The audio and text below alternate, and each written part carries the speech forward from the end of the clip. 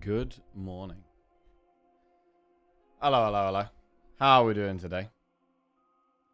Hope everyone's doing well. We've got grey skies over here, looking a bit grey. And in the Spire, we are on a 5-win streak today. So we're going to be starting today with some defect. Trying to keep the streak going. I worked out this morning that overall, in Slay the Spire, I've got about 65% win rate. So I'd like to try and pump that up to about 70, if possible. Means we're going to have to keep winning a lot. But I feel like 70% would feel very good. Question of the day today is, what game has the best soundtrack? My favorite soundtrack of games I've played is probably Hollow Knight. But there's a few games that have really good soundtracks that I haven't even played. Bastion is one of them. I had a phase of just listening to lots of gaming music, and yeah, there's some really good stuff. Bastion has a great soundtrack. Hey, there it is, Blackburn, yeah. Half-Life 2 has a good techno soundtrack, okay. Of the OST to Earthbound. So unique and memorable. Earthbound. I gotta write some of these down. Would the Half-Life games be worth playing today, by the way? Or do you think they'd be a bit dated at this point? Right, I'm gonna write some of these games down. Earthbound, Half-Life. 100%. Prey. Journey is number 1 for me, and Bastion. Oh, Pyre. Oh, yeah, I've got some Pyre music saved as well.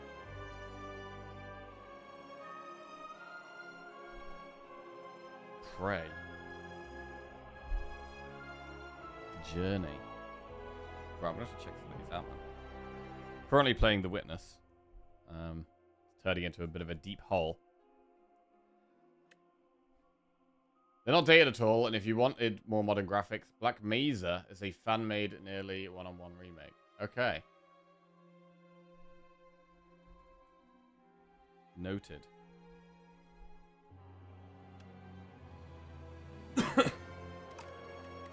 Right. First run this morning is gonna be defect, so let's dive in.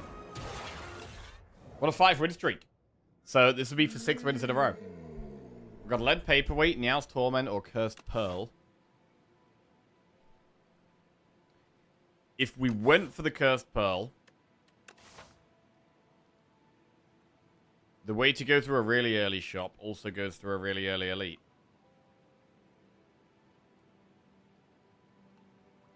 You could go this way. Is that a bit sketchy? Is that too aggressive? It's quite aggressive. But I mean, if it did work, you could potentially do 4 elites in Act 1. And like, I don't love the other 2 options. I'm not massive on Niao's Fury. Same with Lead Paperweight. I do prefer Cursed Pearl if we can go with it. There's also that shot.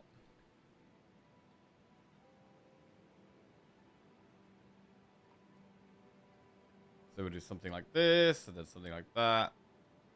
It's kind of far away, though. What games do you usually play besides the Spire? Changes. Changes. At the moment, I'm playing a game with Lizzie called The Witness. I've recently played a bit of Hades 2. Subnautica.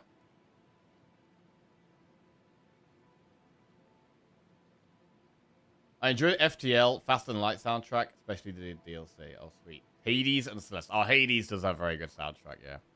Hades is a good one.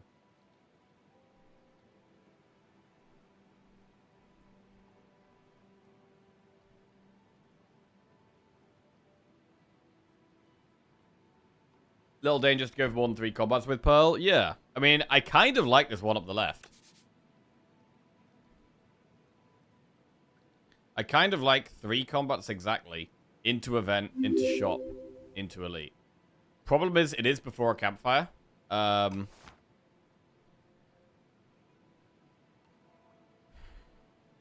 Lagavulin is not one of the harder bosses.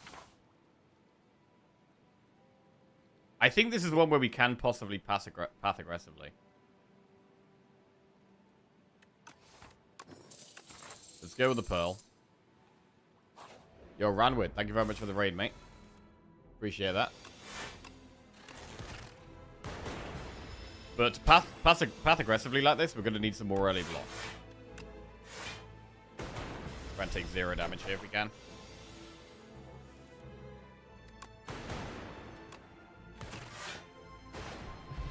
We have to be adding cards no matter what. Storm, Focus Strike, or Cool-Headed. Right, well, we'll take Cool-Headed.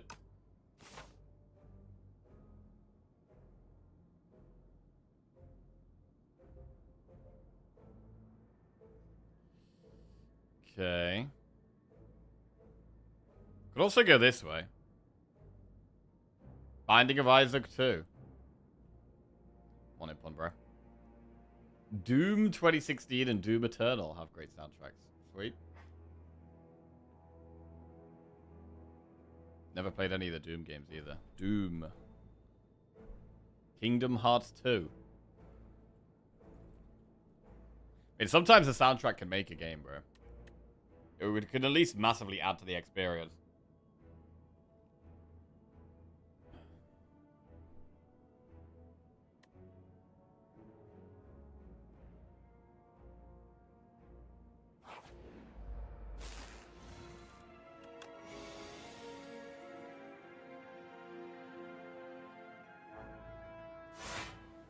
We might want a speed pot next turn.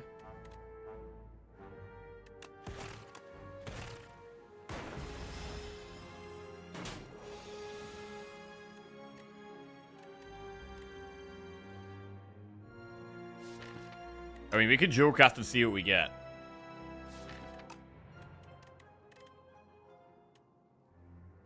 I think speed pot's better.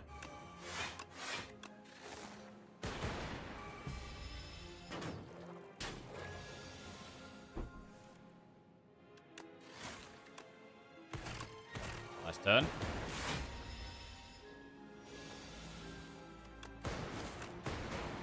Very good. Right, chill, compile driver, or barrage. I do love a chill. I'm gonna go chill. Going for the more defensive options first. We've got a couple of ways of getting frost now.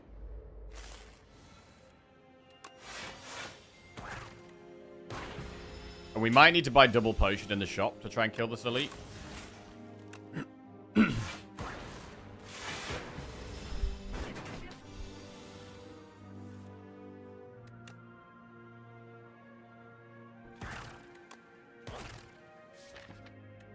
I don't think we kill it next turn, so I'm not going to lose a frost.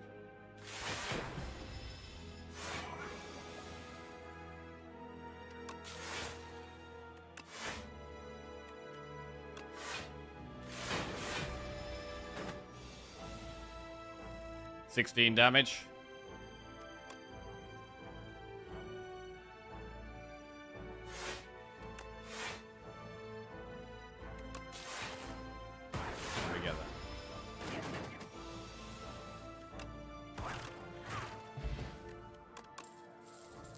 Barrage, Smokestack, or Turbo.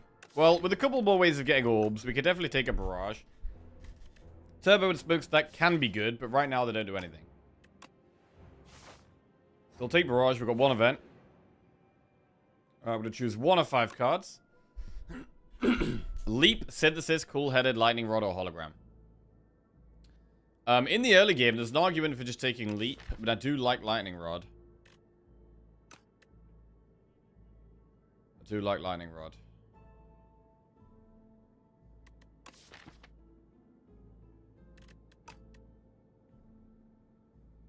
Let's go with the Rod. Okay. Ain't the colorless just too busted? I don't think so. Right. Shop. We have Mercury Hourglass. Entropy, Leap, Hailstorm. I mean, Hailstorm could work here. We've got Chill, we've got Cool-Headed. We could even take a second Chill. There's some strong potions there.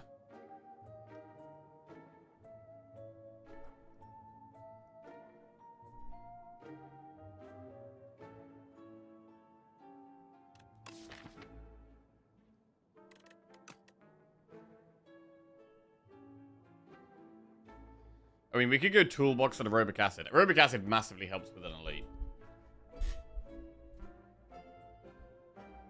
Love early hourglass. Hourglass is good. But I feel like we should buy a potion. Because there's also the option to do hourglass toolbox, to be fair. And that costs what? We could do like hourglass toolbox hailstorm is a play.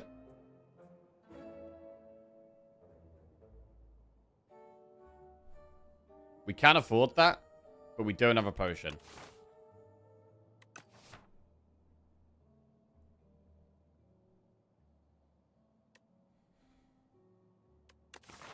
We could also rest between elites. It's probably okay. Because, like, a potion only affects one fight, whereas Hourglass and Toolbox affect every single fight. Really, I would love things that affect every fight. Especially when I'm trying to do 4 elites. Things that affect every fight would be very good.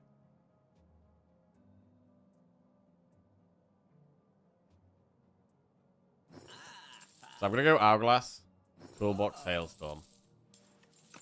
Interesting. Right, how are we going to do against this elite? We get Terror Eel first. Eternal Armor. Is that the play here? We block 12, or we block 9, then 8, then 7. Okay, I guess we do Eternal Armor.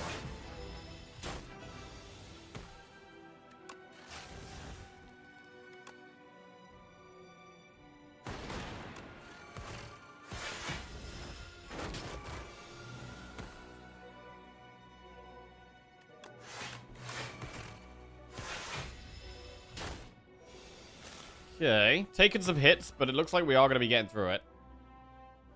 What if we did 12 damage from Barrage? Actually, you could do 15.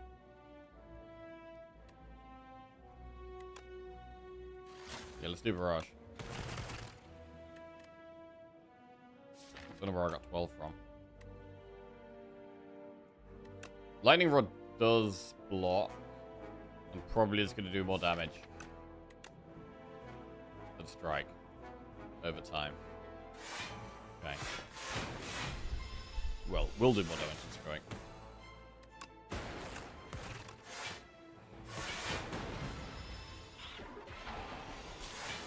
$27.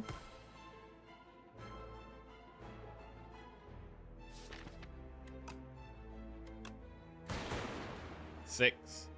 We don't get the hailstorm value here, so we've got to keep the lock in. Going quite low, we probably will need to rest. We've killed 1 elite. We could meal ticket. What does that mean? That does mean that we could consider going through this shop for a heal. And then maybe just doing 3 elites is an option. We'll take leap.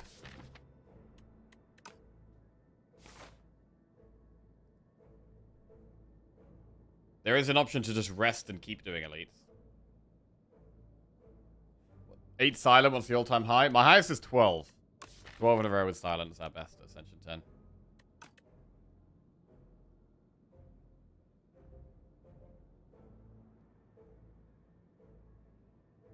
I'm still listening to some tracks from Need for Speed Carbon, eh?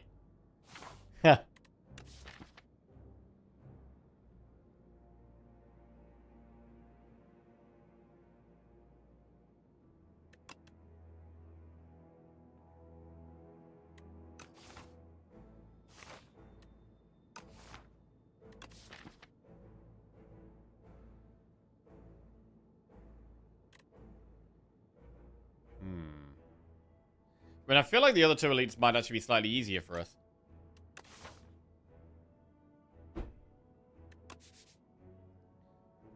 Upgrade shop.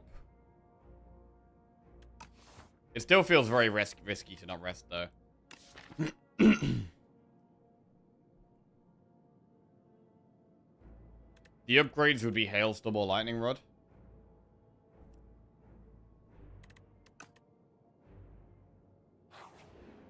I'm gonna rest.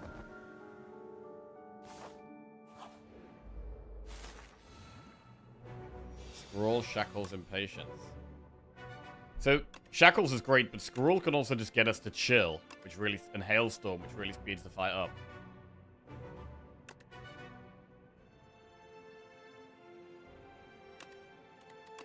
I'm gonna go scroll. Oh, we already got chill.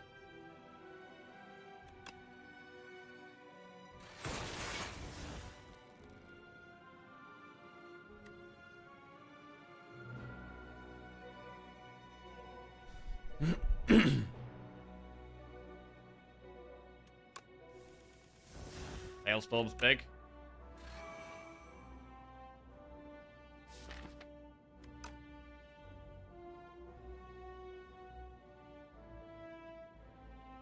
Five, 7, 8, 9, 10, 11.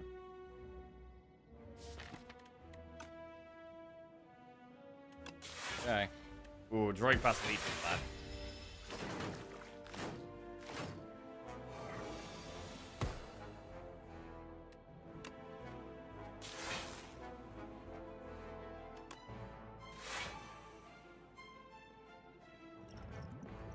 We maybe could have used stable serum last turn, to be fair.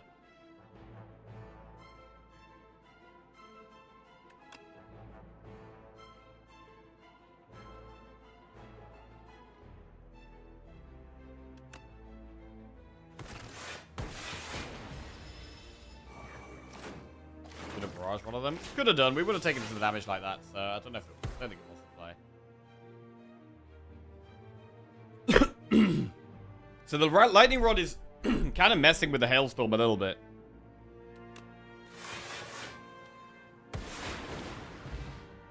Juzu bracelet, focus strike, compile driver, hotfix.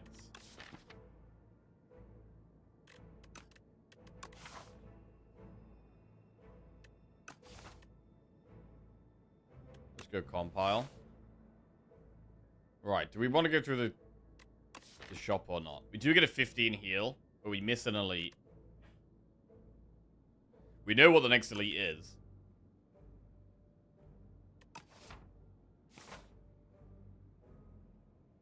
Thing is, we can't spend much gold on the shop, so I don't really want to do it. So I'm not going to do it. Pendulum from draw. So if we draw too much block in one turn, yeah, we'll use stable serum.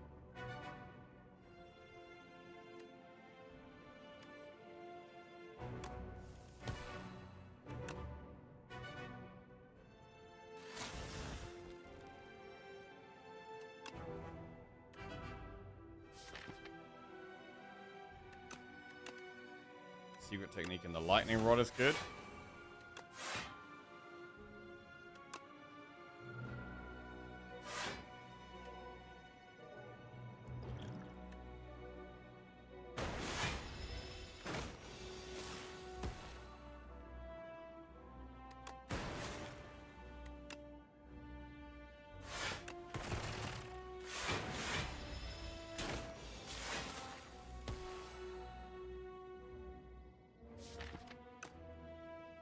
Right, so we could stable serum this turn to hold the leap.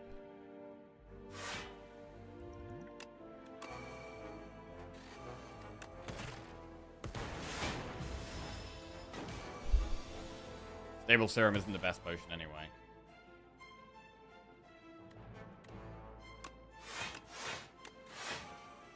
Alright. Just takes 4 there, not too bad.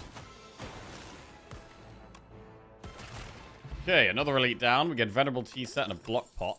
Hailstorm, Synthesis, Turbo. Turbo could be good. We started adding draw now with Cool Headed and Compile.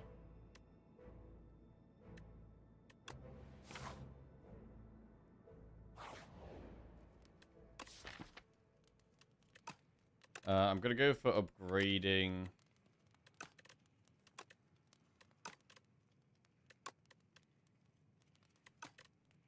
I'm going to upgrade Lightning Rod. I quite like having this one upgraded. Choose 2 of 8 random common cards to add to your deck or get the chosen cheese. We'll do the common cards. Right, boost away is solid block. And then we could add another draw. I mean, charge battery is also okay.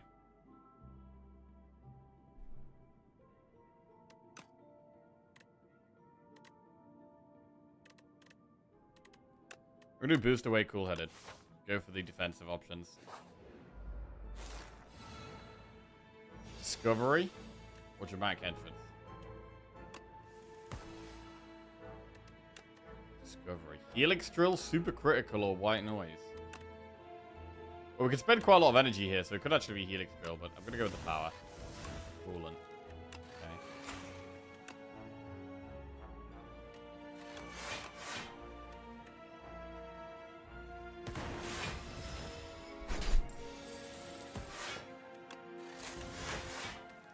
Feel quite safe.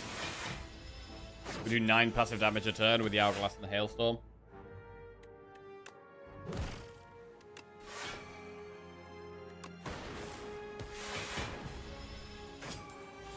Question: Legend of Dragoon. Damn, okay. Well, I'm gonna have so many soundtracks to listen to. Legend of Dragoon. Barrage.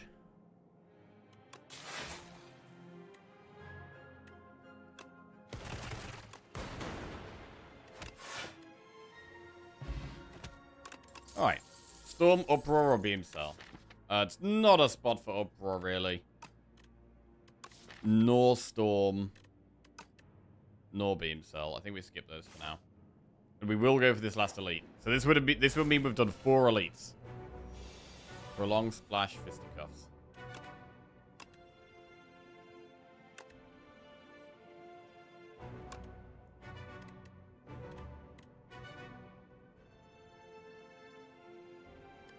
I'm gonna go Prolong.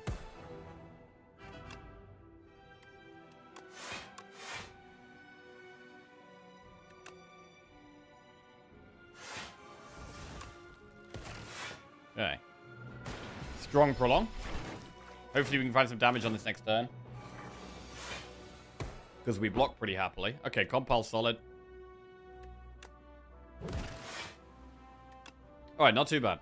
Not too bad. We block this.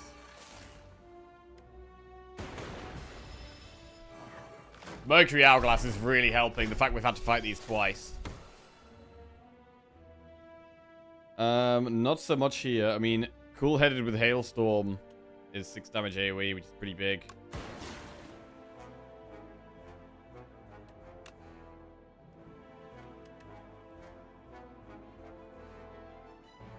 I think it is just a play.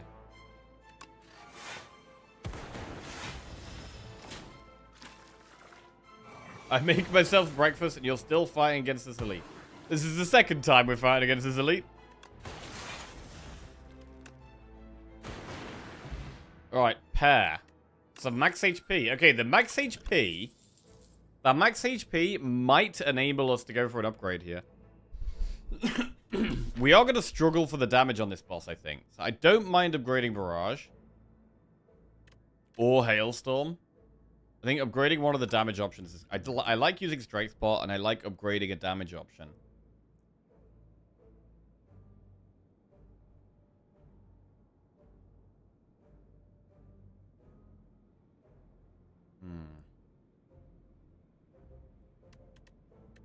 I don't feel like we need Cold Snap anymore. We've already had a Chill and 2 Cool-Headed. Charge Battery's okay.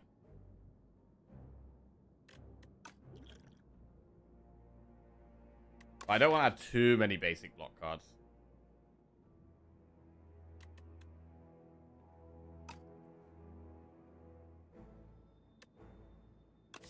Hologram can be very good. But it's not amazing right now. But now I'm going to go Charge Battery. I maybe would not add another one, though. We're going to go for an upgrade. I'm leaning towards Hailstorm. Barrage is also tempting, but... I think it's Hailstorm. Get the passive damage. We will Strength Spot. Beatdown, Equilibrium, or Anointed. We don't have a rare card. Let's go Equilibrium.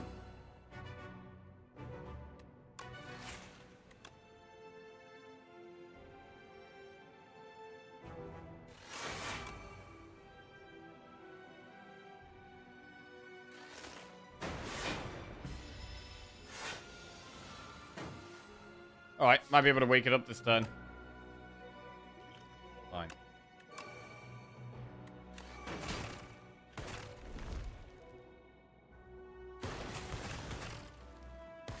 We may have to use Block Pot as well, but we're going to try and avoid using it.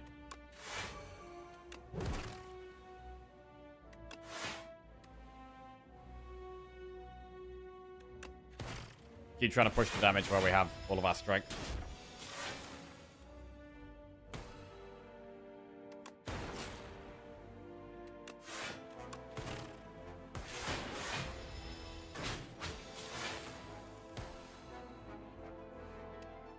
Part lightning rod is pretty good. Have a bigger turn here. We already blocked that, so we could just do zap strike. Oh, I need some more frost to proc the hailstorm. No frost here.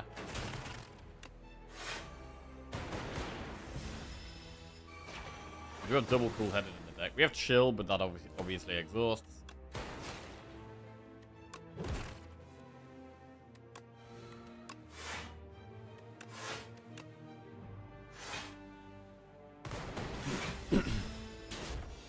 Okay, 24. Alright. A pretty good Act 1. We've killed a lot of elites there. We killed 4 elites. We did have to rest once. So we did sacrifice 1 upgrade for the amount of elites we went for. We got Iceland's multicast or buffer. Hotline Miami OST. Still goated. For the question of the day, for recent games, I'd go with Expedition 33. For a bit of an older game, Donkey Konga. Okay. Okay, a couple of people saying, Expedition 33. Best soundtrack, that's a hard one. So many great ones. Maybe Crypt of the Necrodancer or something from Supergiant.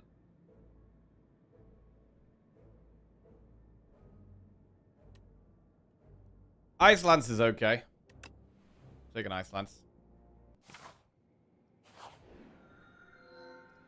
Right, see 15 cards from the Necrobinder.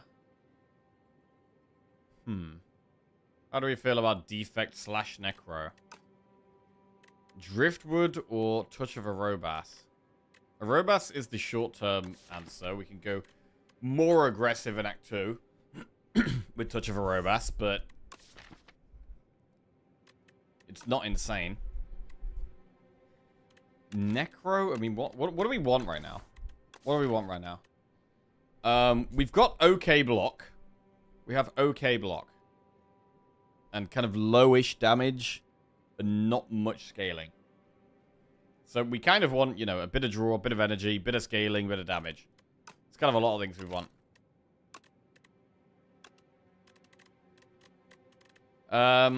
Necro cards. Let's have a look at the rares. Eradicate. Hang. I mean, you can get Hang and, like, hologram it.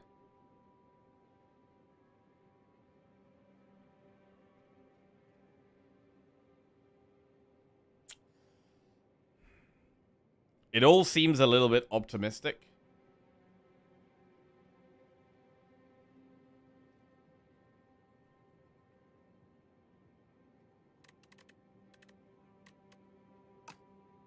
It might actually just be a Robas and go for, like, the short-term power.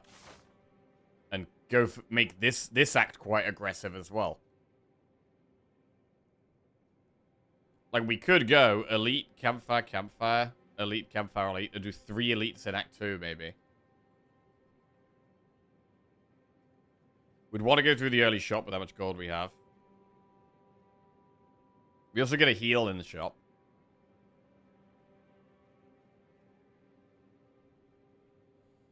I think the play is the aggressive option. So I'm going to go Touch of a Robas. Right. Lightning deals 1 additional damage. It does just give us more damage. So it is just a damage upgrade. We're going to need to find more scaling now, though, because it doesn't help that much in the long run. It's more of a shorter-term solution.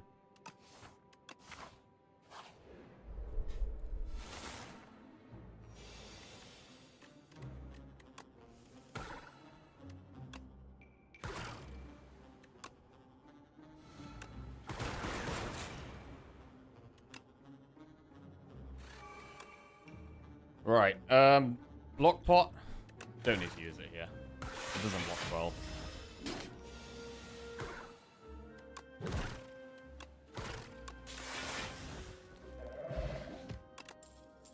Leap, Darkness, Compile.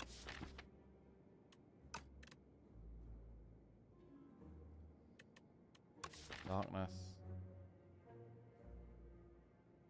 Darkness is more damage in the long run.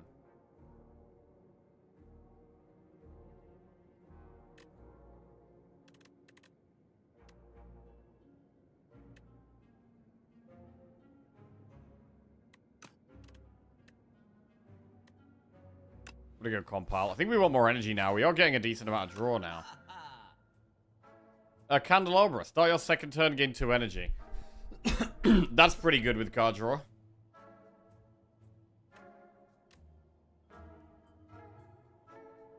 Null is a strong card, though.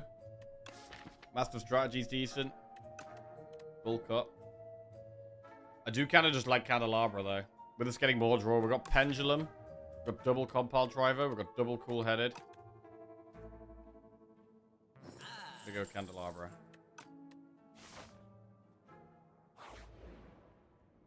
Do 6 HP for 62 gold, or add Clumsy for 1 Relic. We'll add Clumsy. Alright, that's Strength and Dex from turn 3. Eternal Armor, Fasten, or Prep Time. You have 4 defense for Fasten.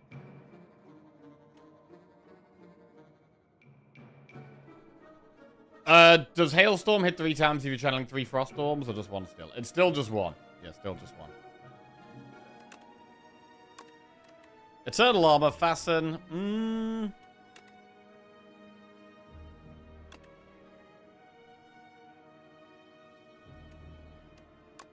We go Fasten.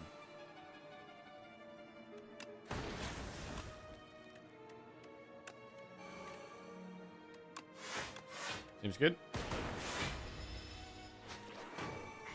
Stole Hailstorm. That is one of our main damage cards here. So that's a little bit concerning. Need to make sure we're pushing damage here.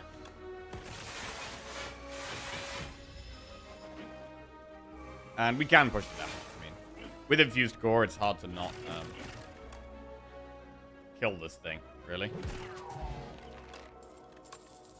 Thunder, boost away hologram.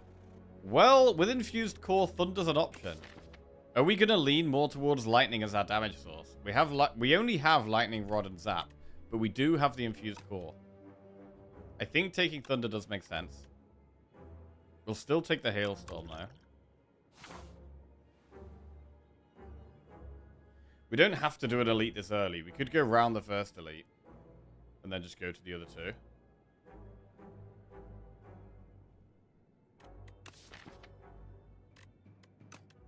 I kind of want to go for elites with this deck, I think.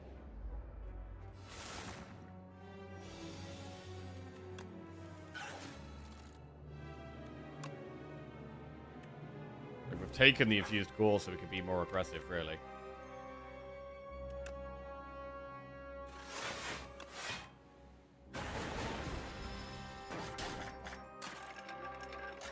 Shatter is the best card with Infused Core. Shatter's actually insane. Alright, well, we hit the left one, so let's continue to hit that one.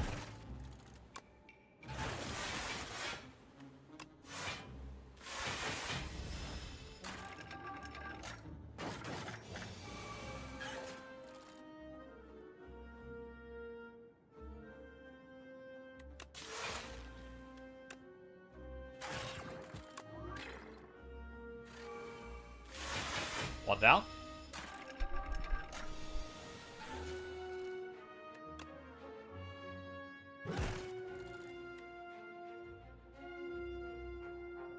Ooh, this looks like a block pot. Oh, the Sparkling Rouge does buff the Barrage, which is nice.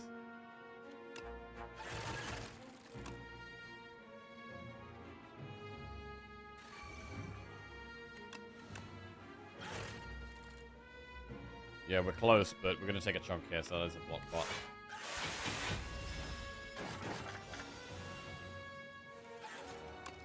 Compile. Power Potion. Pretty good against an elite. What about a second chill? That's kind of one I'm happy with one of. Right, elite. Big fight incoming. What do we have? We've got Dorito.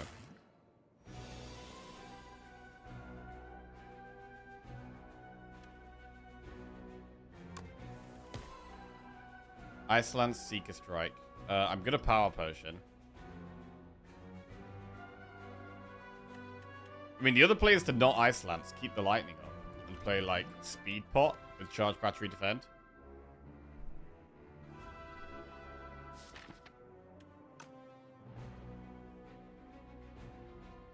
Finally, a streamer that's not playing Regent. Well, we might be playing Regent later. I just go through the characters in order. Defect, then it'll be Ironclad, then Silent, then Regent, then Necro.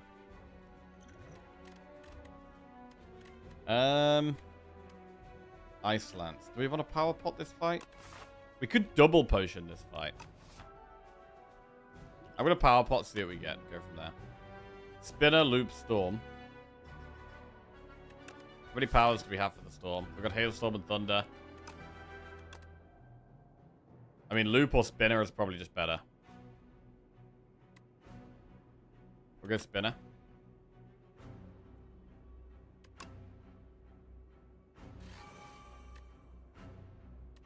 And could just Ice Lance, although we're going to take a hit if we do that. Part of me kind of wants to just Speed Pot.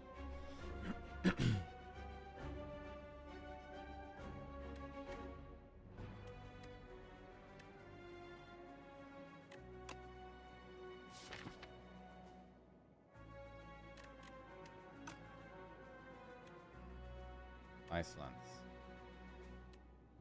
We'll have the 6 Frost up. It's good once we have Hailstorm in play.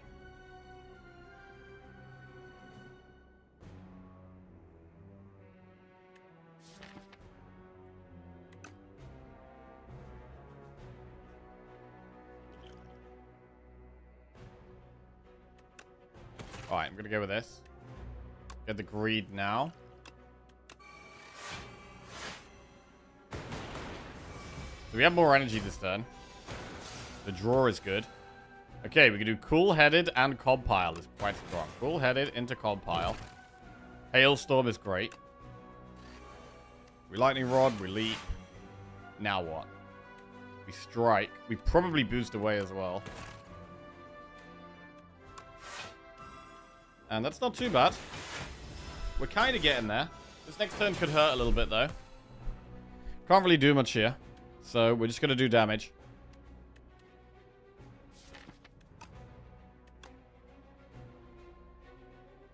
Do some damage, take a hit. Fine.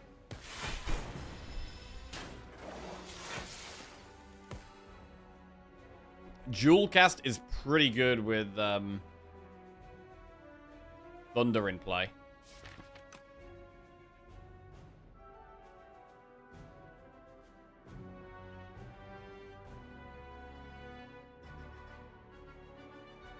What is that? Cool-Headed. Jewel Cast is lethal. Chill Jewel Cast even. Alright, not too bad. Not too bad. We get the Courier, which isn't amazing right now, because we don't have much gold, and there's no shop coming up either, really. Unless we went there, but we don't have the gold for it, so... Courier, not very useful right now. Hailstorm, boost away White Noise. White Noise I'm only really considering if we're absolutely desperate for scaling. And I feel like I'd probably just take another Hailstorm over White Noise. Really? I'll take upgraded White Noise, I think. But it's not upgraded.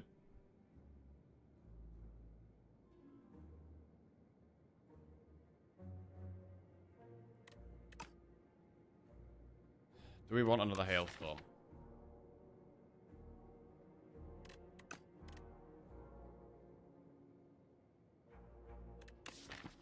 Are we at the stage of the run where we just take White Noise? Maybe we are.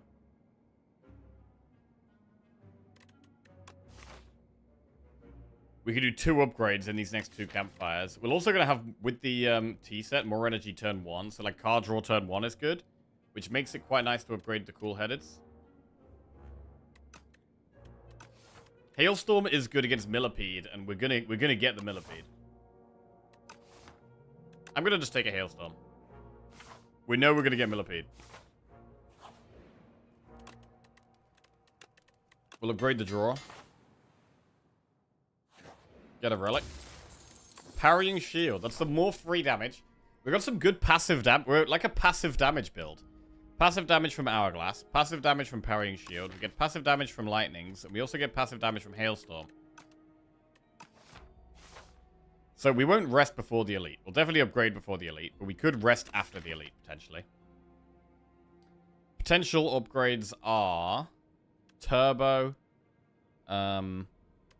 Hailstorm or Thunder. The other cool-headed. Barrage. Barrage is quite good. I'm actually just going to upgrade the draw here. Going big on the card draw. And go into the next Elite. Secret Technique, Production, or Entropy. Do Technique. Ooh, I mean, that could just be an Ice Lance.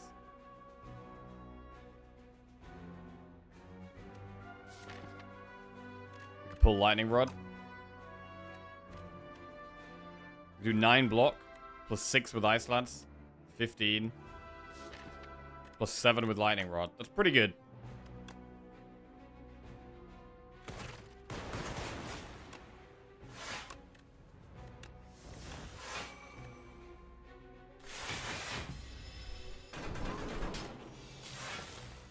$20 damage. Okay, Hailstorm is some good passive damage. Liking the card draw here. Definitely liking the card draw. We're going to try and avoid getting the Daze. I'm not going to go with the strike there.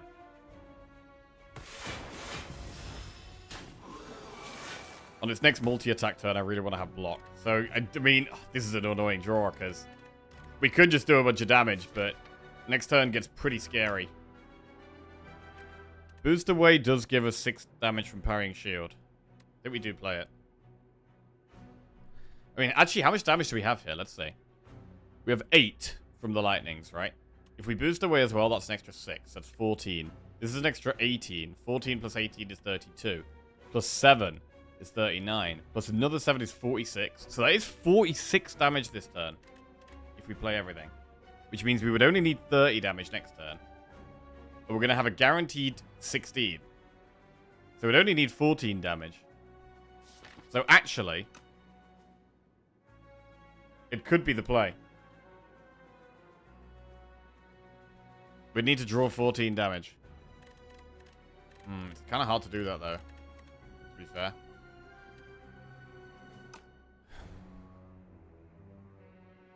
Wait, we do also get the 3 from Hourglass. Hang on. 18. 25. 32. 40. 48. 54 damage. Which means we need 22. Hourglass does 3. Which means we need 19. We already have 8. So we only need 11. And then we have... I think it's gotta be it. I think we gotta do it. It gets really close. What do we get? Hailstorm Strike? That's gotta be enough. It is. Alright. Very good Elite fight. Very good Elite. And we get rewarded with Horn Cleat, which is a very strong defensive option. Iteration Plus. We're going to take that. We're going to take Iteration Plus. There's some scaling in longer fights, or draw at least in longer fights. And it's very good with Insatiable. So we've upgraded a lot of card draw now, right? We've upgraded double cool-headed. We've now got Iteration as well. We've got multiple compiles. So energy is the way to go. So I like upgrading Turbo. Against the Millipede, upgrading Hailstorm is an option.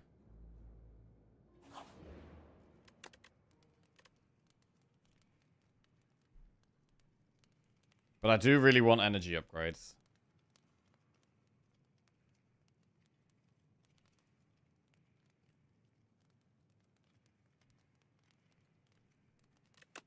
I'm going to upgrade Turbo. We got double Hailstorm. Like, we've already got some good stuff for this fight, really. Anointed. Do we even have a rare card in the deck? We have Ice Lance, that's it. I mean, what about Panic Button? Panic Button's loads of block. Plus, we have Horn Cleat next turn anyway. The other play is to just Anointed, pull Ice Lance.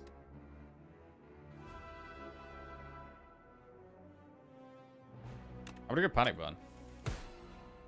Alright. Cool-headed. Zap chill.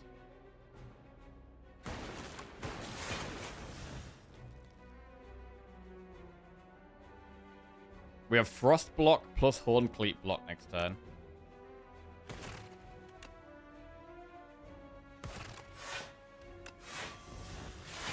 So that should be enough. Any hailstorms? Thunder, charge, battery, compile.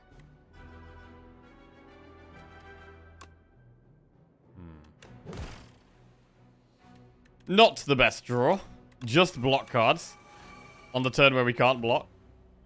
Right, is it worth using block pot here? 16. 23. 32. Yeah, okay.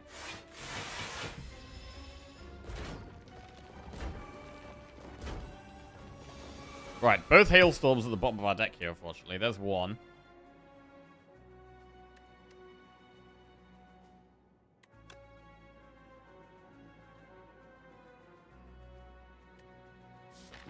Don't know if I want a cool-headed here. We definitely want a hailstorm. Let's draw. Okay. Turbo, hailstorm. That is 6 damage AoE.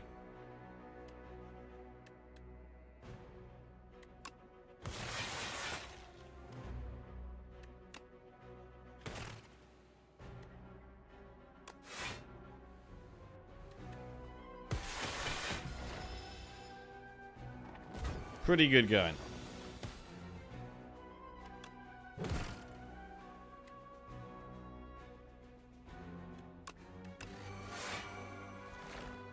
Down it goes. We get Art of War. Fusion, Focus Strike, or Hotfix. I mean, Fusion can help with energy.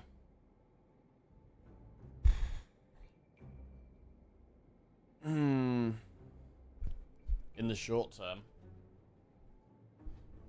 Would we want to upgrade it? I mean, we could upgrade it, but I don't hate upgrading it. Taking and upgrading Fusion.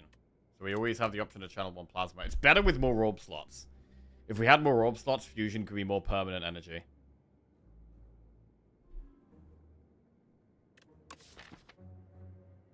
Against the boss, we want more scaling, so the options could be to upgrade Thunder or Hailstorm. I mean, Barrage is also still not a bad upgrade.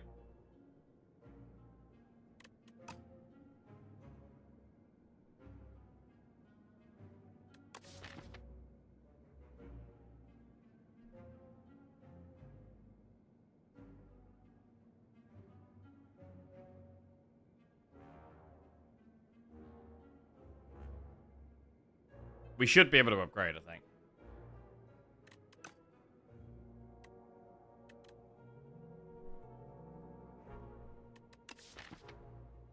Don't know how helpful the fusion is here. When we have good energy turn 2 already with Candelabra, and we also have energy turn 1 with T-Set, it's not really a good draw in the first couple of turns.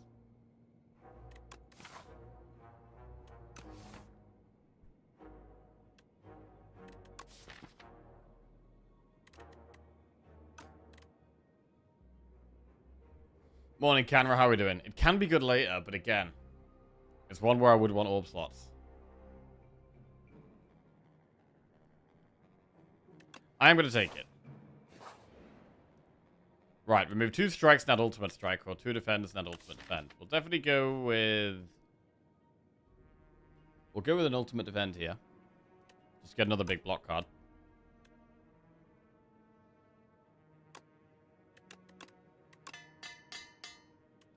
Pretty good. And we'll upgrade... We're just going to upgrade some scaling. Scotty455 just resubscribed for 33 months. Yo, Scotty. Welcome back to the Jackoffs. Thank you very much, mate. Cheers, bro. Right, 1 strength, 1 dex. Don't have any potions for this fight.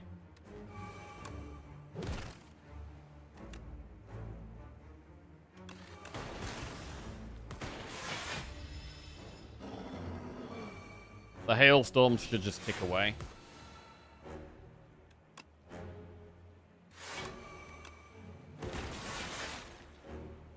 Alongside other things. I mean, sitting on frost also works with a parrying shield very well.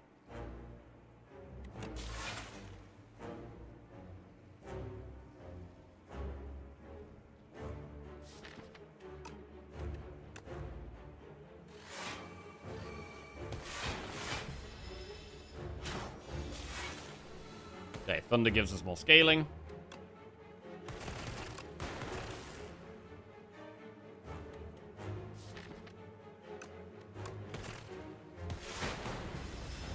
We do want to be blocking 10 a turn for the parrying shield. Yeah, it feels like we do want some more energy here. I mean, I think the player's iteration Hailstorm Frantic, which means we take quite a big hit. It does mean we take quite a big hit. But it does feel like the play here. I mean, the iteration is really good in this fight. It's a shame it was so deep in the deck. Right, that's a bit more like it. This is down to the iteration drawing so much. We could end on fusion, potentially.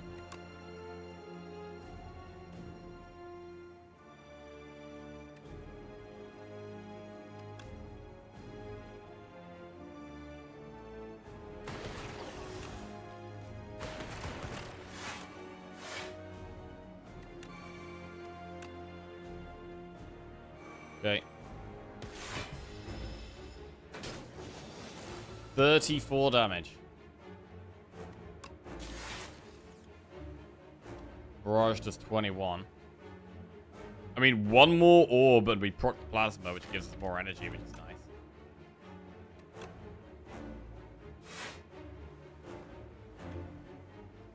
Double compile.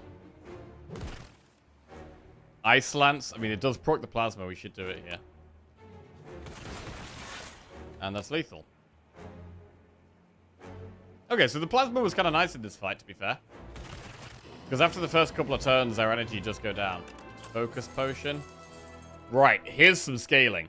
Echo Form or Creative AI? Which is the pick? I mean, again, the Candelabra, the Venerable T-Set can make these easier to play. Echo Form is more reliable.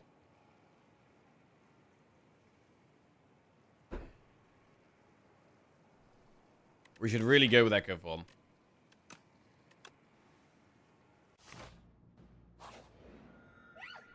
Right, we've got Non-U Pipe. Delicate Frond, Glitter, or Fur Coat.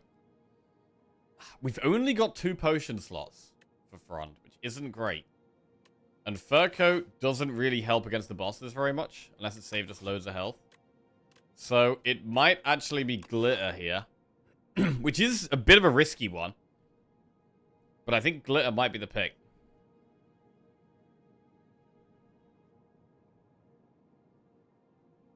We could potentially go through this shop for a heal. Campfire. Elite. We do need to go through a shop. We've got Courier and Meal Ticket. So shop is very good for us. There's one up the right, but it's kind of hard to get there. There's loads of enemies. This one feels a bit safer.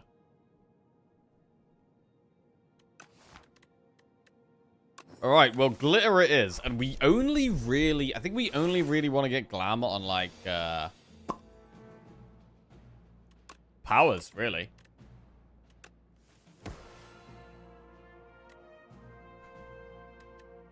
Deal 25 damage at 3 random 0-cost cards to your hand. Okay.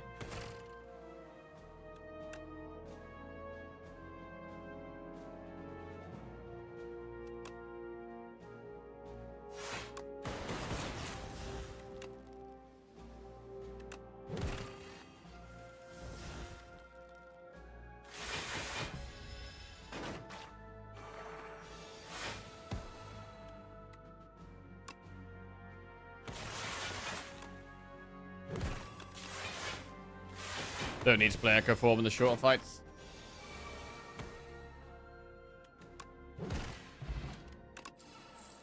Hailstorm hologram hotfix. Well, bro, we just a full Hailstorm deck. I've already got 2 Hailstorms. This would be a 3rd one that's got a replay on it. That does mean we want to stall a lot, play quite slow. Oh man, I don't really want to give the tea set, but I also don't want to give 100 gold when I got Courier. And Focus Pot is a really powerful one to lose, but I think we do have to lose the Focus Pot here. We get Potion Belt. I mean, that can work with Courier. We can stack up on potions. But at the moment, we have none.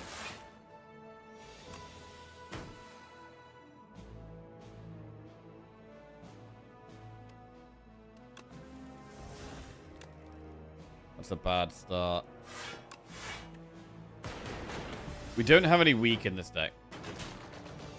That's something we would like.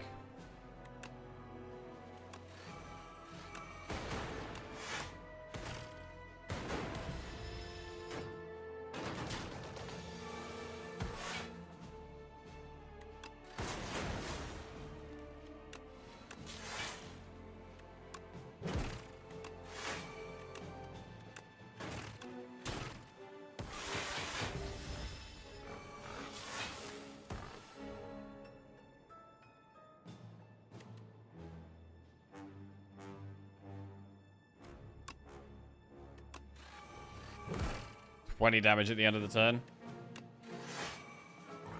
Okay. Cool-headed Barrage Claw. Claw plus with replay.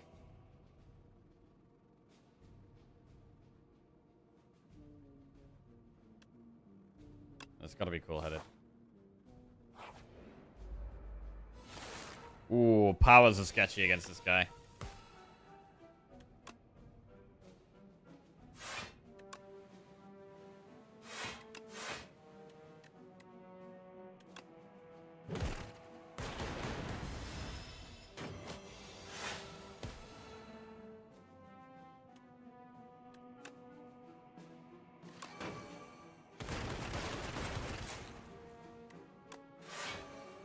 Okay.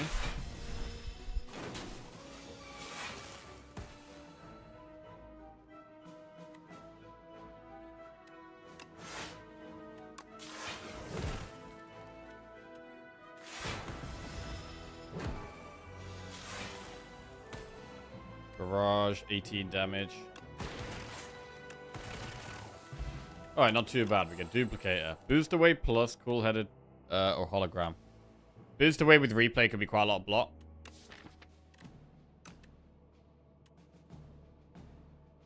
Or do we just go with more cool-headeds? I mean, the cool-headeds all have replay on. And we're a Hailstorm deck, really, is what we are. Fake Merchant. We don't save money in this one.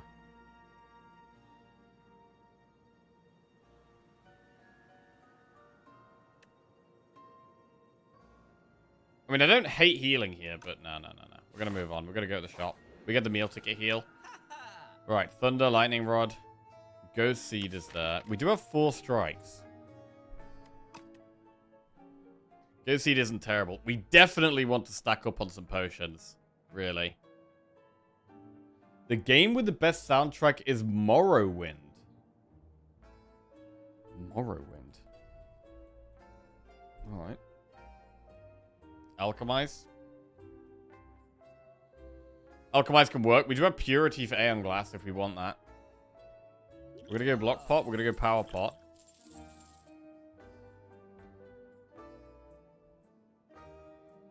I mean, we could still afford Ghost Seed.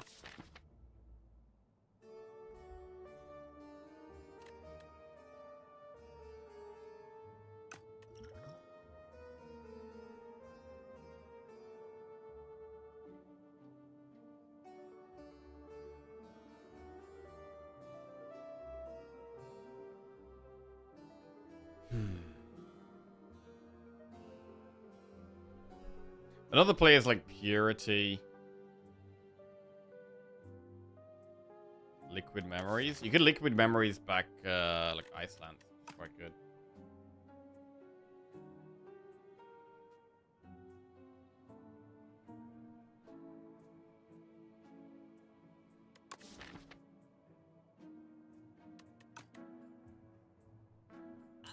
Right, let's take purity.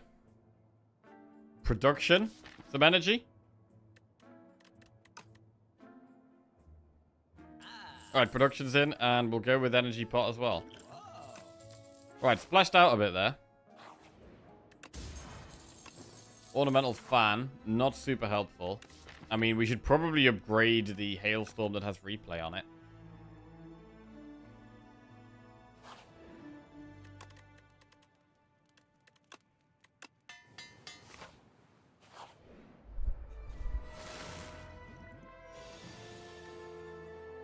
Catastrophe, in case we get bad hand.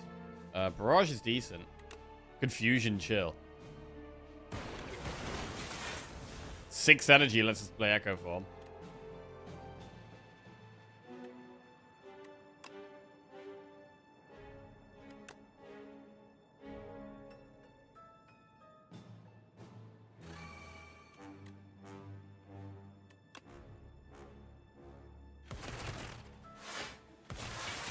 Big Ice Lance. Right, first card gets played twice.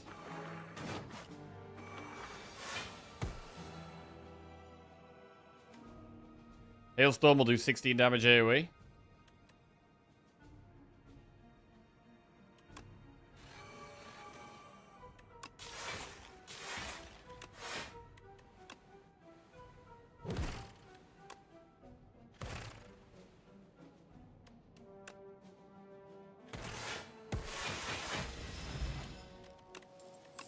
Pretty clean.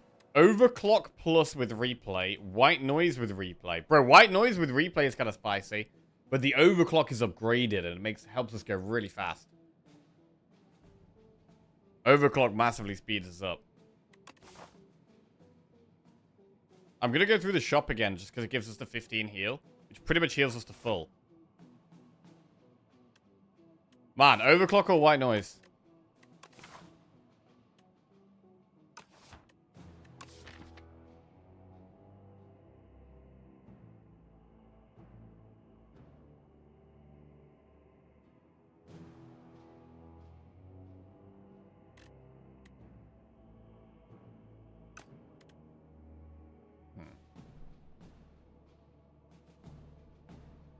We can go white noise. Screw it. 2 random powers. Let's go. Right, get a heal in the shop. Move on. One more fight. Tough one, potentially.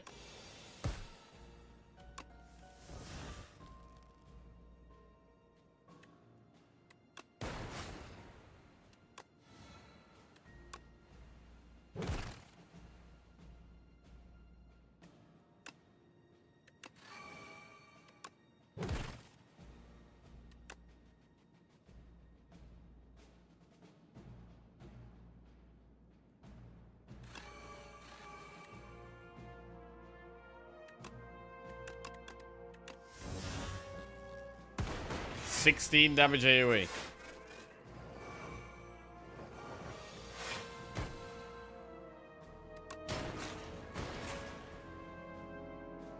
Damn, 16 not enough here.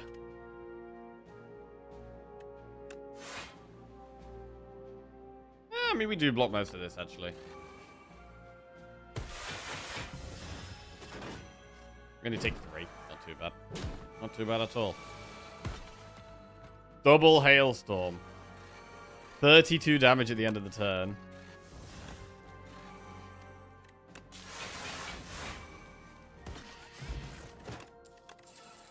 Lightning Rod, Hotfix, Compile.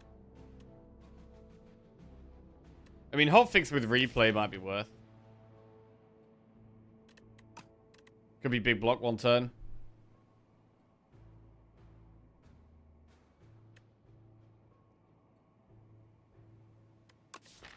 The compiles have been fine.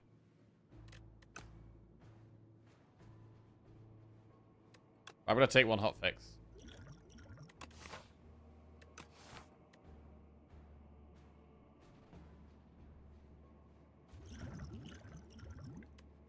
Stick with the potions we've got. Get one more relic. Letter opener. That could definitely be some more damage. More passive damage. And we could go for one more upgrade here. We could upgrade white noise. Upgrade cool-headed for draw. Upgrade fusion so we can get more energy in longer fights. Upgrade barrage for more fast damage. Man.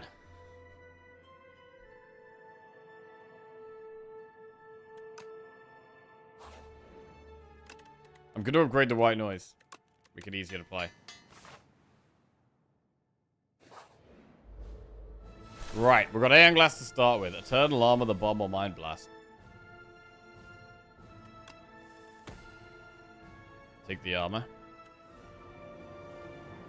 Right, which fight do we use which potion in? And you could dupe pot Eternal Armor here, and that's a ton of block.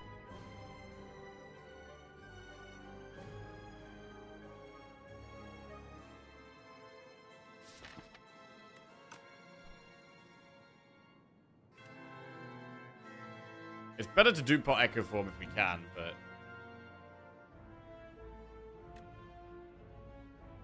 with Eternal Armor up, it's a lot easier to just play Echo Form.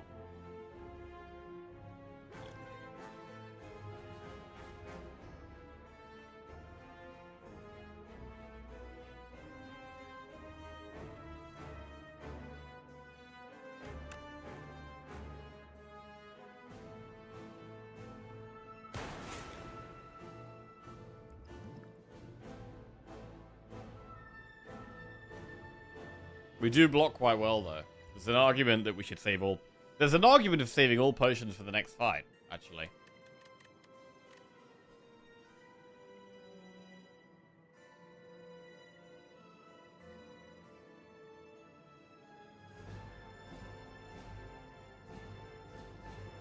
Because we are a skill-heavy deck.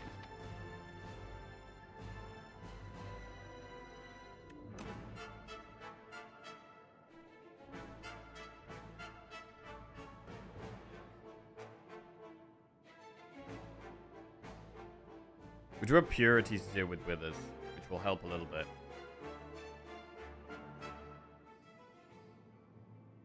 We do need to consistently block. Next turn, we don't have loads of energy turn 1 either from the vulnerable T set. So definitely saving energy pot for next fight is good. I like saving... well, block pot we could use whenever. I do like using power pot next fight. I'm gonna try and save the potions.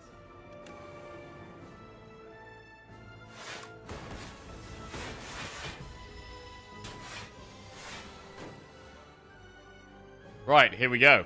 Double white noise with a hailstorm. Consuming shadow coolant.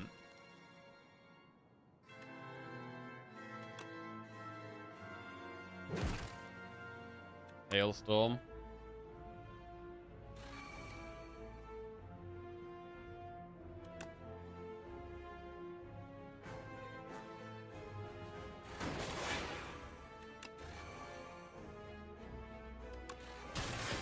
Alright.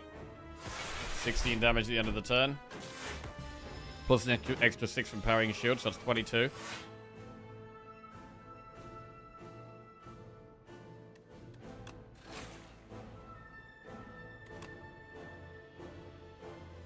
Right, do we want to play Fusion? We should definitely play Iteration.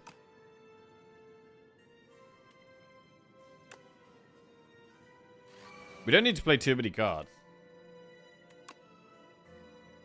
We'll play Lightning Rod.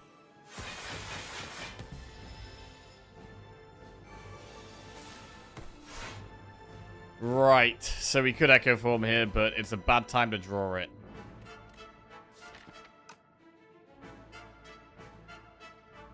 We can play Block Pot. I mean, getting Echo Form in play is great. We get more energy next turn if we don't play anything. We could Purity, Greed, and Strike, but I'd rather wait for Withers.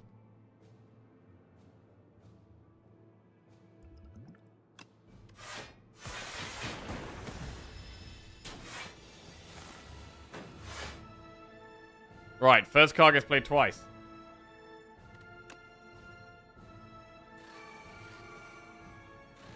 That is 40 damage at the end of the turn as long as we have a Frost up.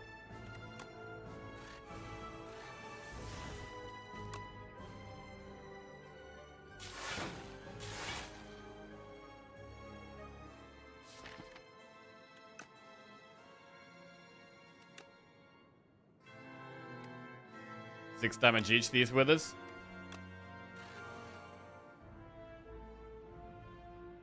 So that's what, 32, 38, 44. We block 28. Play charge by 3.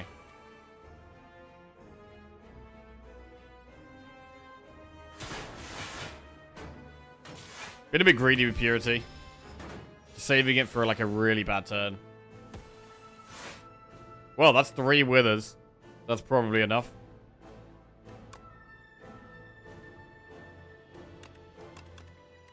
-3. Oh, wait, this gets played twice. Wait, shit. Oh, shit.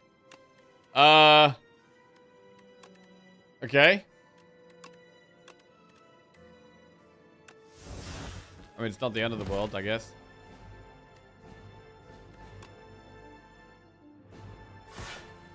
Leap does 11 damage with Letter Opener and Parrying Shield. Bro, we need to get some Frost back up. Okay.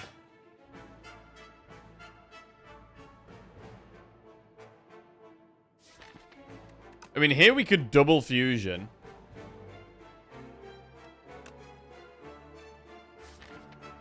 There's not a void we could draw. We could double fusion into Cool-Headed twice.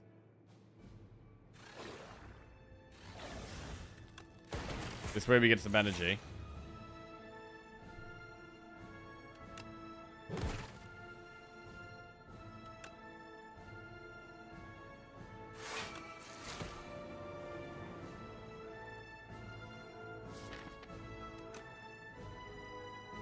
We block enough here? 13. Bro, the withers are doing a ton of damage now. It's getting pretty disgusting.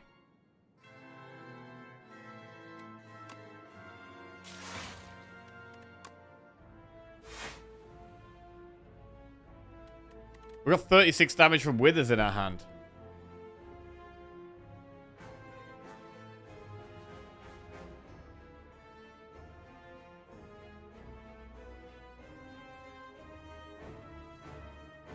Taking like 70 damage here.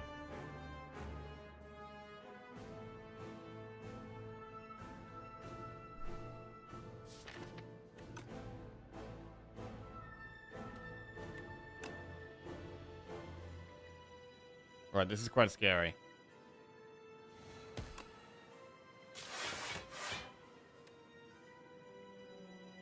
I still want to try and save the pots if we can.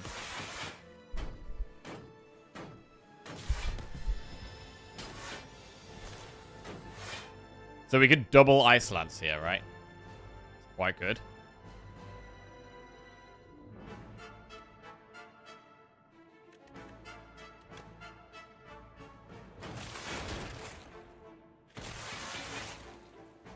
(42 + 9 is 51.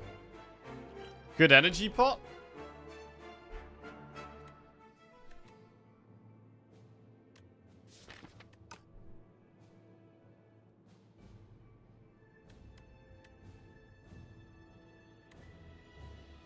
Let me keep waiting.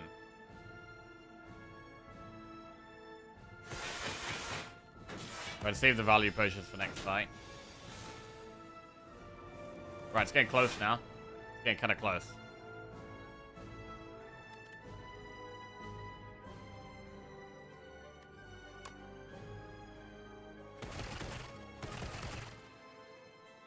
We might be able to kill it next turn.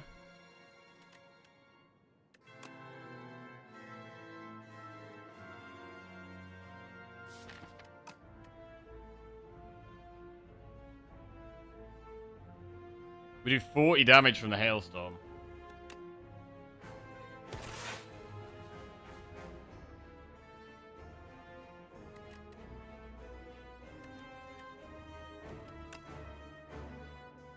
Just trying to do as much damage as we can.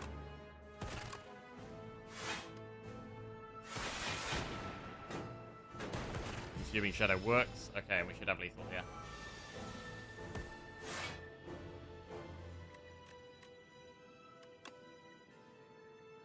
Alright, this was scary. But we didn't lose half our health. We've lost less than half of our health while saving 3 potions. So, overall, it's okay.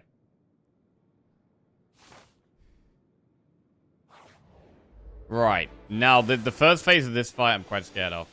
Gold Axe, Dark Shackles, Restlessness.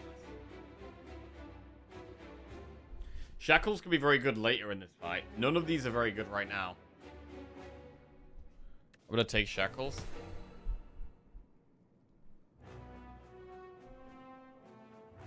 Right, well, Power Pot straight away. Hailstorm, Creative AI, or Thunder. I mean, in terms of killing phase 1 quickly, Thunder is actually the best here. But we are a Hailstorm deck. But Creative AI is the best in the long run. Are we playing the long game here? I mean, we have a bit of damage already. Dupe Pot AI. We could Dupe Pot AI. That's playing for the long game. That is playing for the long game.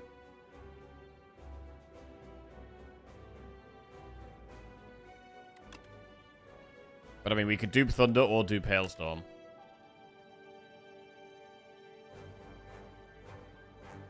We do have energy turn 2. If we don't play any attacks, we get even more energy turn 2. It's kind of nice to barrage, though.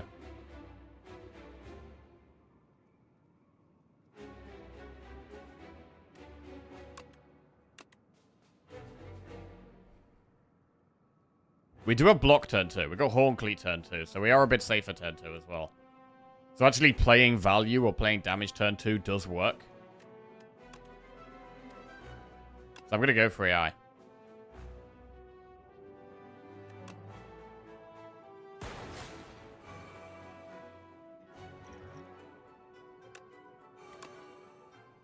Okay.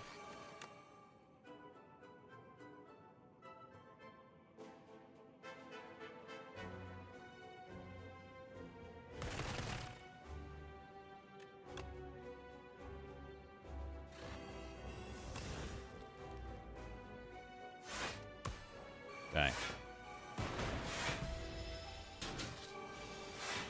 28 damage. We do block 14. Feral, Consuming Shadow, Iteration. DC_bot just subscribed.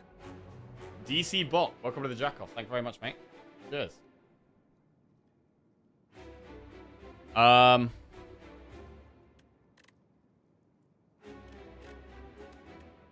Feral. These are very bad powers to get.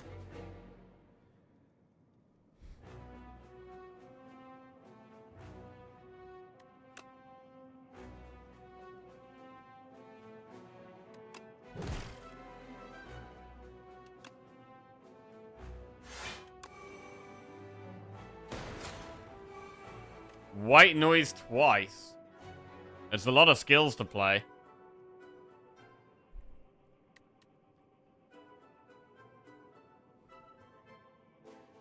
But I mean, we've got to play white noise twice, right? Thunder. Bulk up.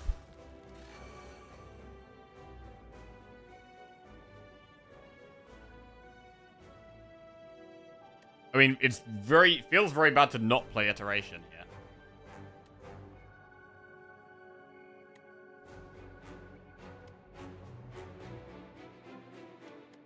Bulk up feels very sketchy to not play as well.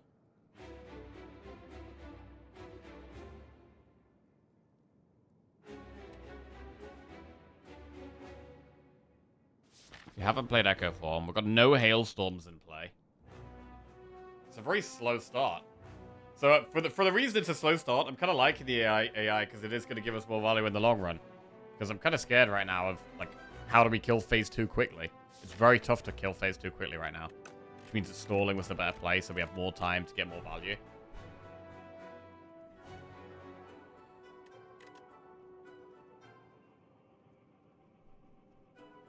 Christ, bro. Is it actually bulk up? I mean, we could find capacitors.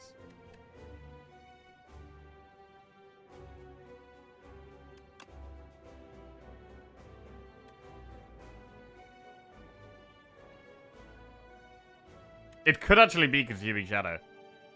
God. God, I don't want to use energy pot. We've still got the Echo Form in the deck we really want to play. Consuming Shadow does proc some Frost Orbs, which is good. Right, evoking our back orb every turn is a bit sketchy. How do we feel about bulk up here? I don't think we need to Purity, because we're just going to take more damage for playing it.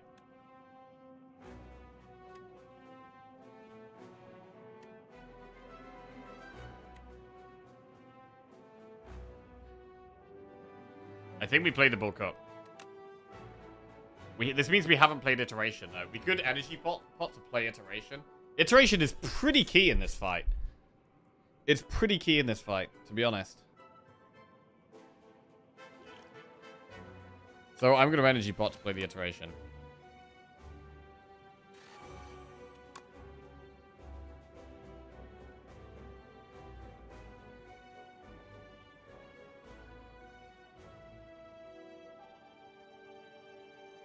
Right, we're an orb slot down. This does get evoked twice, right? So this will do 12 damage. We can pop it here. But do we want to pop it here?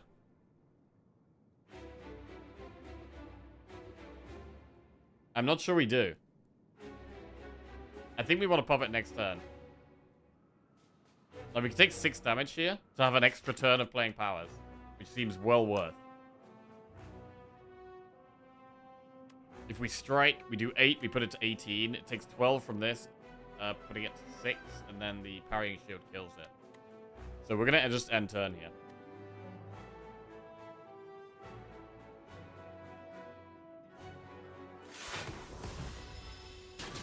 Right, now we should get... Oh my god, 73 damage?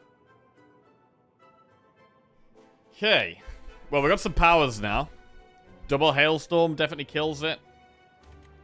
Wait, does it though? Because we're gonna lose our last orb every time.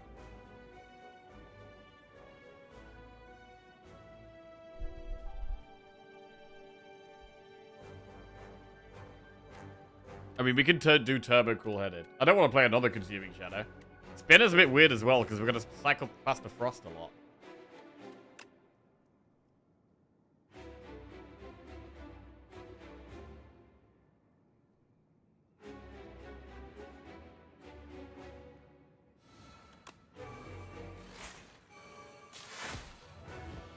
Right, down he goes.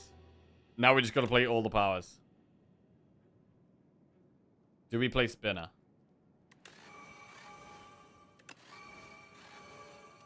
I think we do play Spinner. We could Purity here and lose these 3. It's not the worst Purity. Not drawing these again sounds kind of good.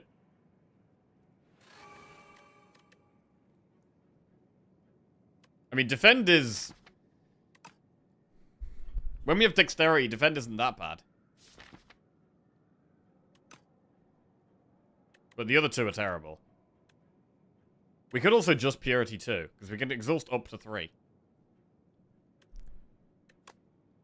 I'm going to just Purity these 2, and not the Defend.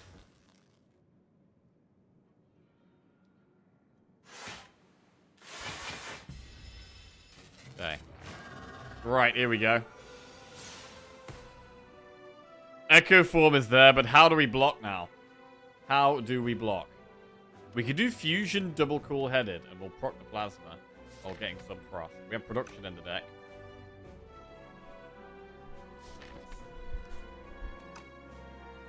I'd love to play Echo Form.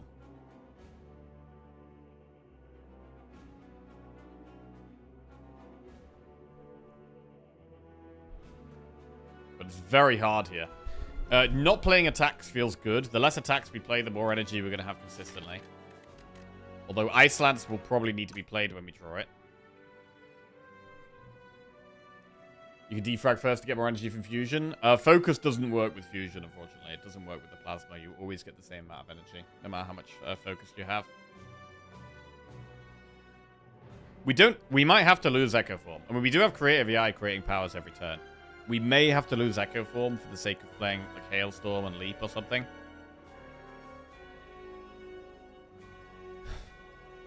Either way, I think Fusion double Cool-Headed is the opener here.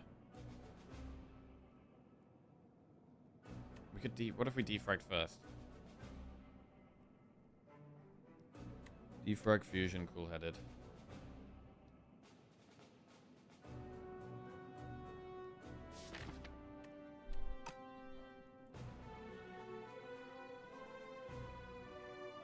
If we're thinking about not playing Echo Form, defrag first kind of makes sense. Echo Form is our best way of scaling quickly, though.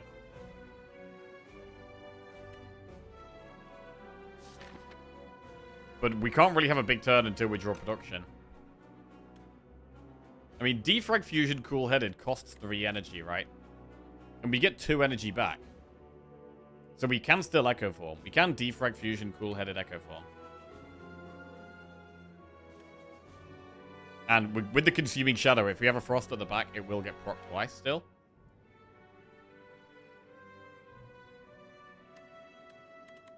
Fusion Cool-Headed Leap. Fusion Cool-Headed Leap is nice. We do have to miss the defrag.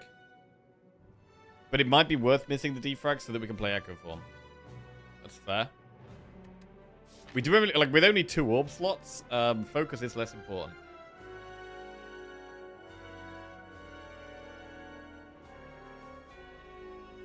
It would be very good to play Echo Form, without a doubt. Right, I'm going to start with Fusion Cool-Headed, because I think it leaves us with the most options.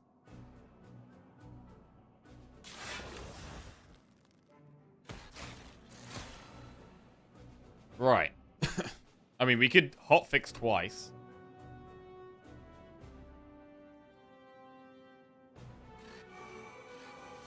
Because of the Consuming Shadow, this is going to get evoked twice, right? 9, 18 block, 23, plus 6, 29. But if we defrag, it's going to be 20, 27. It could be defrag Echo Form. Wait, Shadow doesn't evoke twice? Ah, shit. Yeah, it only evokes once. Okay, that kind of sucks. Okay, well, maybe it's Leap then. Leap Echo Form. Good luck. 9, 15, 20. Yeah, it might be Leap Echo Form. I mean, having Echo Form in play is very big.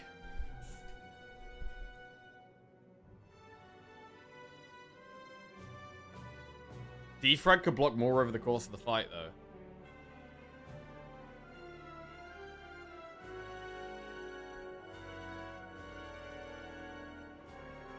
But we really do need to preserve our health. Like, if we can survive long enough, we can generate loads and loads of powers to do loads more stuff. Isn't it 29 blocked with just defrag? With just defrag, this will do 10, this will do 7, that's 17. Plus 5 is 22. So we'll take 11 damage. I think it's got to be Echo Form. And Leap. The left orb does block before it's evoked. Wait, what? At the end of your turn, evoke your leftmost orb. Wait, the passive goes off? Wait, is that how Consuming Shadow works? The passive goes off, then it evokes. What? They changed it. Wait, really? Oh, damn. That's why you thought it evoked twice? Okay.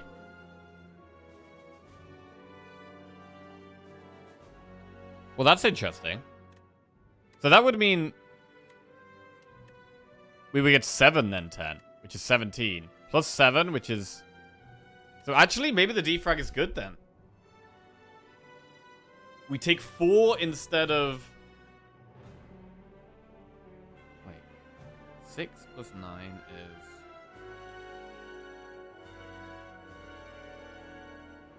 15. 21. So actually, Leap Echo Form does just fully block it. Or we could take 4. We could take 4 and get a wound to get defrag in play. Take 4 and get a wound. A wound isn't that bad because of iteration. So actually the wound isn't that bad. So it's mostly the 4 damage. Is it worth taking 4 damage? We also lose the 5 damage from letter opener. I'm going to go defrag Echo Form. Alright, Echo Form is in play. Yeah, it was 29. Okay, that's really good to know about Consuming Shadow. Right, iteration is there. Double Iceland, double buffer.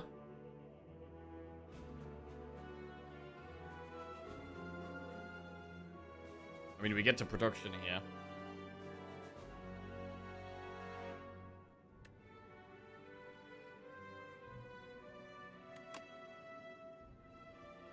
There's no point doing double iteration. I don't even need to play iteration, really. Because we already draw 3 a turn from it. And we are generating 2 powers. So, like, another iteration isn't great.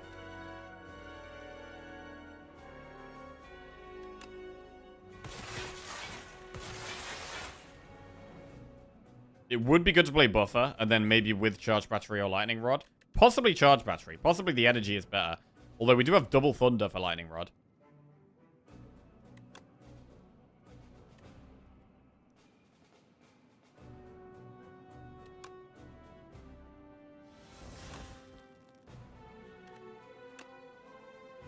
What about lightning rod? It does push this towards death faster. Although does it? Because we'll summon a lightning... We'll summon a lightning and a glass at the start of next turn, which means we won't get hailstorm value. Or might not be able to get hailstorm value anyway.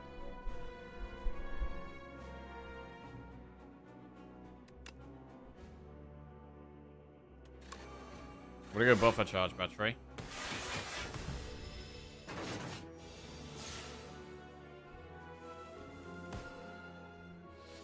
Oh god, this turn is scary. I mean, I really want to be playing the machine learning capacitor, but we're struggling for energy. I mean, we played charge battery. Even with the charge battery, we were struggling for energy here. This is brutal. The void is such a bad draw here. We don't have much energy left in the deck. We've got Boost Away, which we can play for free. We've got Turbo, which is our best draw. We are very close to being dead here.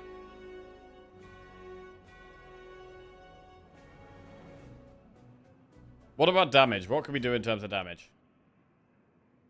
Because we do 24 damage at the end of our turn.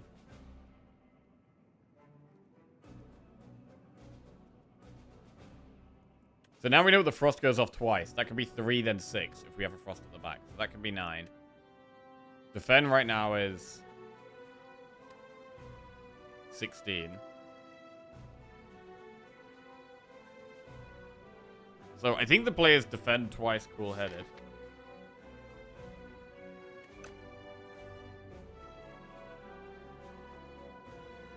Glass will go off twice.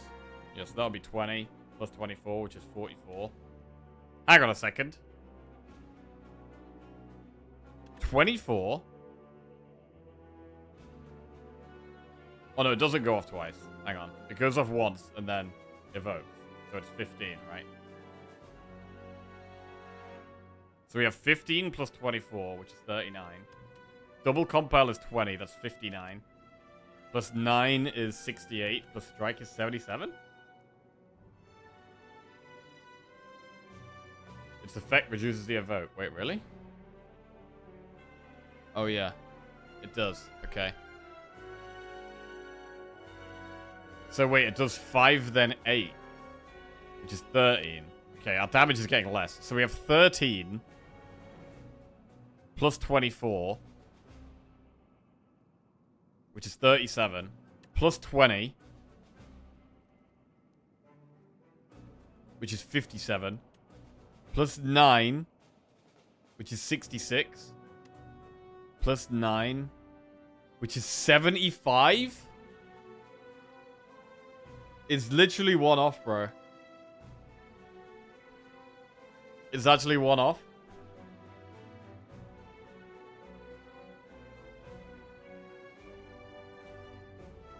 In terms of blocking, we've got 16 here. Plus a cool-headed will make this block 6. So 16 plus 6, which is 22. Bearing in mind we have a buffer up.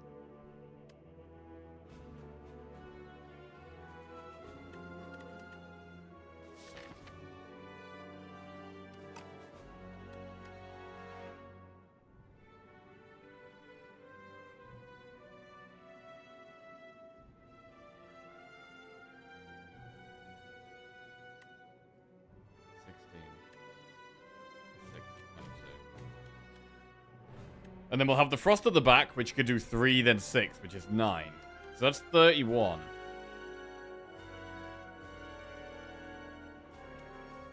Plus another 3 is 34.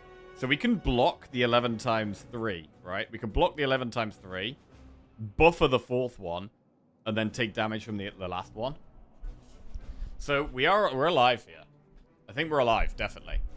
I think double defend, cool-headed keeps us alive. We do have Echo Form, yeah. We're already calculating with that.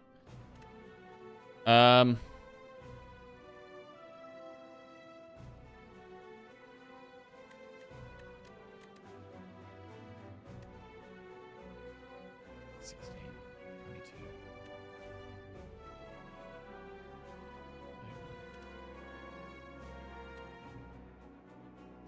Yeah, I mean, it has to be the defensive play. The damage play is one off. Unless we have enough block to kill with parrying shield, which we don't. We would have Ornamental Fan for 4 block. And we'd have Frost for 3, which is 7. That's still not enough.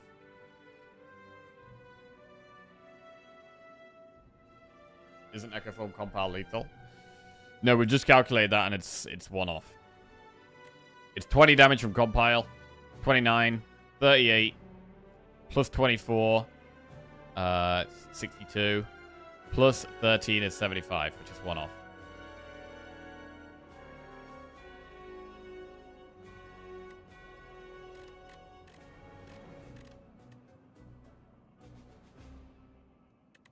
Right, so we got to defend. Cool-headed. Barrage. We have to cool-headed again to survive.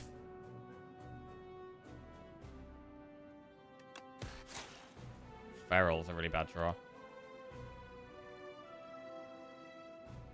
Wait, are we even alive here? I mean, we did calculate it, so we should be. Right.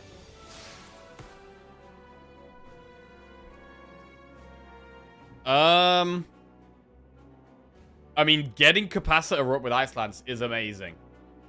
Double Capacitor Ice Lance is fantastic here. And we do pop it with Hailstorm. Double Capacitor Ice Lance. We do lose energy next turn by playing Ice Lance. But I think it's got to be the way.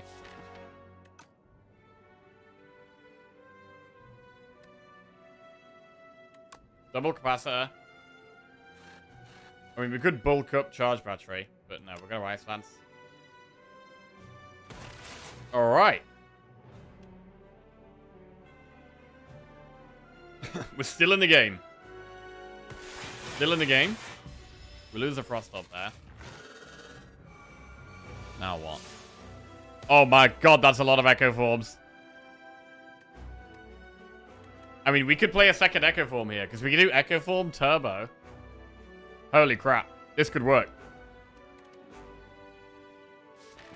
Bro, the Turbo's scary, though. Putting the Voids back in the deck is really sketchy. It is really sketchy. Putting 2 Voids in the deck.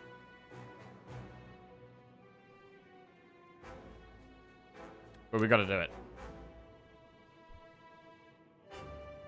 Echo Form. Turbo. We could then Echo Form again.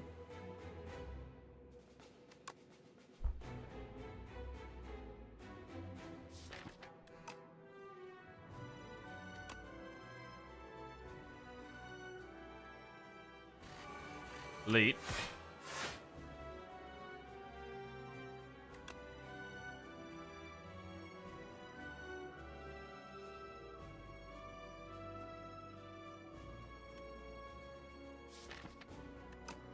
I guess it's Hailstorm iteration here, get the power out of the way, because if we're gonna proc this Glass Orb anyway. There's an argument to playing Zap, I guess.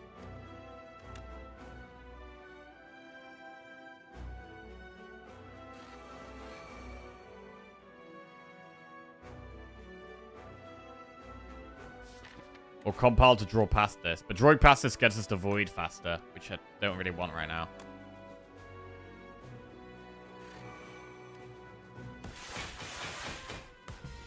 Okay. 45 damage. We can do thunder twice, lightning rod twice. I mean, all of our cards get played twice here, which is insanely good. Lightning rod twice is 20 block. Defend twice is 36 block. So it works here. Thunder twice.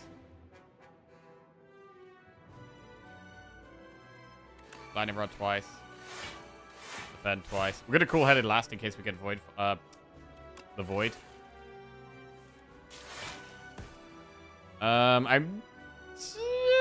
We could turbo barrage. It helps with damage. All right, barrage it up.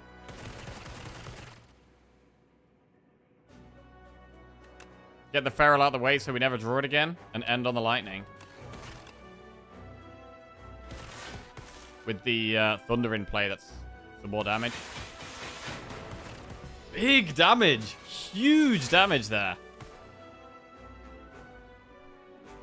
All right, and now it's an easy defrag twice. Into what? Consuming Shadow. Channel 2 Dark at the end of your turn. Evoke your leftmost orb.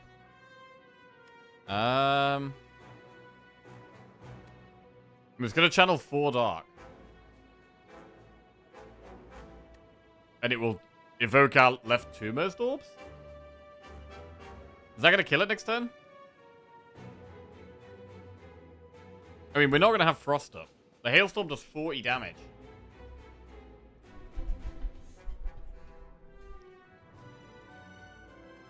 So I'm going to just relax. We've got good damage right now. I don't want to accidentally throw. 14 times 3. Oh my god, Storm twice, Thunder twice. Wait, is that even enough though?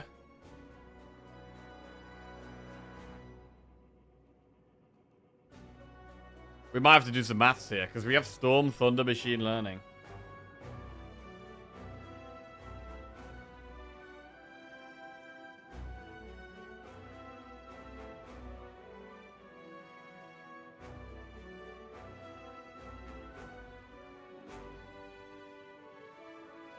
We currently block 20 plus 10. We currently can survive 30 damage.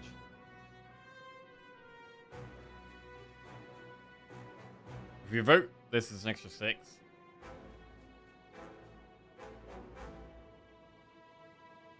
Let's say Storm. Whenever you play a power channel lightning, that's going to channel 1 lightning.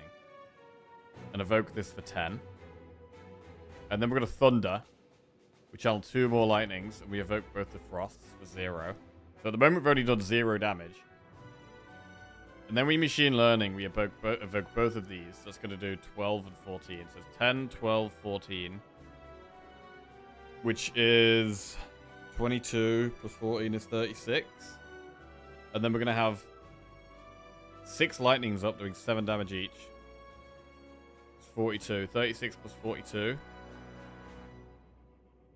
78 plus 6 from this. 84. That's not lethal, I don't think.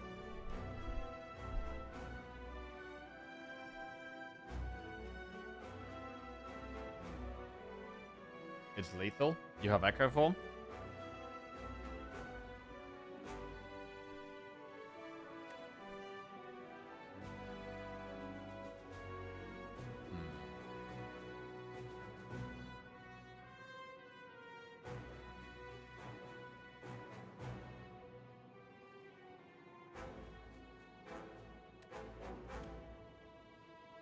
If we do direct damage, we've got 40 damage from Hailstorm. This is going to get evoked twice. Oh, actually, wait, hang on a second. The Consuming Shadow with the Thunder is pretty insane, right?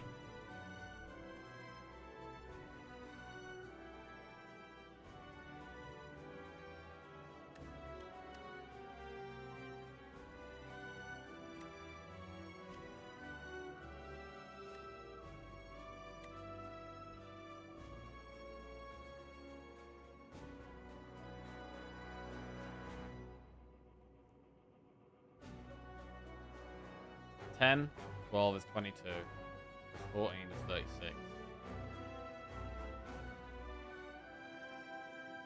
36 plus 42. 78. 84. But then it's actually also an extra 36. That's 84 plus 36, which is enough. So the consuming shadow makes it work because of the thunder, right?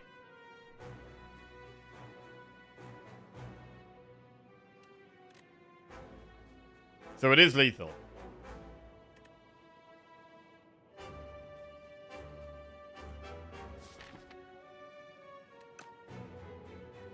It's lethal because of the thunder consuming shadow. Gonna do it one more time. Just gotta triple check this. Just triple check. 10.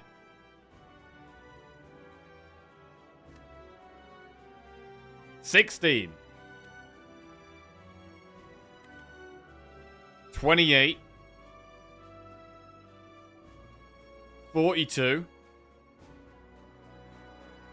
49. 56. 63. 70. 77. 80.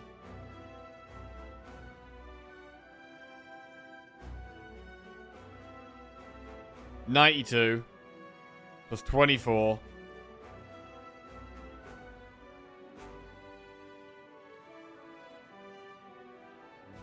Is lethal. Okay.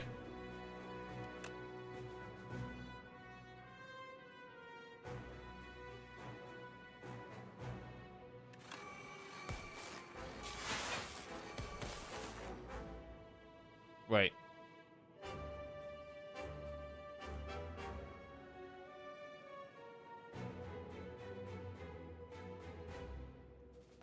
Oh, I mathed it wrong. I mathed it completely wrong. Okay. I missed something. What did I miss? I missed one of the... What did I miss? I miscalculated the amount of lightnings produced massively. Okay, well, we take those. GG. Big win. Maths aside. See, we're doing great until we start after doing maths, bro. Start after doing maths is like, oh, fuck's sake.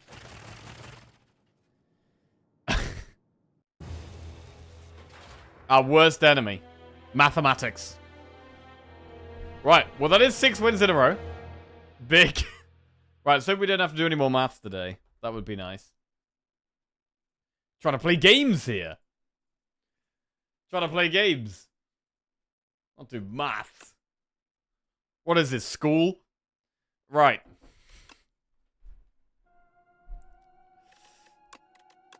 Well, that is 6 wins in a row. Pretty good. On a pretty good streak. Pretty good streak.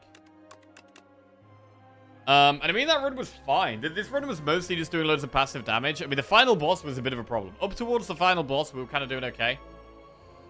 But the final boss was a bit of an issue. Took us a little while to get set up. I mean, the duplicating the creative AI did actually end up working there. Not sure how that would have gone if we hadn't done that, because we a lot of our powers were at the bottom of our deck there. Pretty bad for that fight. Creative AI helped us get more powers and play faster. Right. Ironclad next. For 7 wins in a row. Stone Humidifier, Wing Boots, or Niao Sacrifice. Bro, I swear I get Niao Sacrifice on Ironclad like every time. But I don't like Stone Humidifier. Winged Boots? Like, I feel like Sacrifice might just be the pick here, just because the other options aren't very good. Bro, we could go mega aggressive. Use the potion, try and kill 4 elites. That's very aggressive. Probably too aggressive. I do want to be aggressive with this potion, though.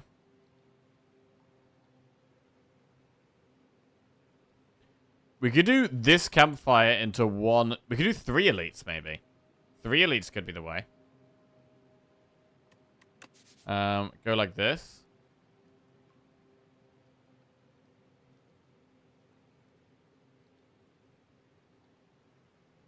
That's not bad. But I think it probably is the Niao Sacrifice. I don't know many soundtracks, but Hades slaps. True. Hades banging one. Hello, YouTube man. What's going on? Right, let's go sacrifice. Right, let's get a prediction go for this one. Near Automata. Got really nice songs.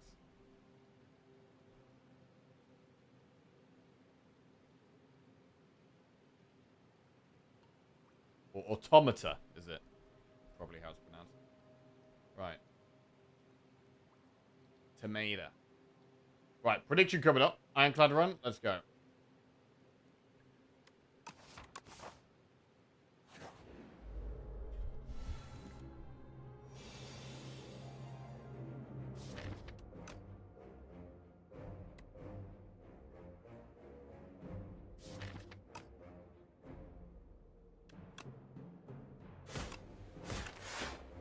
I ordered a bad pizza the other day. It was near all tomato.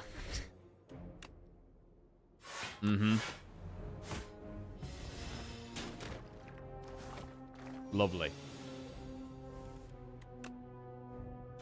Strike.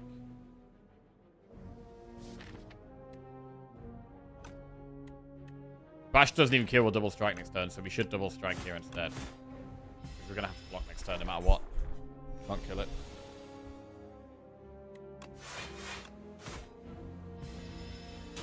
I do feel like this is the hardest early floor fight. The one where you can take the most damage. Body Slam, Iron Wave, Inflame. So Powder Demise early on. Our potion slots are already full. Means we're going to want to use a potion very early here, really.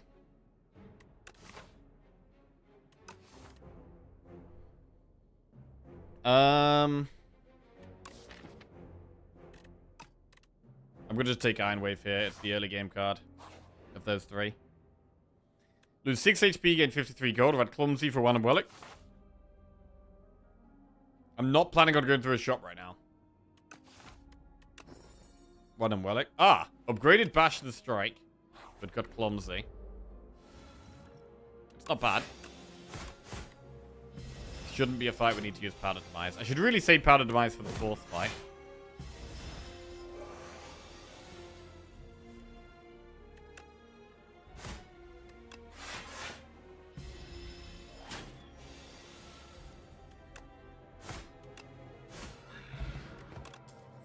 Pommel Strike, Sap Strike, Cinder. Cinder and Pommel both pretty good.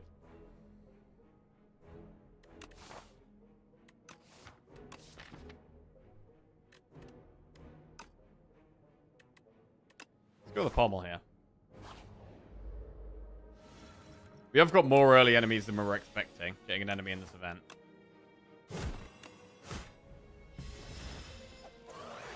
The next fight is one we want to use a potion in.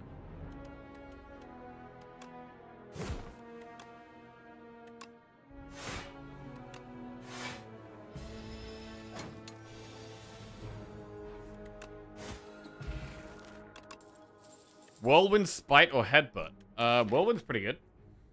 1 AoE card. Spite, we don't have any self-damage yet. We'll take the Whirlwind.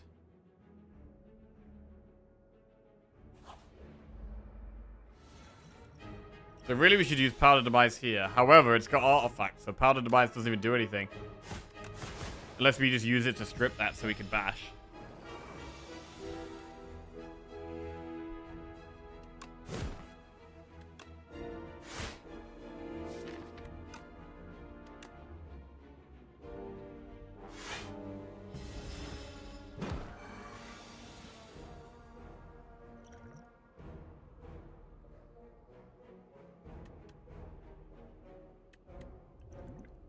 Is it better to get the Vulnerable on it or the Powder Demise? Because right now, Vulnerable would only do 3 extra damage this turn.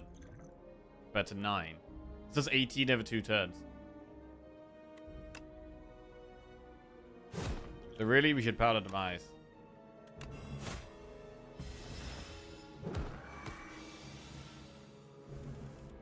Okay.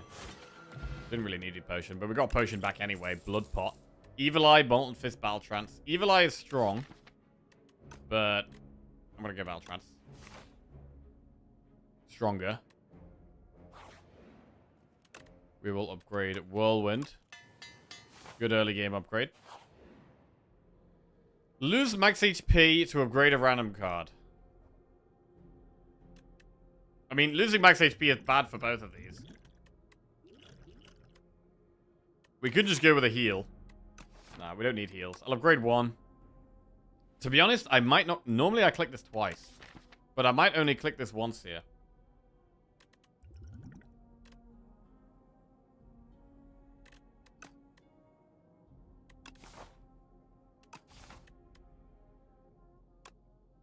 I'm gonna leave. I want more HP right now.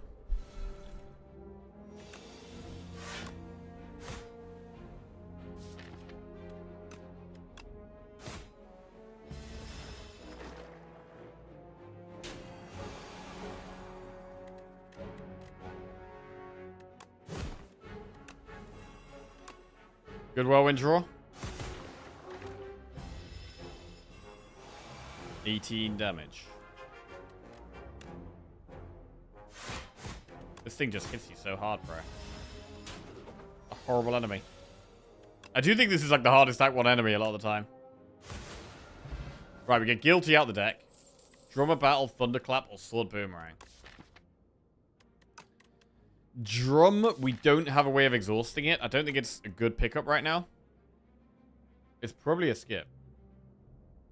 Do we care about upgrading any of these cards? Yeah, Pobble Strike's a really good upgrade. Iron Wave's also solid in the early game. Battle Trance good for later. Right, we'll skip. And now we're trying to do 3 elites here. Boomer for ink. For ink?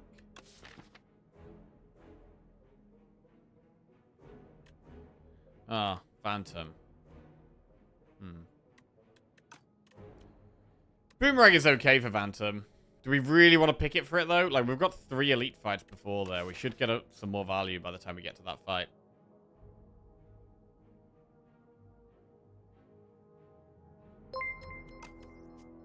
I mean, maybe taking one is fine. Tiago Ports just subscribed. Yo, Tiago Ports. Welcome to the Jackoffs. Cheers, mate. Thank you very much. We could take 1 Sword Boomerang. It's not crazy good or anything. But it's okay against Phantom.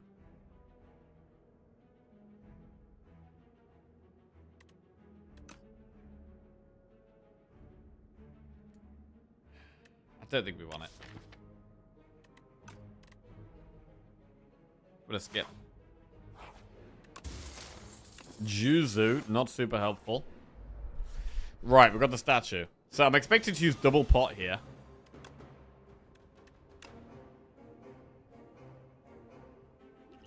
This is going to be a really hard fight. Our damage is quite low. This is going to be very tough. We're probably going to have to use both of these and take a chunk of damage at the same time.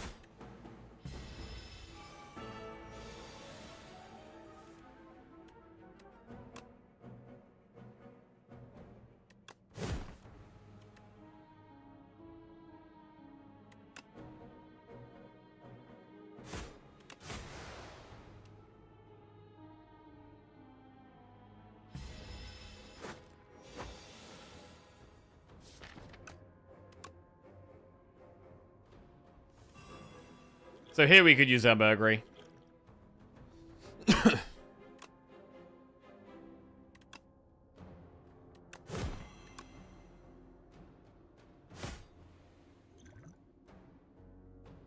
Right, so we've used it very early. It's fine. We should be able to kill it next turn. And then we come out of the fight on full health. Good. Cure All, Self-Forming Clay. Whenever you lose HP in combat, gain 3 block the next turn. That's good with self-damage stuff. Cascade. There's a campfire on the next floor. We could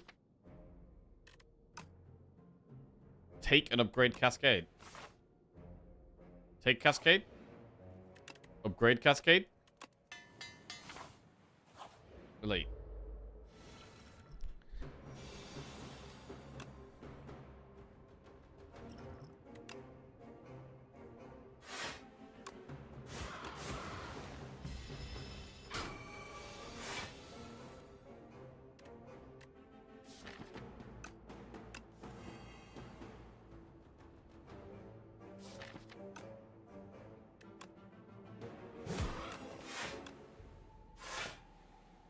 Okay, Cascade allowing us to play one card for free.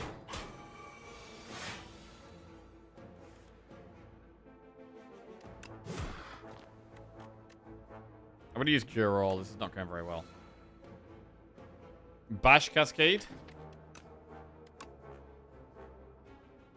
Or Bash Iron Wave Cascade. Maybe better.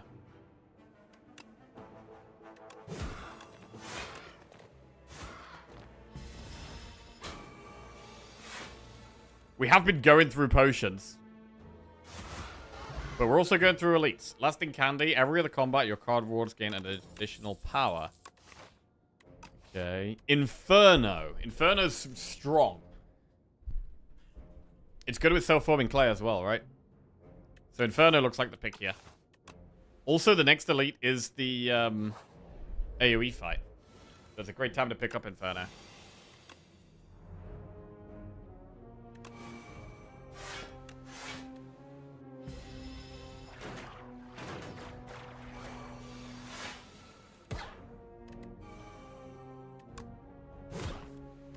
Oh.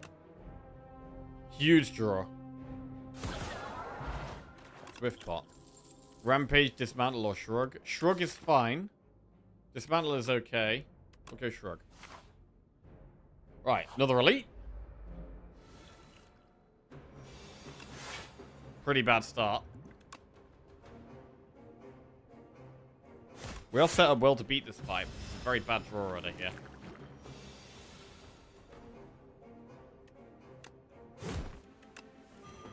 I mean, we kind of need to play Inferno.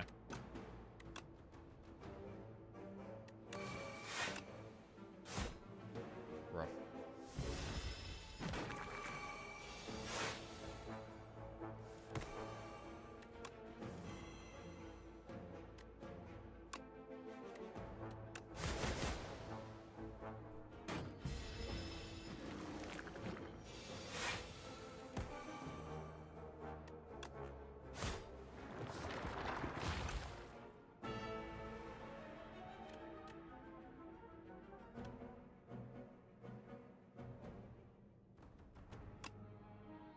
Wave Cascade.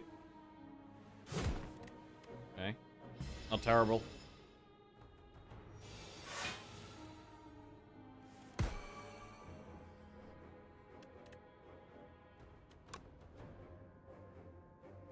Get one hit in us this turn. Cascade and Infection, of course.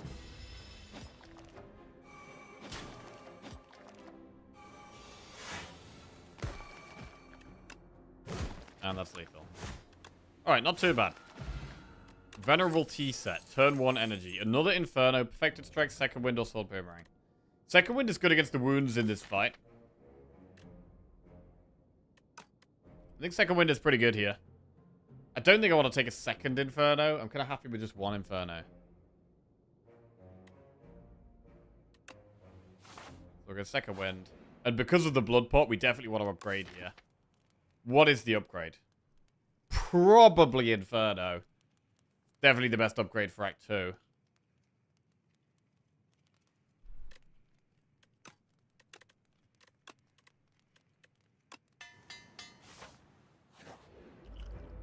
Right, and we've got Blood Pot if we need a heal.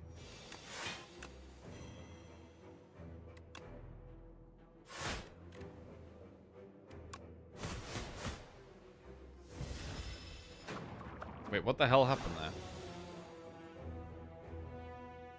Oh, the tea set. Yeah, okay.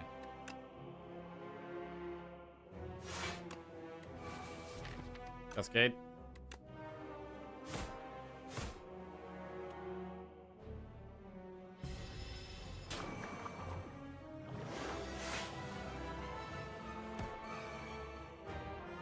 Could do with some block here. That's some block. I mean, it's good to play Bash. It's hard to play Bash, though. We take a lot of damage to play Bash. Probably not worth it.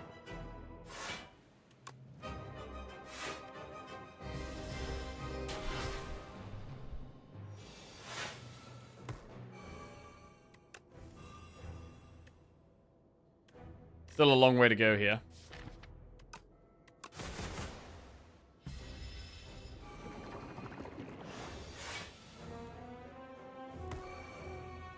Right, do we just max Cascade? I think so. Second Wind was there. Bash was there. Pretty good outcome there. Bash and Second Wind. Nice. 18 damage incoming.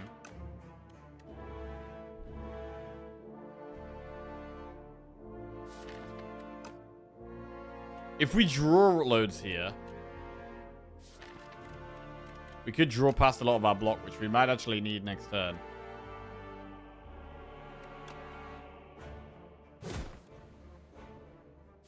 So we could guarantee we get Defend Iron Wave next turn. This is good, because we also get 3 extra block like this. Taking 2 gives us 3 extra block this turn. Okay, a natural, like, full block turn, pretty much. That's exactly what we needed. But now we've got to get a move on in terms of damage. I mean, do we have a Whirlwind here and push 12? We need to kill it before its next big attack. We have Blood Pot, which can keep us alive. I actually think Whirlwind might be better to defend here. We are running out of time. I think Whirlwind makes sense.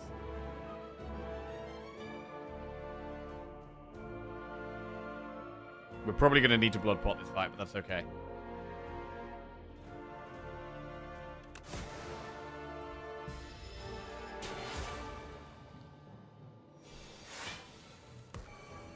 Bash Pommel. That's damage. Exactly what we need.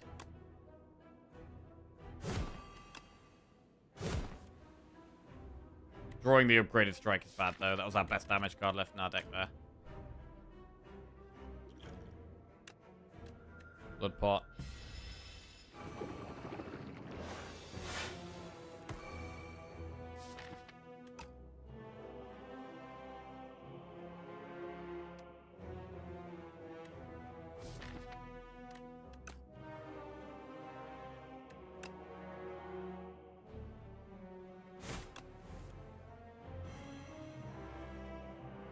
Second Wind Strike.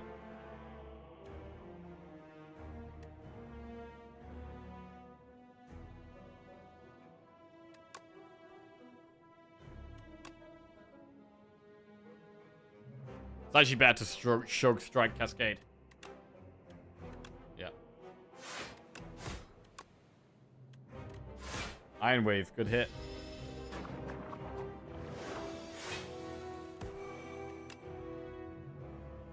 Alright, pretty difficult boss for us, but we did get through it. We got a lot of money. Really need to find a shop. The deck is kind of basic. I mean, Inferno and Whirlwind definitely help with Act 2 quite a lot. Dark Embrace, Aggression, or Conflagration. Conflagration is even more AoE. We probably don't need Conflag, but we've already got Whirlwind and Inferno. There's 2 pretty good AoE options already. We could do with more energy to make Cascade and Whirlwind stronger. Dark Embrace has potential. Does work with Second Wind. Clumsy. What about Dark Embrace? Dark Embrace. Aggression is okay. I do like Dark Embrace.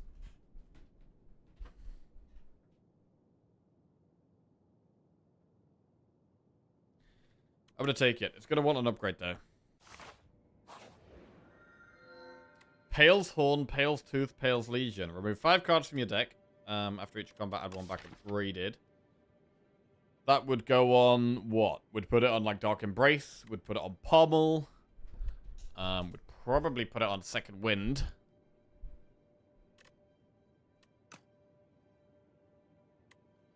Pale's Horn. I mean, the energy from Pale's Horn helps us set up for a big Whirlwind or Cascade turn. Pale's Horn is also good to play from Cascade.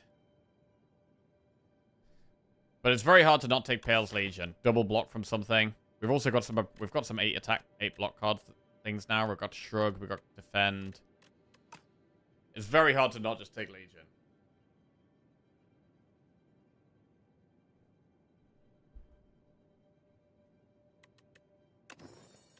We'll go Legion.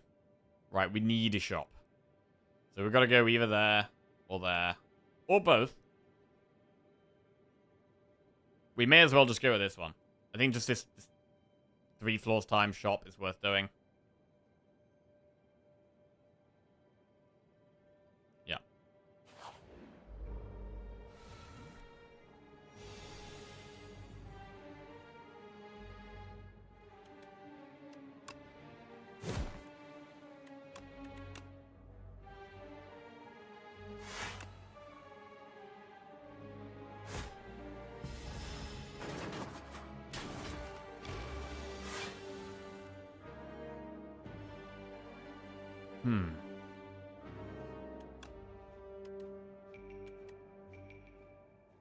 Inferno second wind, it's fine.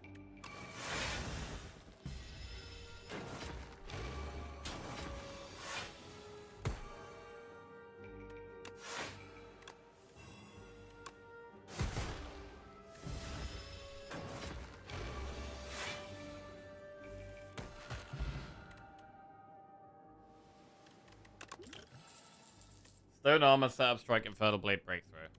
I like stone armor. You can just stack them.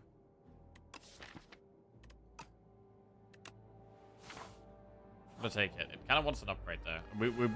We've got a few things that want an upgrade at the moment, which is a little bit of a concern. I don't want too many things that are desperate for an upgrade. This guy's actually gonna be quite hard to kill.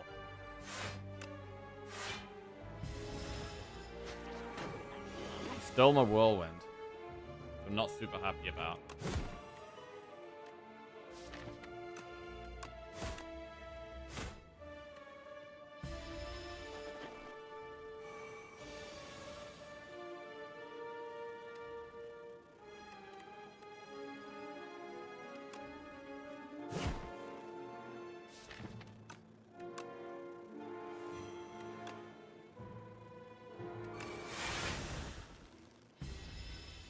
Alright. Inferno does help.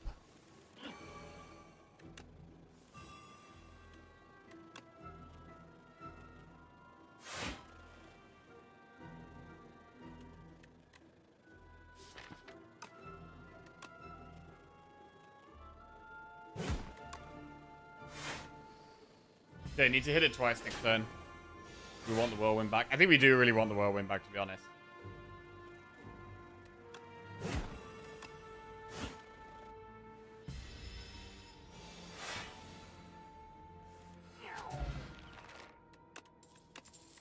Breakthrough plus Thunderclap Cinder. What about Breakthrough? I mean, we do have...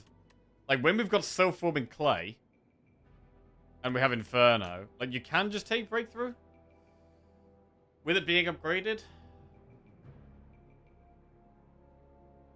I'm gonna take it. If it wasn't upgraded, I wouldn't take it. Because it's upgraded, I'm gonna go for it. AoE is pretty solid. Right. Bread. Bread is counteracted by T-set a little bit. And also by Legion a little bit.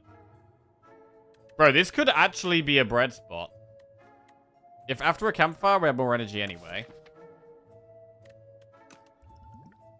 Oh, God, I always feel like bread is just so bad. But it's counteracted a little bit by both of these relics. We don't need to play as many cards turn 1 to get good block. And we have energy turn 1 from T-set sometimes. So this could actually be a bread. We can do T-set into here. And then T-set into this. We can do T-set before a lot of fights here. Bro, I think we might bread it up. We might actually bread it up. We could also go to this shop.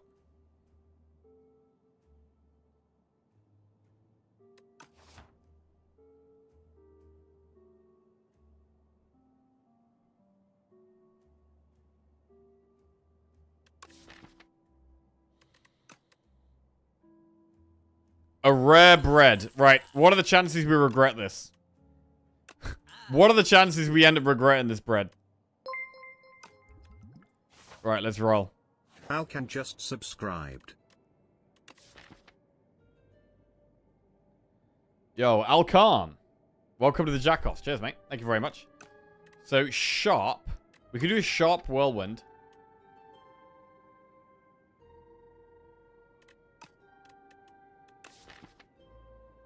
Nimble second wind. This is tough. Sharp whirlwind. Nimble second wind. Or swift on, like, probably stone armor.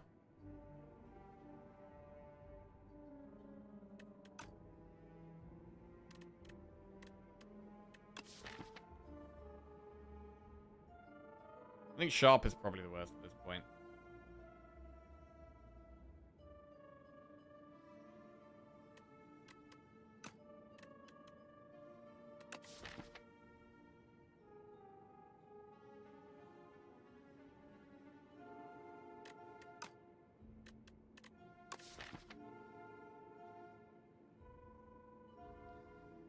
The swift can be negated by battle trance sometimes.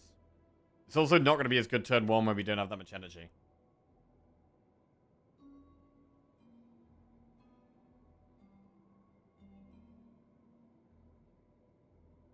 Also, if we play it from Cascade, we probably can't benefit from the draw. So, I don't think the swift is quite as good as it often would be.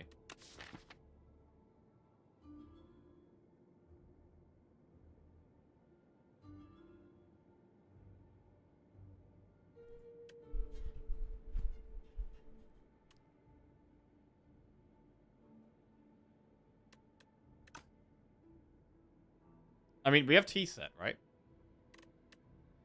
We have T-set.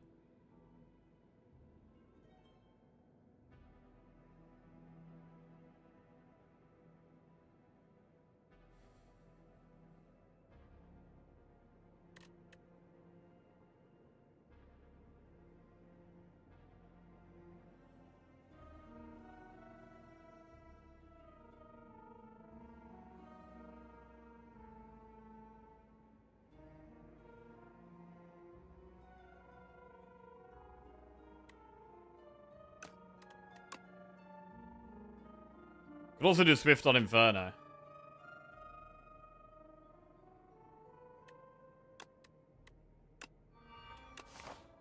Alright, Swift Inferno. Obtain 3 Necro cards, 3 Silent cards, or 3 Defect cards.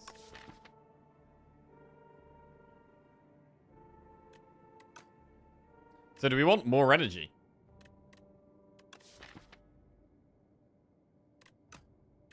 Because you could go Necro.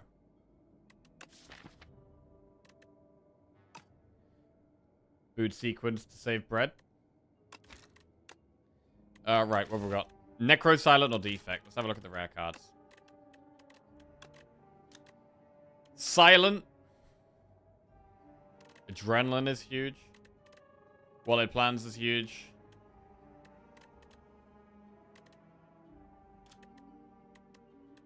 Shadow Meld can be kind of big, but we'd want even more draw. Shadow Meld can be big, actually.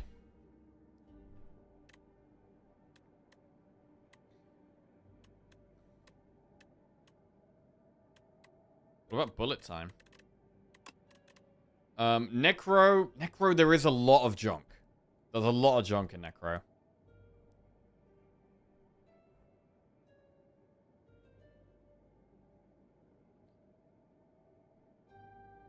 We also have Dark Embrace, this is true. So anything with exhaust synergies is good, which Silent does have with Shivs.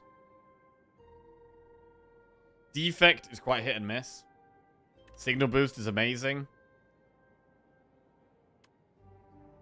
Machine Learning, Echo Form.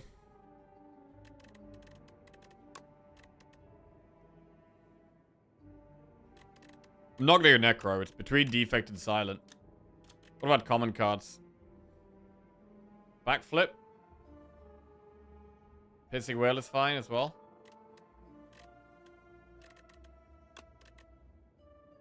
Defect, we could get Go for the Eyes, which is amazing. Turbo's good.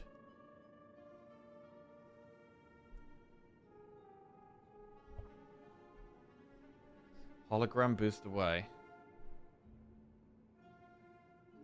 They're both quite good. Silent and Defect are both quite good. I'm not going to go Necro.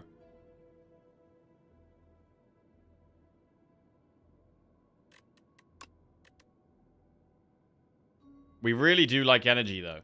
And Defect has much better access to energy than Silent does.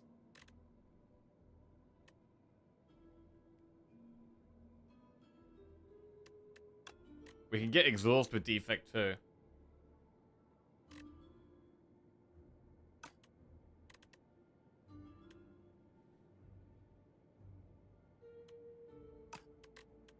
I'm gonna go Defect. Hologram, Sweeping Beam, Uproar. Hologram's pretty good.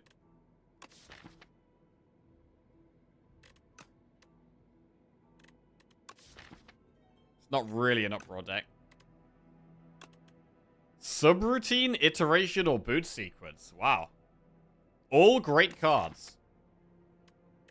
I mean, Subroutine is amazing, but with the bread, do we have to go Boot Sequence? I feel like with the bread, we might have to go Boot Sequence. Final options, Meteor Strike, Adaptive Strike, or Modded.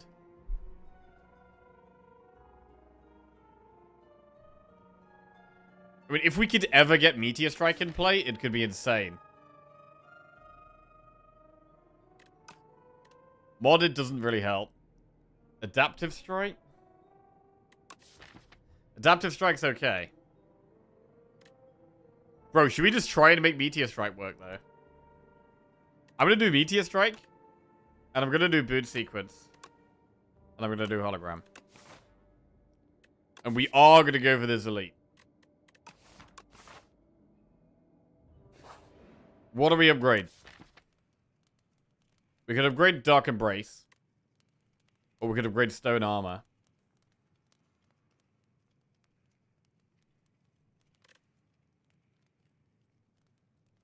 Dark Embrace is very hard to play on 2 energy.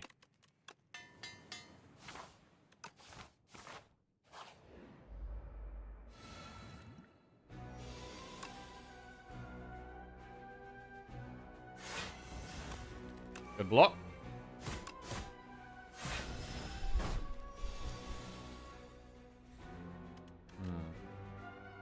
I think we just do the damage. Dark Embrace, Bash, Breakthrough. I think it's just a play.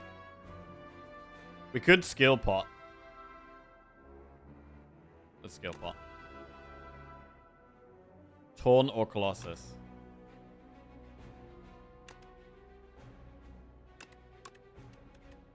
Colossus.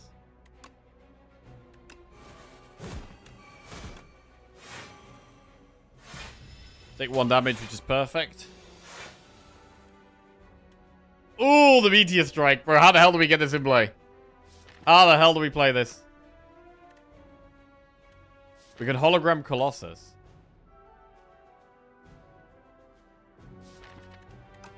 We could also Swift Pot here.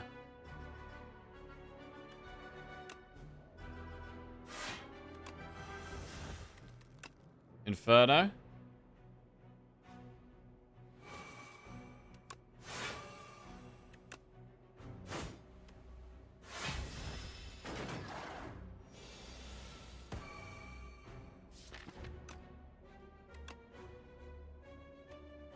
We could just Cascade. Max Cascade, bro.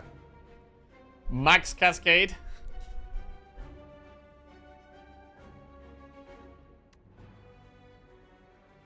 Or we could like second win Whirlwind.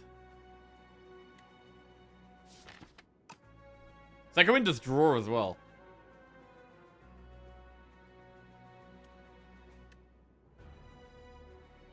Cascade? What are we gonna get?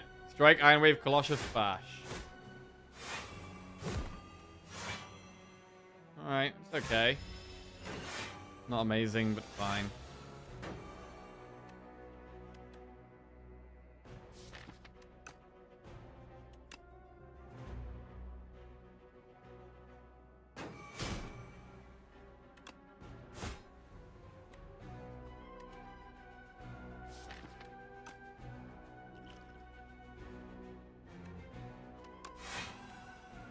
Okay.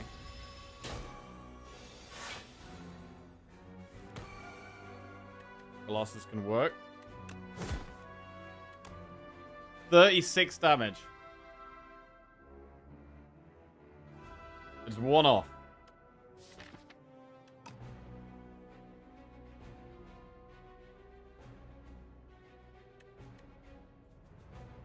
We just do it.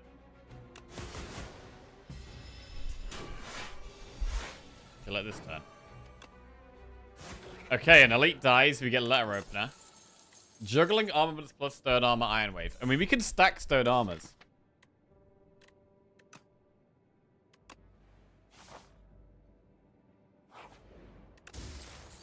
Pendulum is more draw.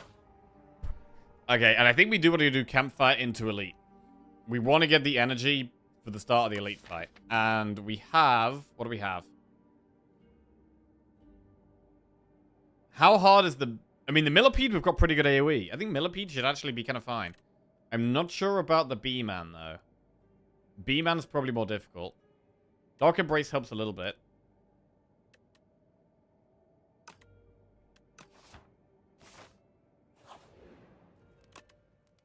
We'll upgrade stone armor. Okay, we've got the millipede. This is probably the easier one for us. Do we swift pot turn 1, though? We have more energy turn 2.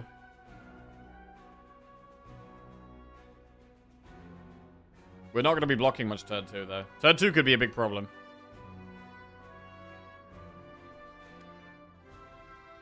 It might be worth just swift potting now.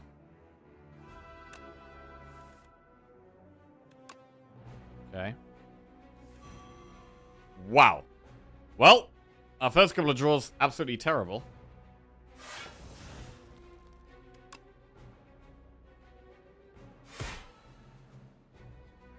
How much damage are we taking here? 12 plus 7 is 19. Okay, we do block this, so we can bash something.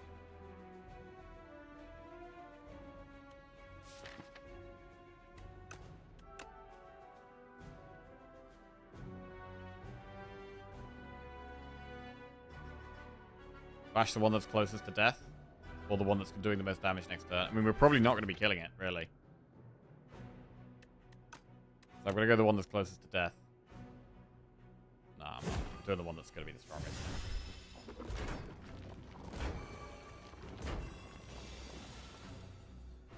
Right, Whirlwind. Jesus, the damage is big here. I mean, if we're playing one stone armor, it makes total sense to play the other stone armor, but is the play to just max Whirlwind? It's not actually that much damage.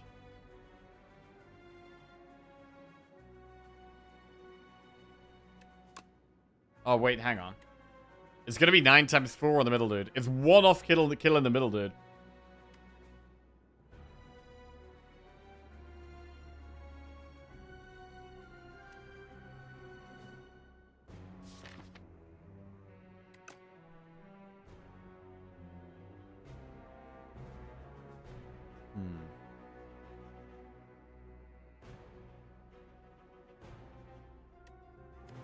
Strike middle, then Whirlwind.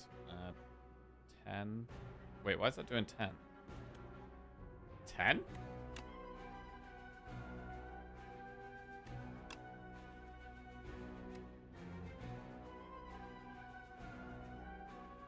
Wait, what?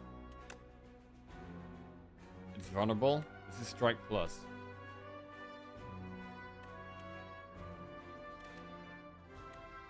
Wait, it actually works.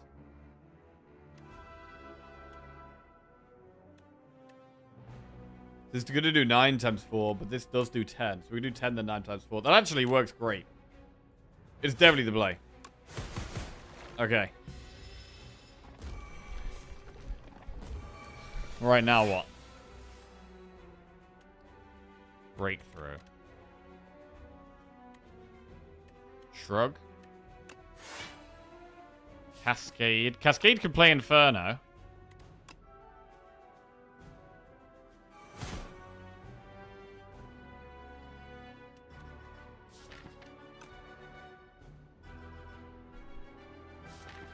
Alright, play this.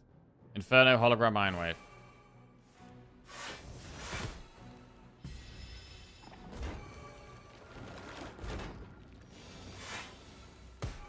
And that's lethal. Okay. Bit scary, but we did get through it. We get Power Potion, Rainbow Ring, Taunt plus Havoc or Battle Trance. Taunt is decent, but Battle Trance is amazing. I find it very hard to turn down Battle Trance.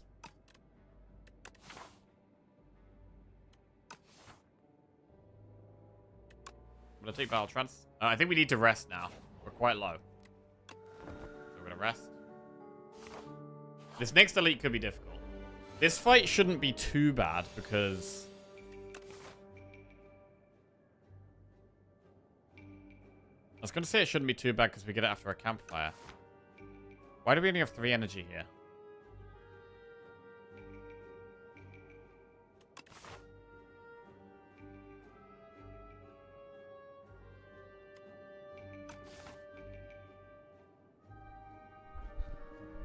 Wait, what?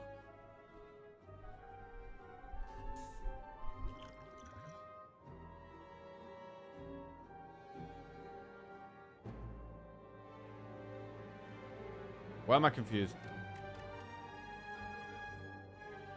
We get -1. Oh, wait. Bread is -2 energy on turn 1. Holy shit. It's -2 energy turn 1. Okay. Yeah, that makes sense. Not confused. Right. I don't really want to power pot this fight because I think the elite could be more difficult. I want to save the power pot for the elite. I think my streamer has dementia. Possibly. To be fair, I very rarely take bread. Very, very rarely take bread. For some reason, I thought it was lose 1 energy turn 1. But yeah, it is 2 energy turn 1. Wow, that is bad, isn't it? 2 energy turn 1. Jesus, bro.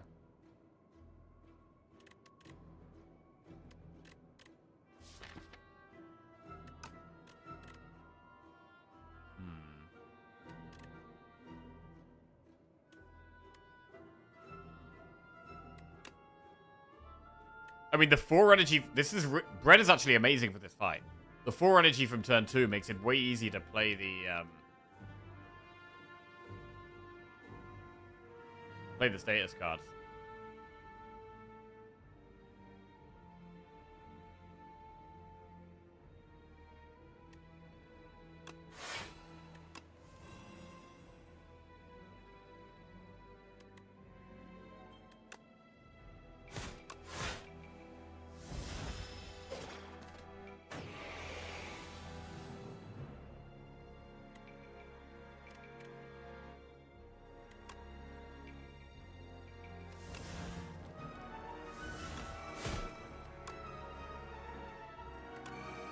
Inferno. Okay.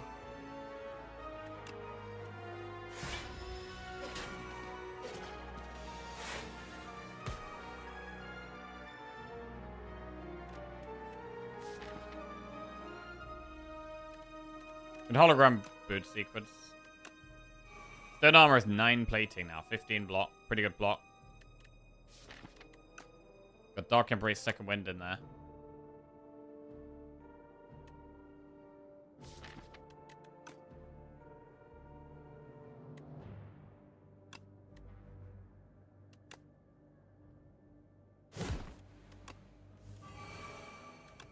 Dark Embrace Second Wind?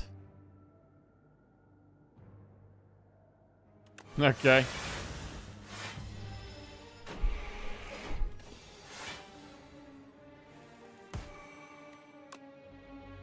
Down they go. Feel no pain, stampede, sword, boomerang, true grit. Feel no pain definitely makes sense if we can get some more exhaust synergies going on. We'll take the feel no pain. Very good into this elite as well. I think we probably do power pot into the elite. Right, Stone Armor boot sequence or Dark Embrace boot sequence?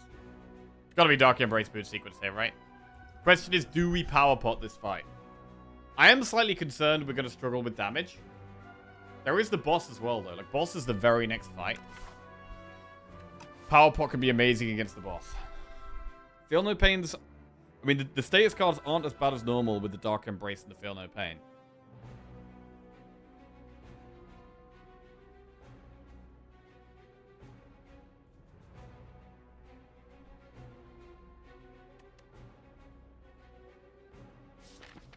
But I still think we're going to struggle to do damage. So I am going to power pot. Unmovable, Stone Armor, Dark Embrace.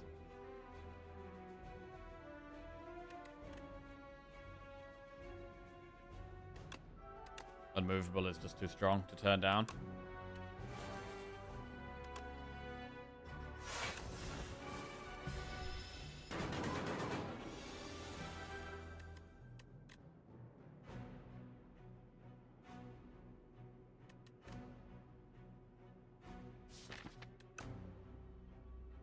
Hologram does draw us a card. We could hologram what? Stone armor?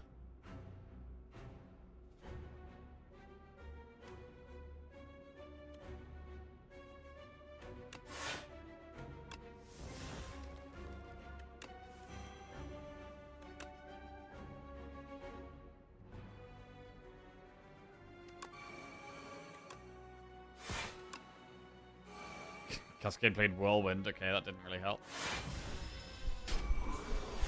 Right, at some point we need to do damage to this thing.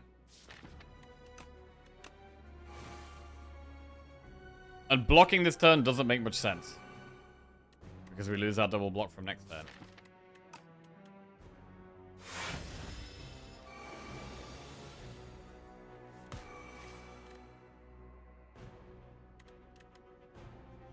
Bash. Defend breakthrough.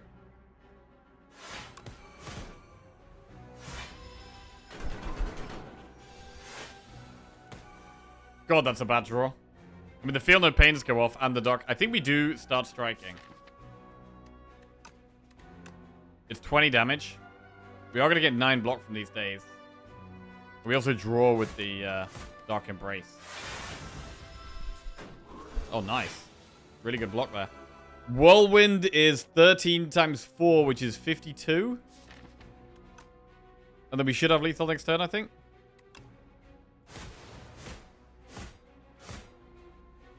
Cascade. Oh! Hitting the Meteor Strike for lethal there. Sturdy Clamp and Dex Pot are our rewards. And then another Battle Trance or Forgotten Ritual. Bro, Forgotten Ritual works turn 1, right? You get like... We have like guaranteed boot sequence turn 1. And then we can Forgotten Ritual to get off of 1 energy. It's also a way we could potentially play Meteor Strike. But Battle Trance is so good. But it's actually a spot where we can consider Forgotten Ritual. How else do we exhaust things? Problem is that one of our main ways of exhausting cards is Second Wind. Second Wind would just exhaust Forgotten Ritual. That's a problem. We actually kind of don't want to upgrade Hologram so that it still exhausts. Stone Armor is always a good upgrade. I mean, we're going to be upgrading into the boss. Upgrading Stone Armor is fine. You can Hologram Forgotten Ritual. That is true, bro. I'm actually going to go Forgotten Ritual. It makes sense here. Right. Can we go for an upgrade? We get more energy turn 1. We also have Lasting Candy, so we can get an extra power offered at the end of the fight. We can use Dex Pot. Upgrading Stone Armor seems pretty good here when we've already got another one upgraded. Rest damage is a bit of a problem. Yeah, most of our damage is going to come through the Inferno, really. Our block is getting better, though. Sturdy Clamp helps. The Feel No Pain helps. Upgrading the Stone Armors is also good for the Clamp.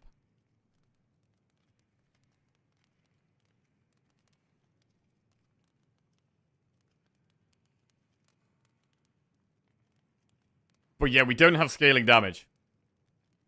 We don't have scaling damage. Rest is definitely the safer play here. Because the fight might go quite a while. We might need to get like multiple breakthroughs off. Lots of value out of Inferno, potentially, which will do a lot of damage to us. So unfortunately, I think we are going to rest. It's a bit disappointing, but we are struggling for damage.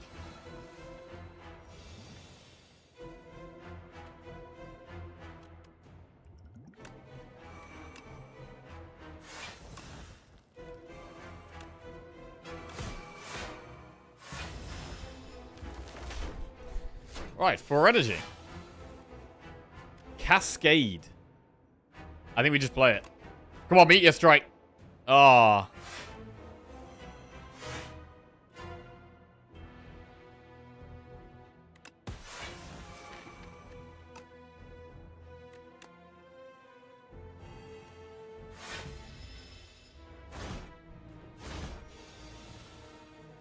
I mean, Inferno's got to be played.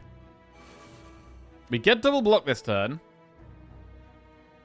But then we don't get double block next turn. And next turn is scary. So we're going to go for the double block next turn.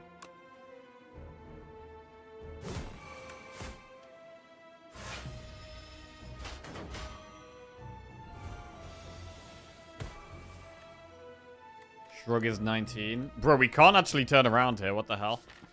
I mean, second wind blocks a ton. It does block a ton, but we can't turn around. We also lose Cascade.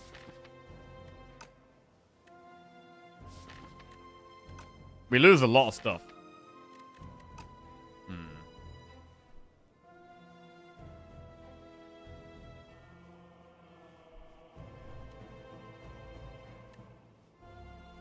We need some targeted exhaust. Like True Grip plus Burning Pact would go very well with this Forgotten Ritual.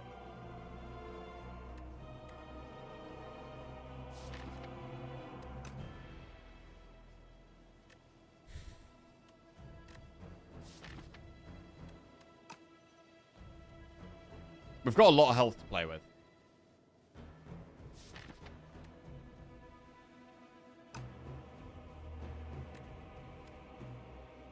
We can definitely just block this if we second wind.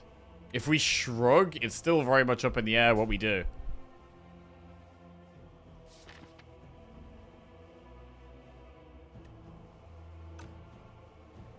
Cascade gambles whether we turn around or not. With second wind, we don't have that much block left in the deck, though. But we have health instead.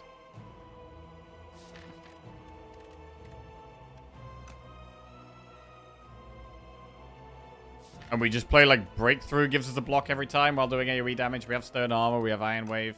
We should be able to turn around every turn after this.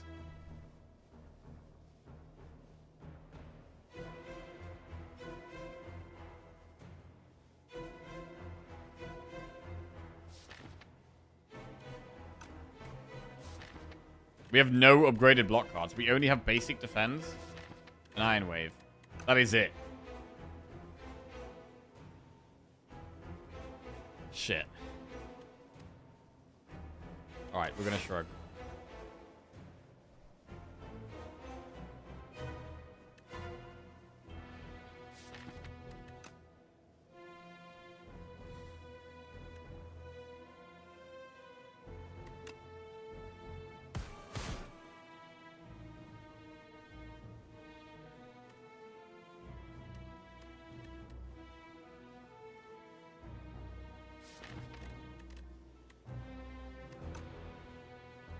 Well, we might be forced to second wind anyway here. We could play the defend and then second wind. So we keep an extra block card. Let's do that.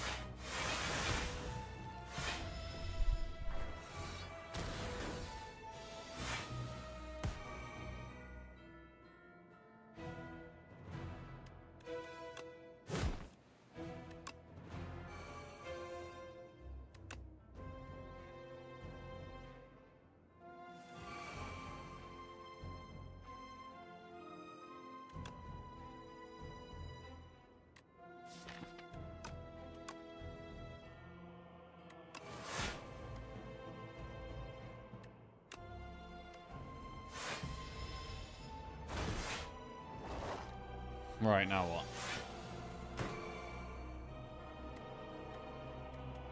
I mean, Shrug has loads of block. Great Shrug. Can we bash Breakthrough? It does look like a good play if we can get away with it. Yeah, we can. Good damage.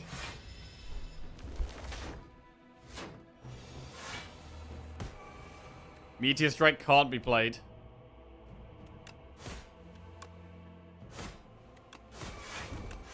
But that is a dead claw. Hey, fight's actually going okay now.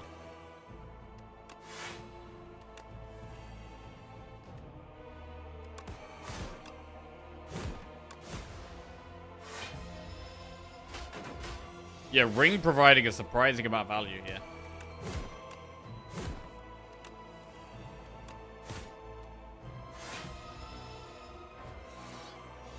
I mean, we actually would have been able to get away with upgrading, which is crazy.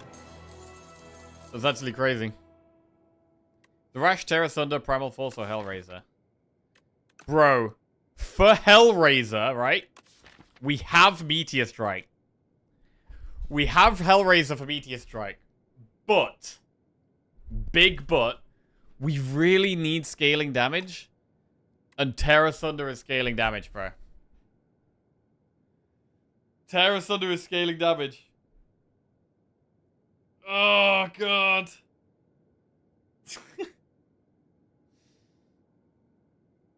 Oh, God. Hellraiser? I mean, what do we have? We have one unupgraded Pommel Strike. It's just for the Meteor Strike. Like, we've got 4 basic strikes that we don't really care about. One unupgraded Pommel Strike that we want to kind of upgrade somehow. But we're going to want to upgrade Hellraiser. Like, we're so behind on upgrades right now. But then we do get the Meteor Strike, which can provide us with a lot of energy. The energy can give us big whirlwinds or big cascades. Ooh. Hellraiser or Terra Thunder? We've got a lot of gold. We're going to be desperate for campfires.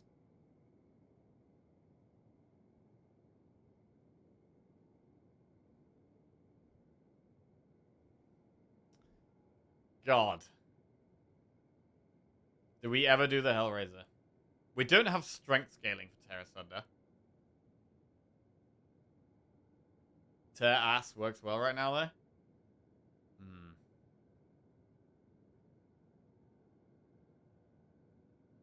I mean, the thing is, right now, we can't actually play Meteor Strike.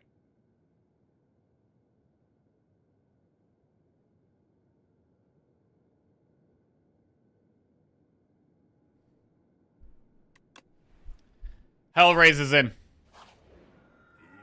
Right. Pyramid, Calling Bell, or Corruption Plus?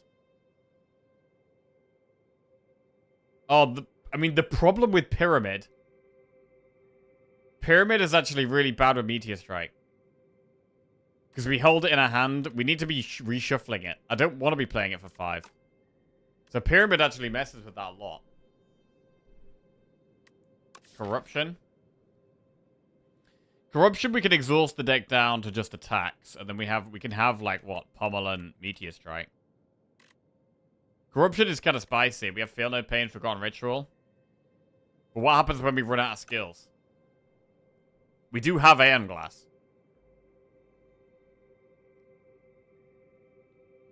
We do have Aeon Glass, so withers are a problem.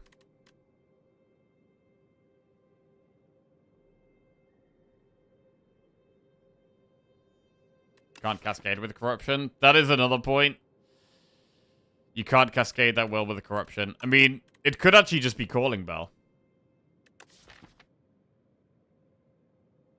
But I actually think it's not Pyramid, which feels weird, but... I like saving that. Like, Dark Embrace with Second Wind is a very good way of dealing with withers. So I don't want to lose that.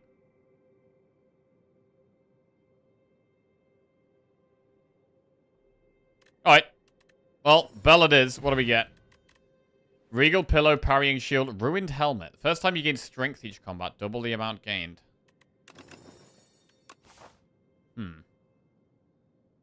Well, I want shops and campfires. We have more campfires at the right.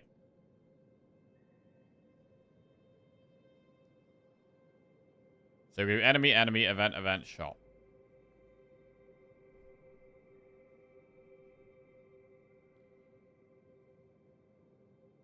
Okay.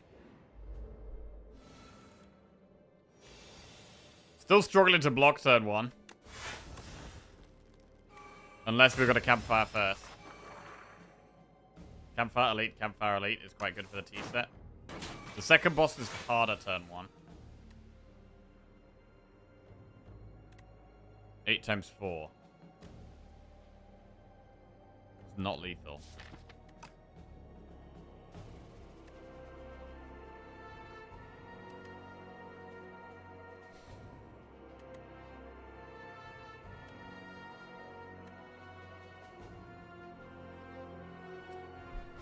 Inferno? This is tough.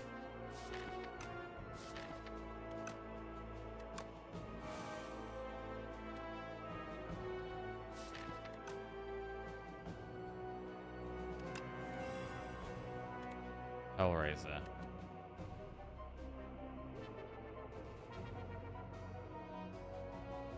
We do need to try and block some of this.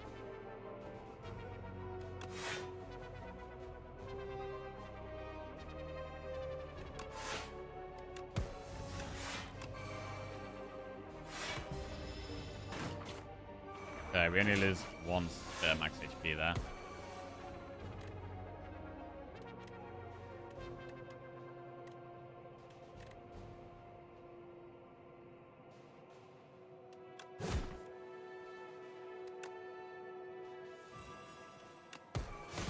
Huge breakthrough. A fight me plus rage plus bludgeon. So fight me does work with ruined helmet, right? Instead of gaining 4 strength, we gain 8 strength. So fight me is actually worth taking here. The enemy gets 1 strength, which is kind of sketchy, but we get 8. That has to be worth. That has to be worth. Oh, you most likely get strength with ring first? Ah, shit. Yeah, true. Oh, that is true. Rage is a bit awkward with Hellraiser.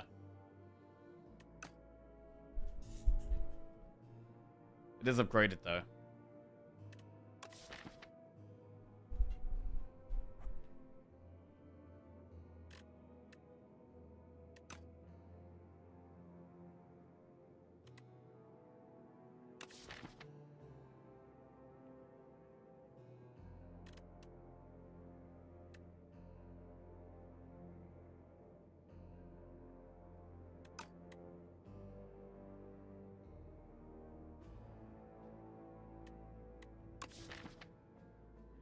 I mean, fight me could still be worth.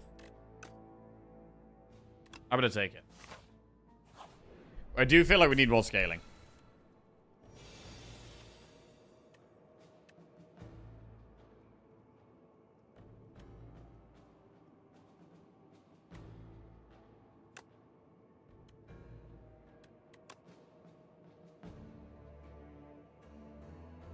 We don't get double block next turn if we do this, but it doesn't do much damage next turn anyway.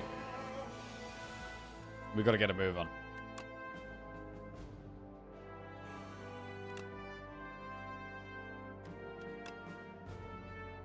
Actually, we get strength and dex like this.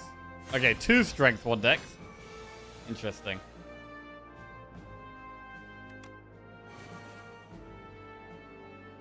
I mean, the Forgotten Ritual has really not been good so far, unfortunately. It really hasn't done much.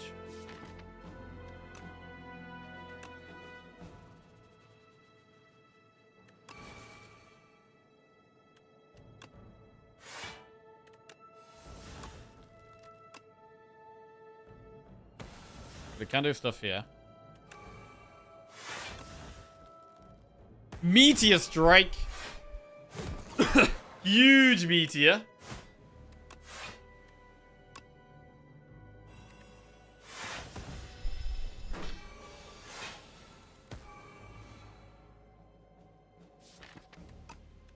Hellraiser.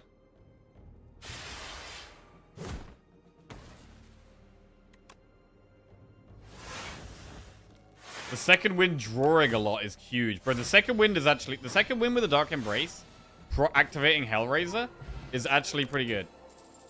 Rupture, Juggling, Body Slam, Perfected Strike.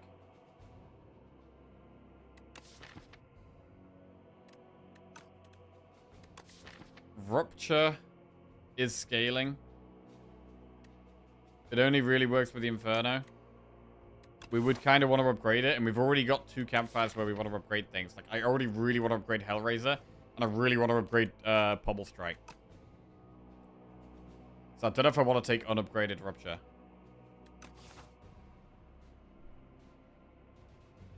I'm going to take 1. Right. Enchant an attack with Corrupted. I don't think corrupting Meteor Strike is even worth. I think we just... well, we do damage to ourselves. We should just proc self-forming clay. So that's actually not that bad.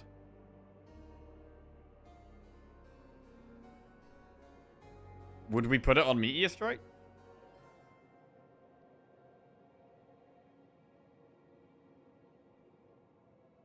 We're going to do damage to ourselves quite a lot, though.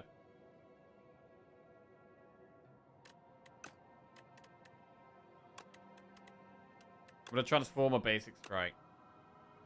It's a setup strike. Alright. Well, it's slightly better than a basic strike, but it's not very good. Trade Juzu for Sharon's ashes. Asses? Sharon's ashes. That's some more damage. Eternal Feather's good, but... Eternal Feather is good. I'm gonna go Sharon's ashes. We have a shop.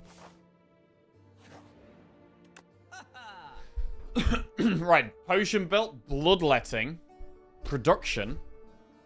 I really like Production and Bloodletting, to be honest. Evil Eye could be a lot of block. I'm not going to go with Potion Belt. I think we skip all the relics there.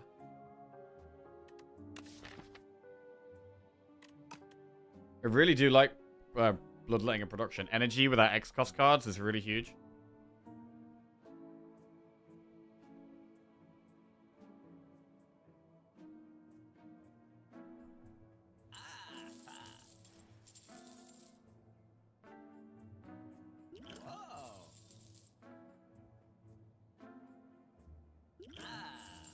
Alright. We wouldn't get loads of energy turn 1 into this elite. Do we really want to risk it? Could we end up losing too much health? Maybe. Maybe we could. It might be better to skip this one and then do these two. It does feel better. We do have double pot, though. We do have double pot. We know we have good block turn 1.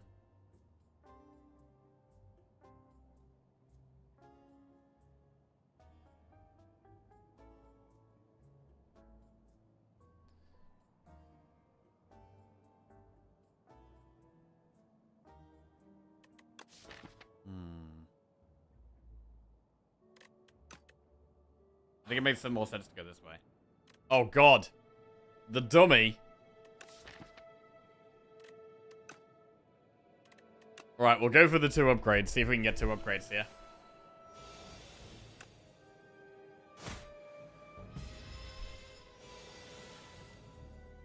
Doesn't look like we're going to get it, though.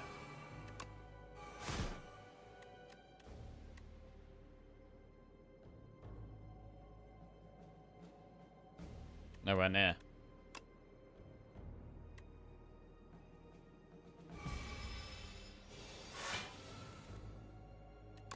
Absolutely nowhere near. Alright. Okay, moving on. Vexing Puzzle Box. That's quite good. That is quite good. We'll upgrade the Hellraiser so it's easier to play. And then we'll do an elite.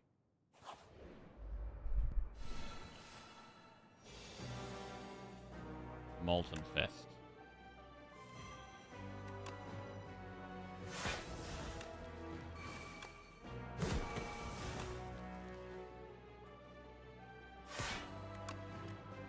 Pommel and Dark Embrace there. Okay. Hellraiser can be played. Battle Trance. Ah. Bash. Bloodletting. Go for the block option.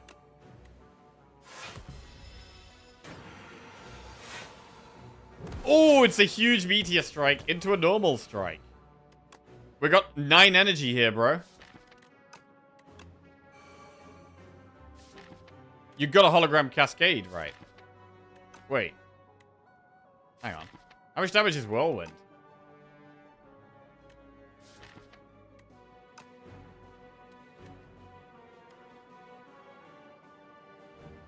We got 3 strength. We are weakened, though. We are weakened.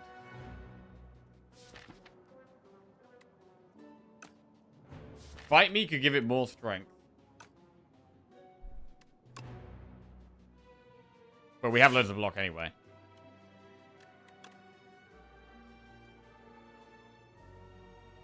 I think it makes sense to just Whirlwind, to be honest.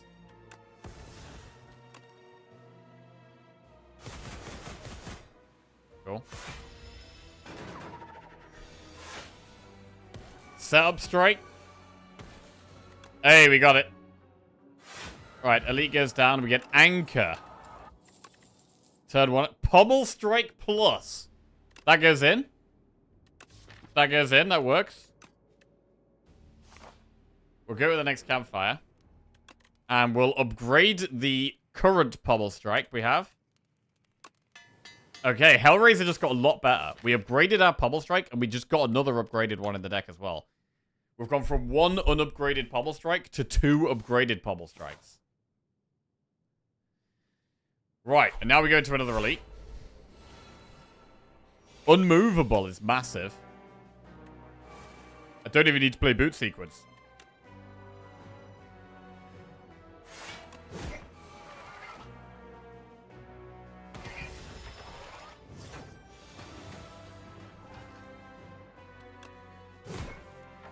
Hellraiser's there.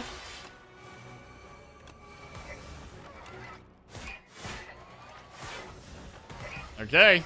Where's that meteor strike at, bro? Strike.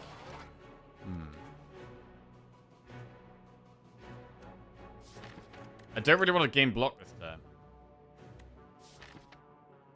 But I want to cascade, really. Can we just feel no pain fight me and end turn?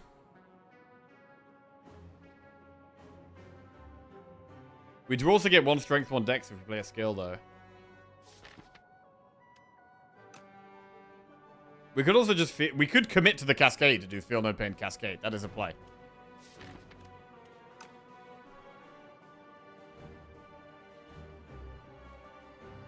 If we were going to do that, it's... We haven't got that much block left in the deck outside of the second wind. Doubling our block next turn feels like the most important thing.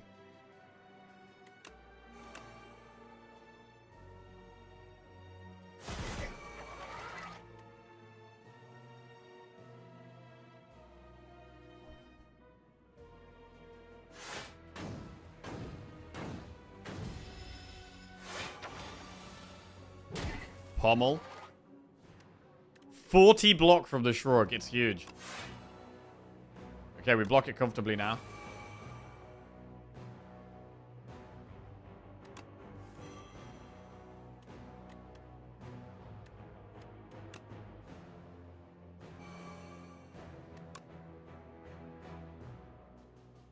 I don't want to lose too much more health.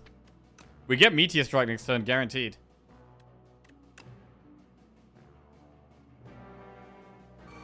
No, we can lose some health. We can just do some more damage. Alright. Meteor Strike incoming. We've got 10 strength here. Set up. Meteor. 8 energy. Bro, where are the X-Cos cards? Battle Trance. Into Cascader Whirl. Cascader Whirlwind? No.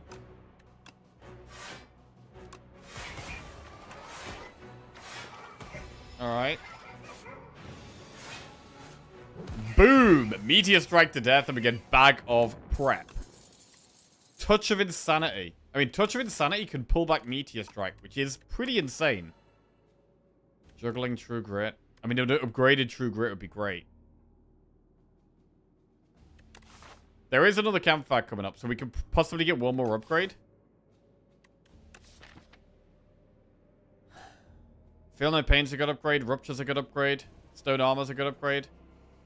But taking and upgrading True Grit sounds pretty good.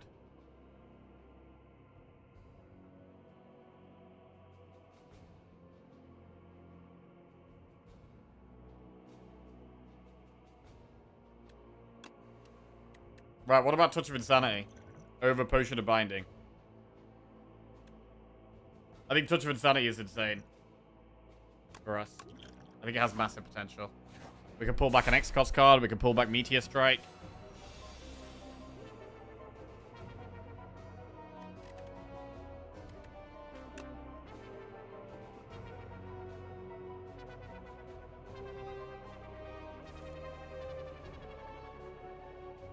Feel No Pain, Dark Embrace.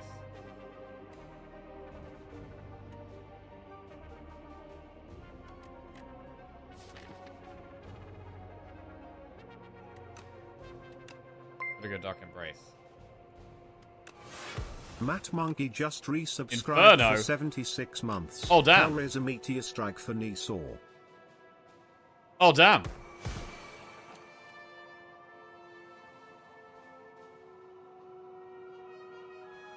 Yo, Matt Monkey, welcome back to the Jackoffs. Cheers, bro. Thank you very much, my man.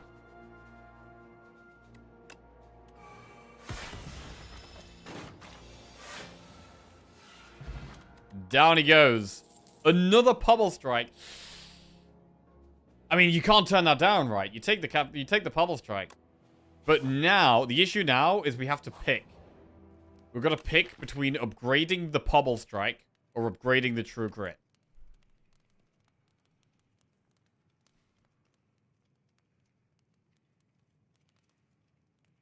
We do have 2 upgraded pommels already. True Grit upgrade is very good. Like, we really want to be able to exhaust the Withers.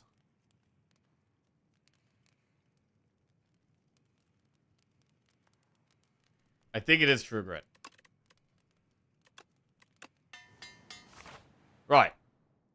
AM Glass and Queen, here we go. Can this Hellraiser deck do it? We've got Pyre.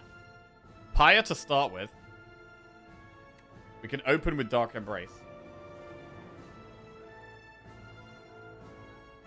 I don't really want to draw yet, though.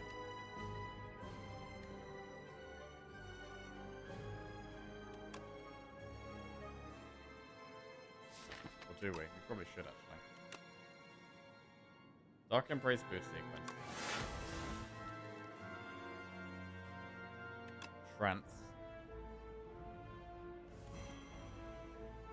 So production could have been useful, but it's not that good here. Not that good here. If we play an attack, we get strength and dex.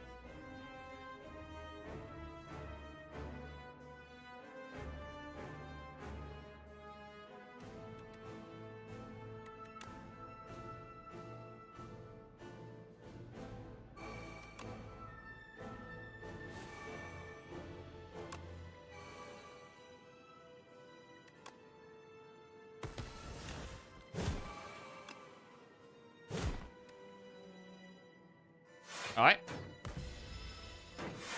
Pretty good turn 1 there. Hellraiser.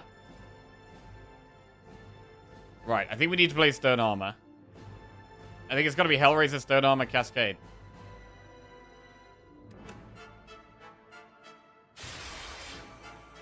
Let's roll.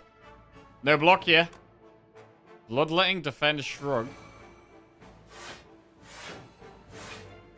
Hologram. Hologram Exhaust activating Forgotten Ritual. Hologram Cascade. Forgotten Ritual. Feel No Pain. Cascade. Inferno, Fight Me, Defend. Okay, Fight Me buffs it. Jesus. I mean, we've got 8 strength here. This is getting a bit crazy. Strike. Meteor Strike. There's the energy. Need Whirlwind here. No Whirlwind. We shouldn't really block this turn. We want to get double block.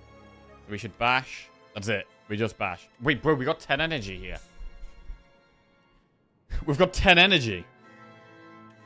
We could Liquid Memories, Cascade, and it plays Whirlwind and like a whole bunch of other stuff.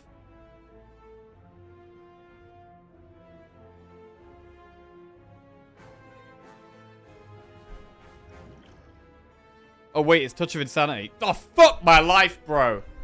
Why do I swear to God, I think this is Liquid Memories every time. I swear to God, this always seems like Liquid Memories. What the fuck? Piece of shit. Why do I think... Wait, bro, what did Liquid Memories look like in Slay the Spire 1? Or even in Slay the Spire 2? Slay the Spire, Liquid Memories. I mean, it's purple. Slay the Spire 1.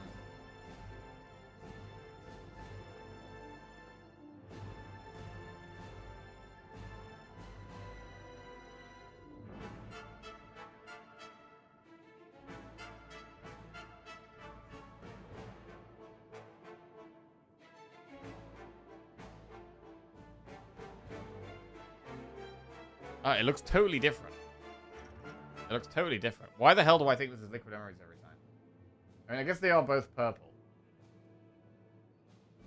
They're both purple. Right, so with 9 strength here, Woman's going to do 17 damage, right? We could do 17 times 10, which is 170. If we gamble here. But gamble can be good against Queen. Gamble can be good against Queen.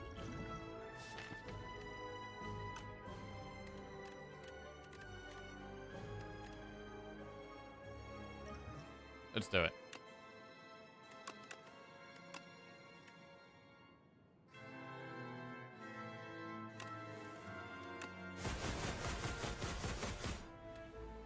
Big damage gets us a lot closer to killing it. Huge meteor strike. Oh my god, it's another whirlwind. Wait. 18 times 12 is more than 200 damage? Holy crap. That was insane. Oh my god, that was massive. Absolutely destroyed Aeon with the whirlwind. Onto the Queen we go. Right. Oh, bro. Touch of Insanity. What a potion here. Incredible Touch of Insanity. Unbelievable Touch of Insanity. We knew what we were doing the whole time. All planned, by the way. Touch of Insanity, that meteor strike. Okay, okay. Feel no pain. Battle trance. Nothing particularly great here. Do we even need to boot sequence?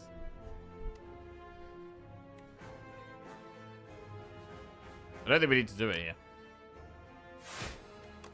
This block's enough.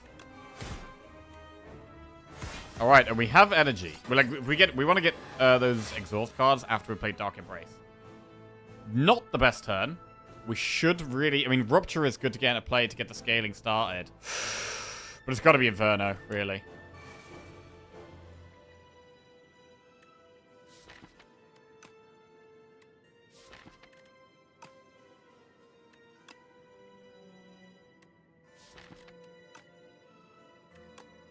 Hologram Meteor Strike. Play Forgotten Ritual. Battle Trance.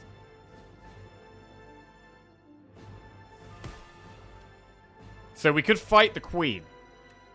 I mean, giving the Queen strength is a bit scary.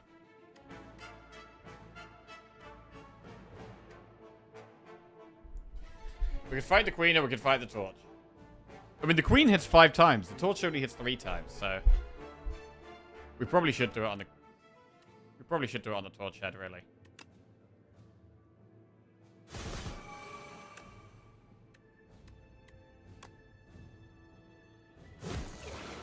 Nine times 15.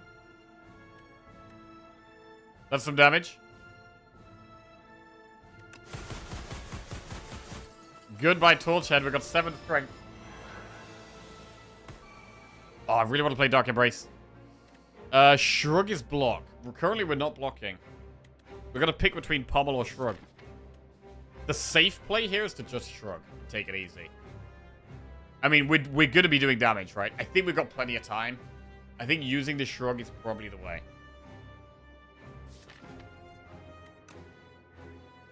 We're going to Shrug. Oh, we get Cascade. That's huge.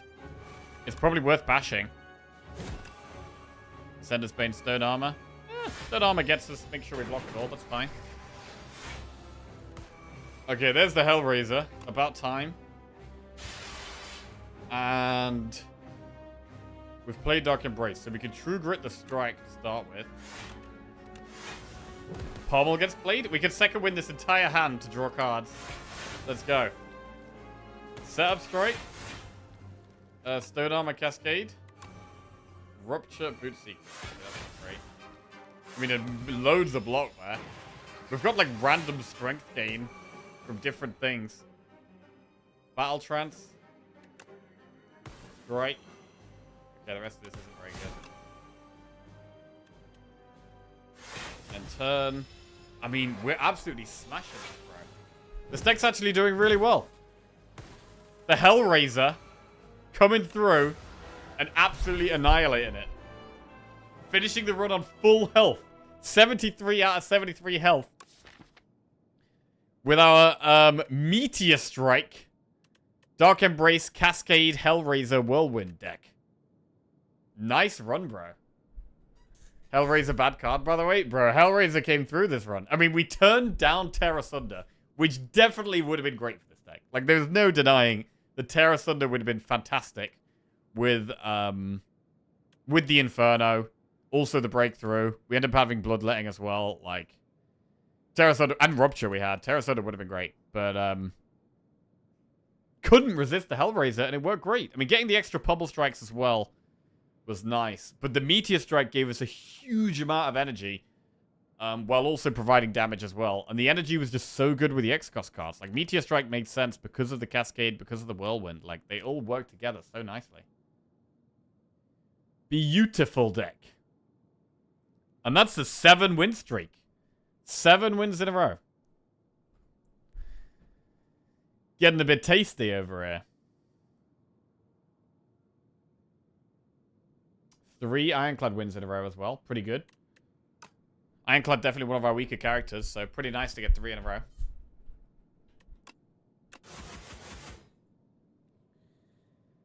Hellraiser requires cards from outside the class to work. True. Is true.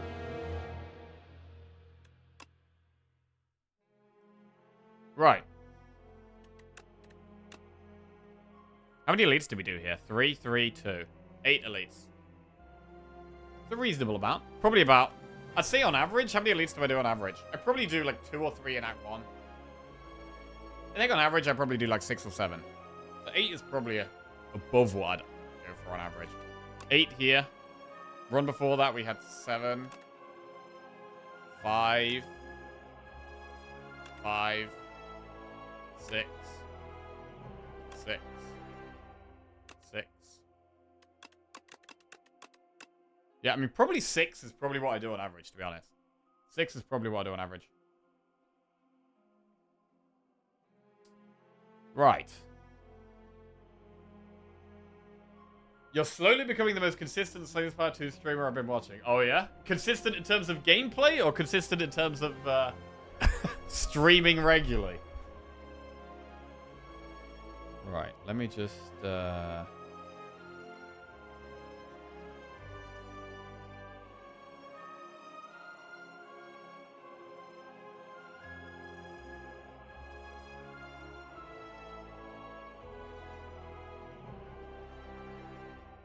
let me just write this down.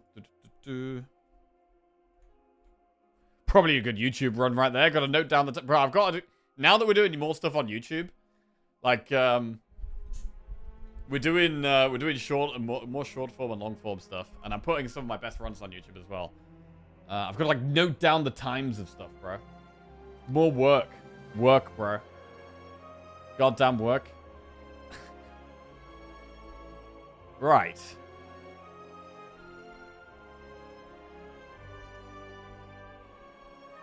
Hi. You okay there? You look very nice. You good? Yeah, nice. Right. You can see my nipple? No, you can't. Shut up. Right. Silent next. Short should probably work well on Instagram Reels and TikTok too. Oh, bro, we've got an Instagram, we got a TikTok, we got the lot nowadays, bro. We got the lot. Right, put those nipples away. Right. Silent. For 8 wins in a row. Really happy with... Well, we're undefeated this week so far. Undefeated. Let's try and keep it going. Don't follow you on Insta yet? Yeah, there's links below the stream to all of the socials and all that good stuff. Right, let's get a prediction going. Will we win the Ironclad run? Yes, we will. We are on fire at the moment. We're on a massive win streak with Silent as well. 8 wins in a row with Silent. The best we've had is 12. The best we've had is 12. Ooh, I just accidentally almost raided someone. That's not what I'm trying to do. Prediction. Not raid. Prediction. Will we win the silent run? There we go. Prediction up. Question of the day. Ori and the Blind Forest. Good one. Good one. Yeah, I played one of the Ori games. It definitely had really good music. In terms of winning. Oh, nice. Yeah, I mean, we're doing quite well. I do feel like I'm gradually getting better at the game, but then I go through blips. I don't think I'm, I don't know. Generally, I do feel like I'm quite inconsistent. Like, I'll do a really good streak, win loads in a row. And then I'll, like, start playing bad and get out of the mojo and lose loads. But when we're playing well, we are doing pretty good. Wing boots, kaleidoscope, silk and tress. I think silk and tress is very hard to turn down. It's very hard to turn down. We can do campfire elite. Campfire elite. We don't want to do shops if we're taking silk and tress. We could also do just a safer act 1. And just do triple campfire and just do 1 elite, which is fine. I don't love going up the left because we have to do elites early before we have any upgrades. So I might go silk and tress here. Yes, I'll put my answer to the question of the day out there again now that you'll actually look at chat. To be fair, the start or end of a run is definitely the time where I look at chat the most. The start and end of... Like, when I'm in the run, I'm kind of locked in all the time. And, like, I'm looking at chat a bit, trying to interact with chat a bit. But yeah, I definitely spend more time looking at chat during the start or end of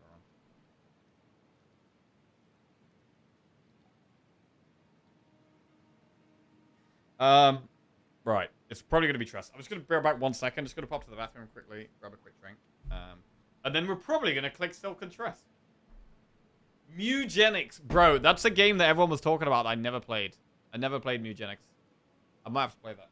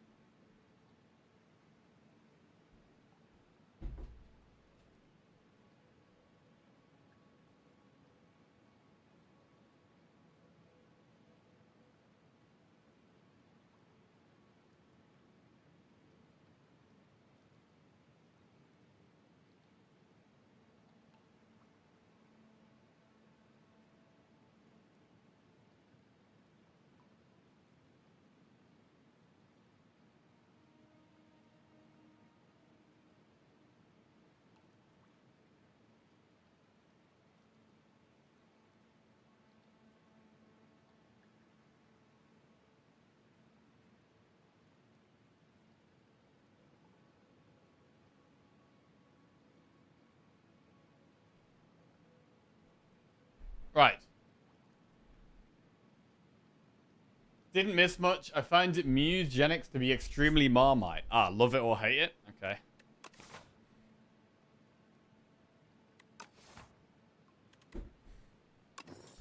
Right, Silken Tress it is. What are we gonna get? Always exciting, Silken Tress.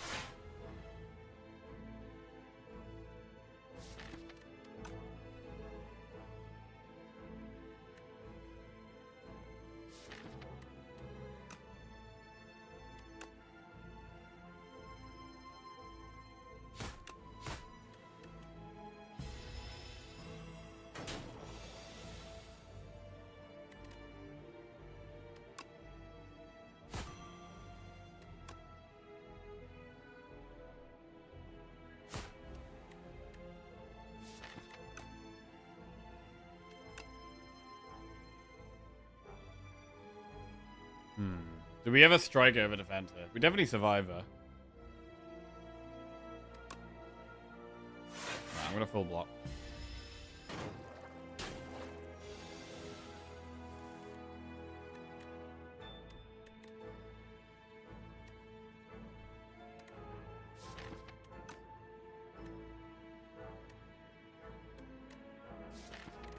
I mean, the thing on the right is actually going to attack, I think.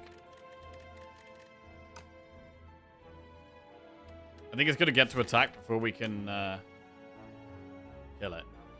So I think we do have to take this a bit slower.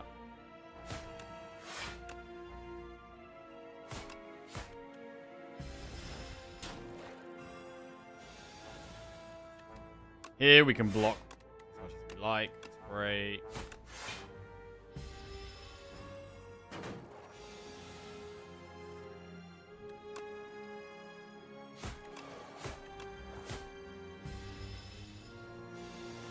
Right, 49 health. Right, Silken Tress. Here we go. What's it going to be? Bouncing Flask with replay. Bubble Bubble with replay or Poison Stab with replay. It's very hard to not just do Bouncing Flask. It's random, but it's a lot of poison in one card. Like, it's... AoE fights could still be a problem with that. But... it's a lot of poison in one card. Right, lose 8 HP and obtain a random forgotten relic from the past or get 100 gold. Get a random forgotten card. I mean, the 100 gold, we can actually consider going through that shop. Go to the card. Clash! No Clash! No Clash! God damn it. Absolutely useless trash right there. Wait! Not useless! I'll take it back.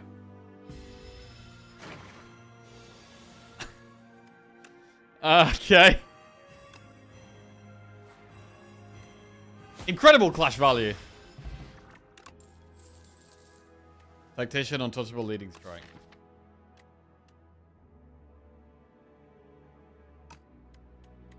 I do like untouchable. But it's weird taking it when you don't have other discard yet. Like, you do have one survivor, right? We have one survivor, that's it.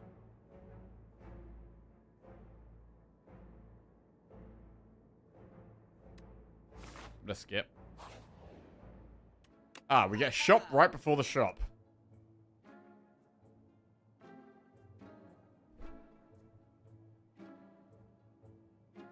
I mean, the shop kind of sucks. We should remove here. Can we remove Clash or Strike?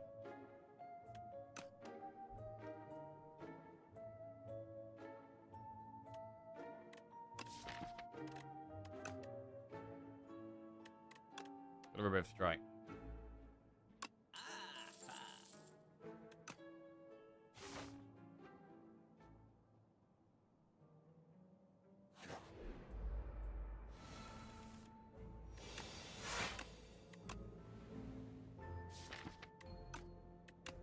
Okay.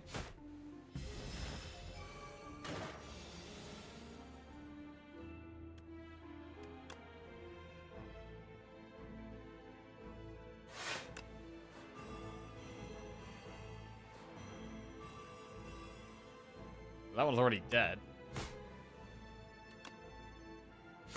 Clash actually getting some value in the early game. It's going to be a curse later, but for now it's actually fine. Expose, flick, flak, blade dance. We'll take an expose.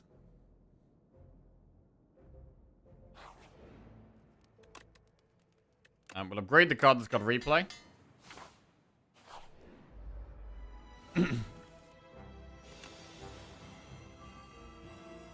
Very hard to ever play Clash if we draw it turn 1.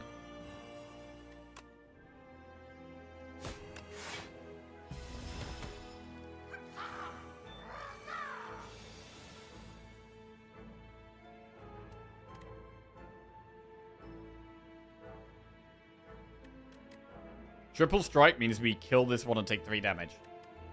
Double defend means we take 4 damage.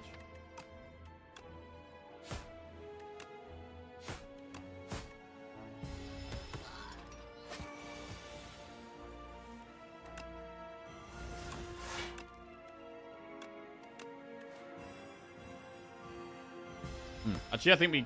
Yeah, we could have killed it there. We didn't have to take that 1 damage. Alright. Accuracy, dagger spray, leg sweep.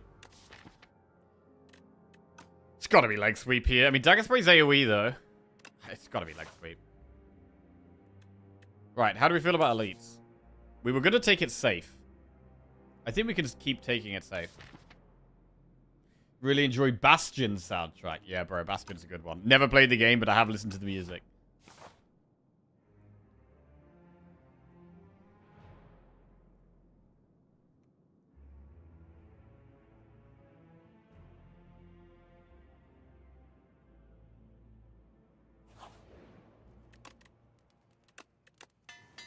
Alright, we'll upgrade neutralize. Lantern, turn 1 energy. Makes it easier to play Clash turn 1. Hold up.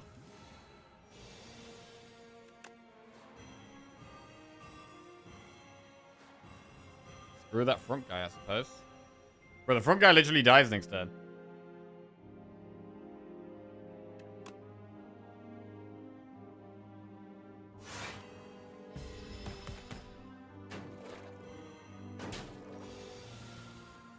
Bouncing Flask kind of acting as AoE for a change.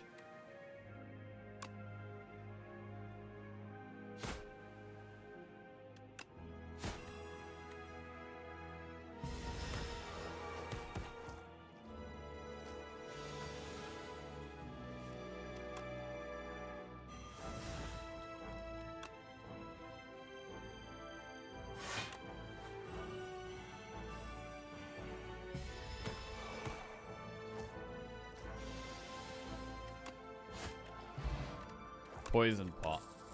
Shadow step, snake bite, anticipate. Do we still take snake bite even though we have bouncing flask? Anticipate is also okay. Snake bite is worse with Clash, but I mean, we're not really using Clash, right? Clash is not something we're trying to use. I think taking 1 snake bite is quite good. We're gonna take 1 snake bite.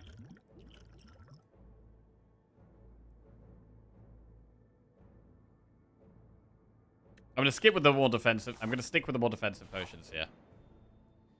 Ooh, can we fight these guys? I wouldn't normally fight them. However, we have Lantern. We've got Replay. We've got 2 potions. We have 4 energy turn 1. We could actually fight them here. I'm going to fight. We don't get a curse this way. We can also have Expose, which is good in this fight.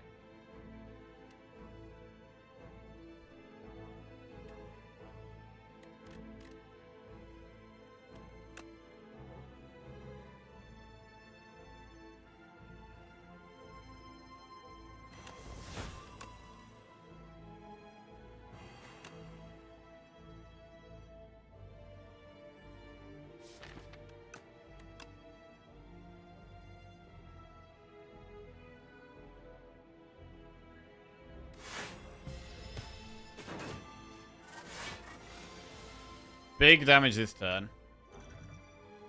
We can do triple defend with Fortifier.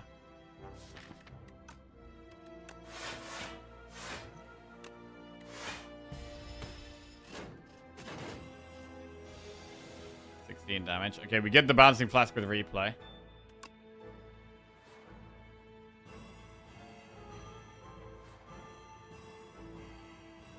I actually wanted more to go on the front one there. It's actually not ideal. We have to discard the Ascender's Bane to be able to play Clash.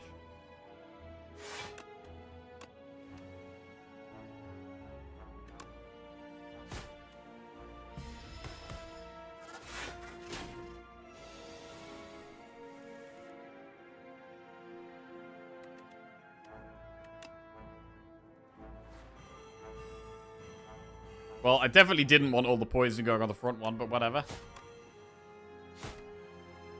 God damn it. Alright, we get there. Having the 2 poison cards really is helping. Okay, down they go. We get the Courier and Mazaleth's Gift. Gain 1 Witch roll. Courier, it's nice to get early on. Accuracy, Expertise, Untouchable. Draw 2 cards to gain retain this turn. I mean, Expertise is fine now. We can take that.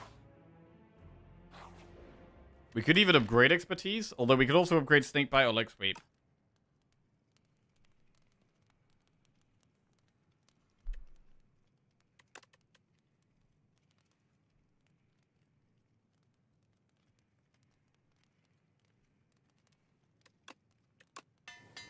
I'm going to upgrade Snakebite.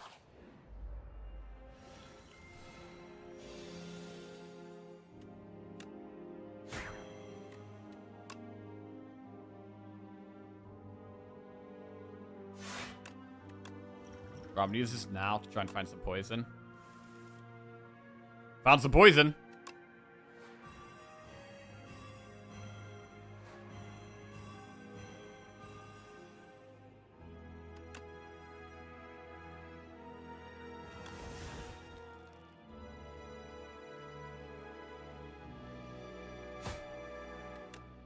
This one dies next turn.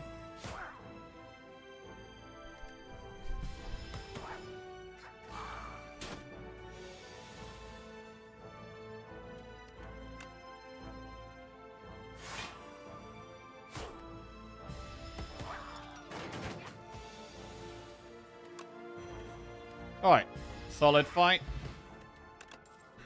Up my sleeve, Blur or Sucker Punch. Blur has potential. We don't really have amazing block for it yet. But I think we can take a Blur. What about the Elite? It could be any of the Elites. I'm gonna go for it though. Colony. Okay, Poison is good in this fight. I don't think we should gift. We can gift against the fish.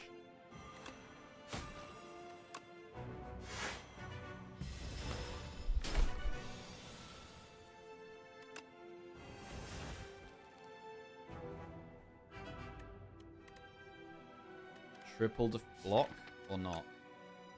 I don't know. Bouncing Flask speeds the fight up so much. We take 7 damage though. Nah, it's gotta be Bouncing Flask. So much damage.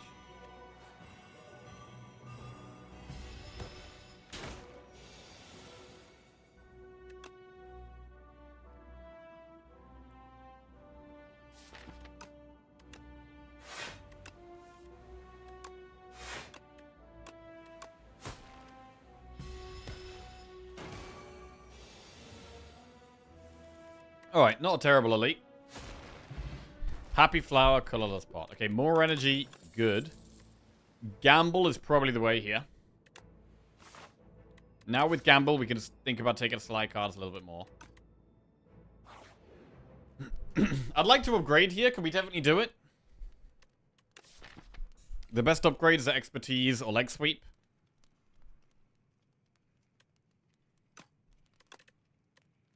I'm going to upgrade Leg Sweep. Just 1 big block card. And we're going to use Mazaleth's Gift in this fight.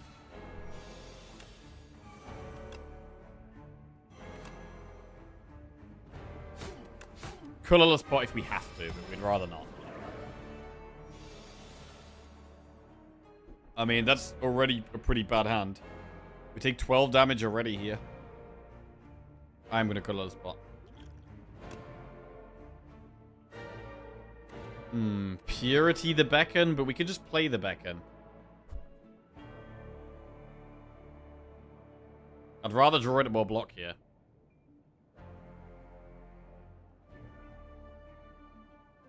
Keep Purity. We can hold Purity. That is a play. But I think I want to try and draw more block this turn. Fuck. Alright, this has been pretty bad so far. This has gone actually very, very bad.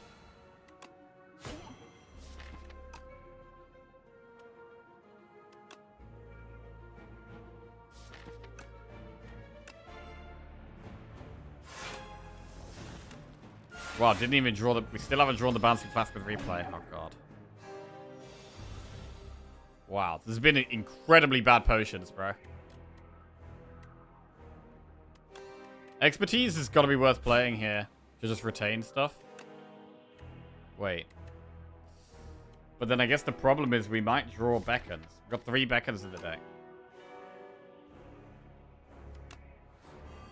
So we can't do it.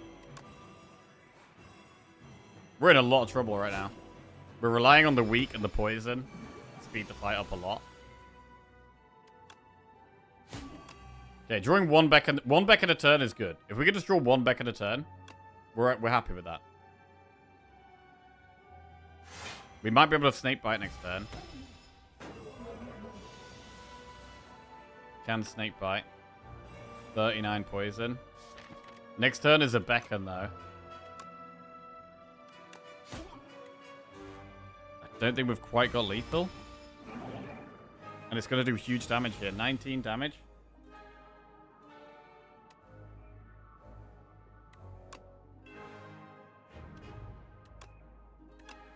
Bro, is that a Clash lethal? Is that a Clash lethal, bro? Holy crap. Oh my god, that was close. Jesus, that was close. Saved by Clash. Actually saved by Clash, bro. Jesus. This was tight.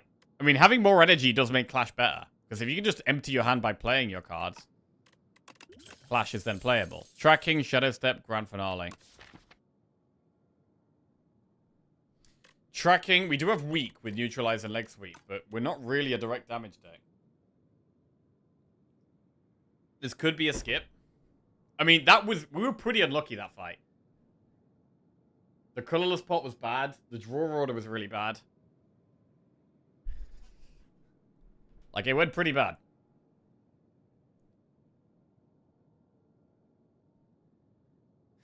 Tracking.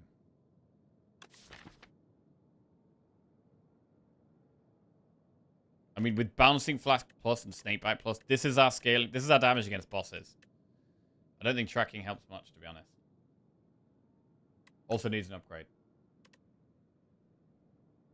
I think we've got to skip.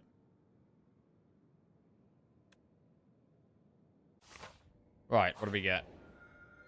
Glass Eye, Alchemical Coffer, Archaic Tooth. Suppress Plus. Or Potion Slots with random potions. I don't think we need Glass Eye here. It could be the potion slots. It's not super exciting, but it's solid.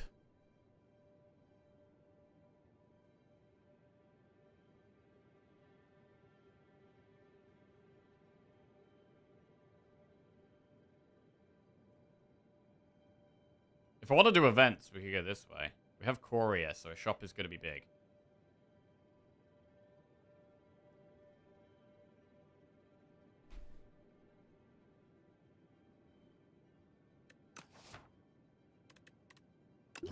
Do coffer. What do we get? Fruit juice, energy pot, ample, swift pot, poison pot.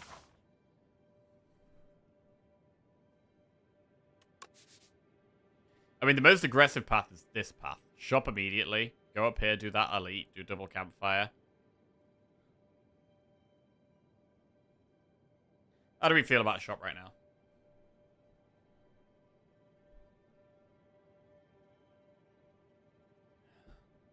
I mean, an elite is still quite scary, though. Like, Millipede could do a lot of damage to us. Potions are good, but we don't have any healing right now.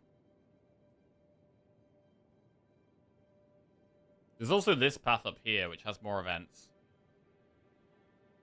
We don't have to do quite as many hallways. I mean, that's still 4 hallways into an elite. That's still pretty rough. This is 3 hallways in a shot. I mean, this elite makes more sense. If we're going to go for an elite, this one makes more sense.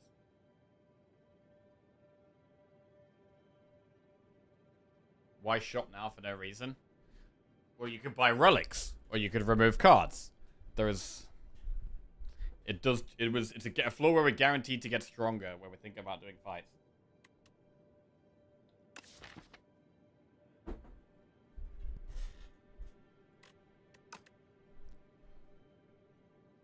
Because we took the potions, we can go a bit more aggressive, and we maybe should.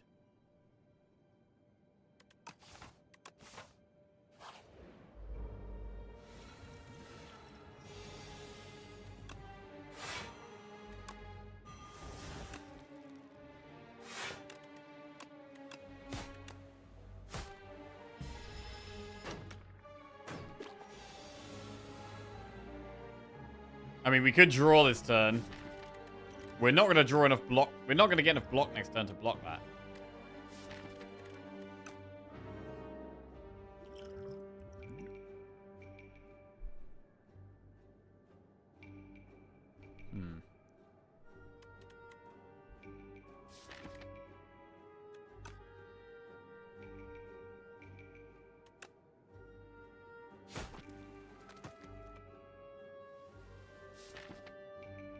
Well, we could blur expertise gamble, actually. Maybe that could give enough.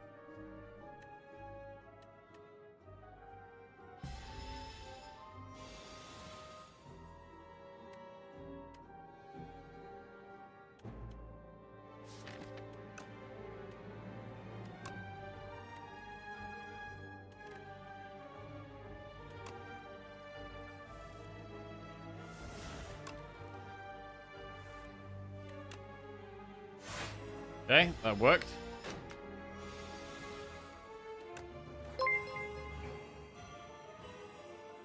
Darth_J just resubscribed for 62 months.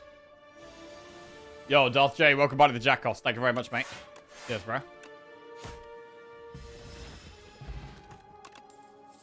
Blade Dance, Piercing Whale, Leading Strike. Piercing Whale can be very good into Act 2 elites. I think we should take it. We'll go through the shop.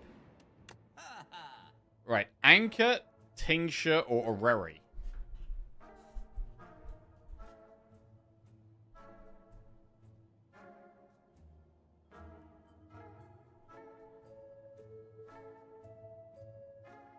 Tincture's a bit of damage, but once we've got the poison up, does it matter that much?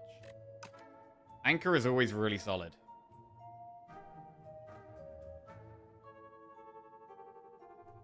Anchor's pretty much always solid. We have draw turn 1, energy turn 1. We can spend more of it on powers and damage because we have Anchor. Orrery does provide us with potentially more block options too, though. I'm going to go Anchor. And then we could go Colorless Pot. I think we do it here. What about Volley? We could make them vulnerable and have more energy.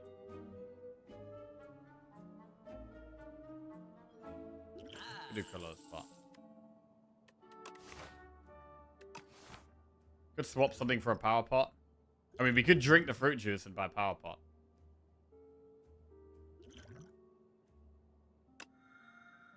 Alright. Ah! There's poison pot, colorless pot, or energy pot for an upgraded common skill, upgraded common attack, upgraded common attack. Probably upgraded common skill. Snakebite plus, deflect plus, prepared plus.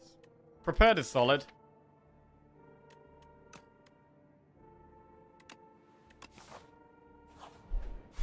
We don't have any Sly yet, but we could still find some. Okay, we get the bouncing flask twice, which is really nice. Into Snakebite next turn. Anchor already looking very nice here.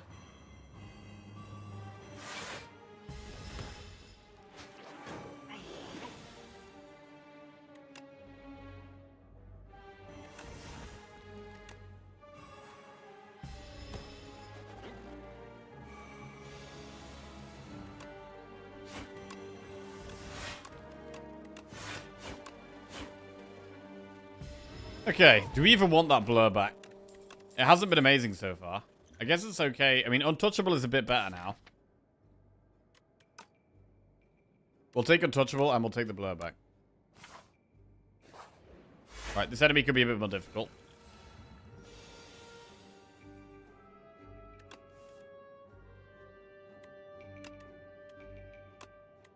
This could be the fight for Explosive Ampoule.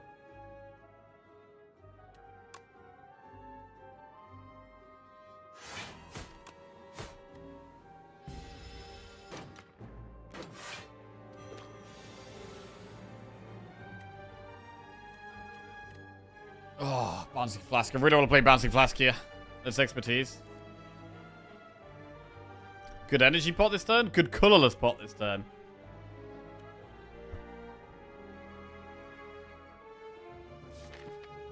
We've got options here. I feel like we should use one potion. But which one?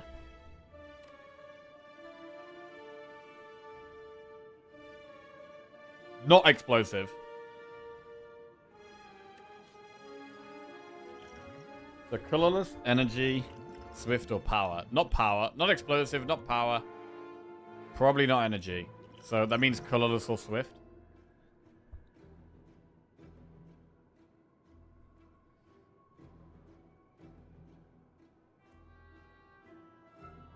Swift could draw Gamble. If we draw Gamble, we discard Untouchable, which suddenly gives us block. We also hit Neutralize. Expose. I'm going to go for the colorless, though. Ultimate Strike, Eternal Armor.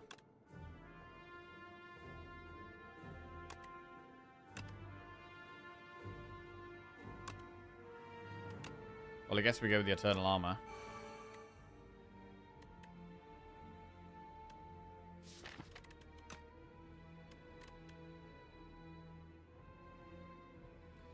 We're trying to save as much health as possible. We should.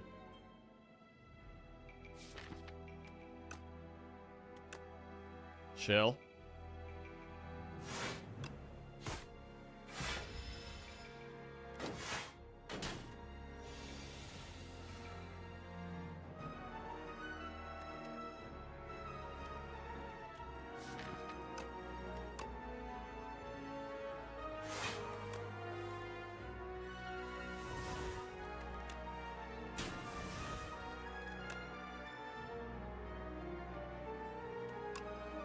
We can leg sweep the back once if the front one already gets blocked.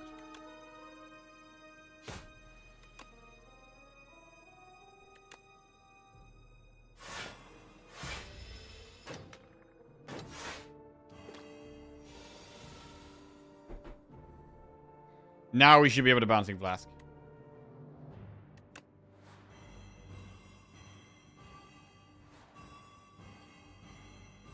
Four on the middle one. What is that? The hell is that, bro? Okay.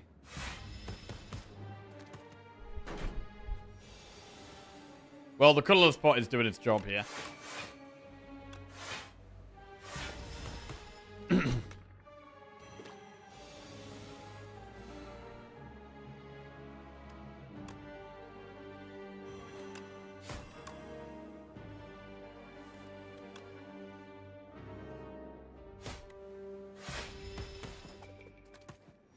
Just one to deal with.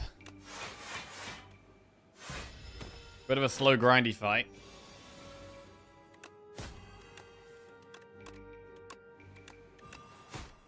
Did we get there? Skill Potion, Snakebite, Poison Stab, Predator. You can arguably Predator turn one. I'm gonna skip. Right, we've got the B-Man. Probably the best one for Poison.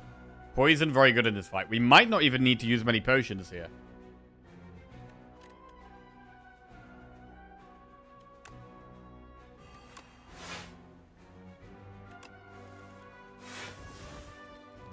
Blur, Defend, or Leg Sweep.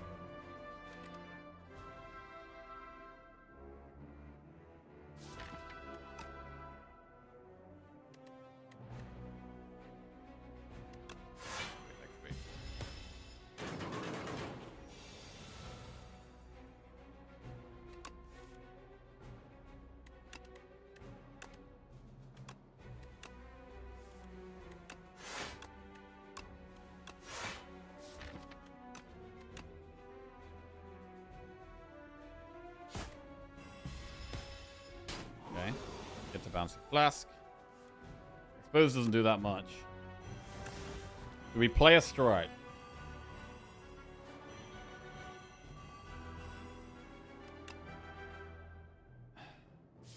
We could put 1 Dazed in our deck. It's probably not even worth putting that in. Seeing as it's got so much poison damage. Right, 3 times 8 is quite a lot.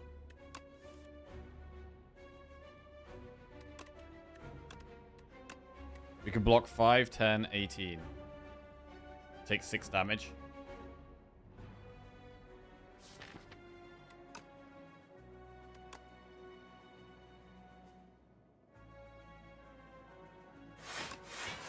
Six damage, probably not worth using a potion on.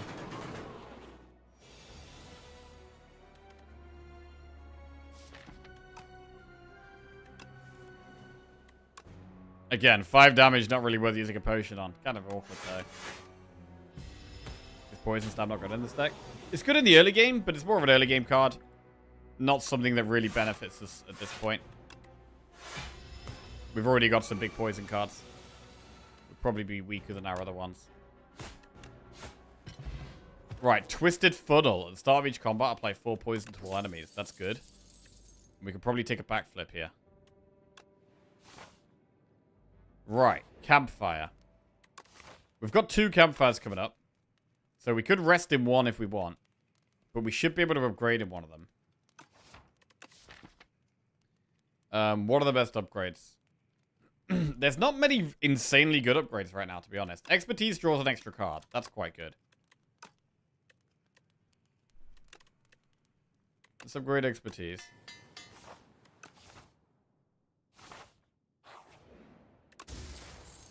Blood Vial. Right. Doing 2 elites or 1? Not sure yet.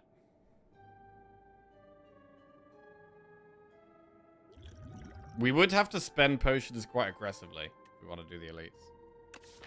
I think we could probably just do 1 elite.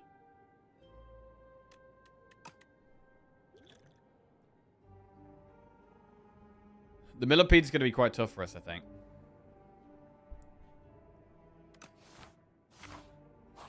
There's not any super important upgrades right now, so I'm going to go for a big rest. Right.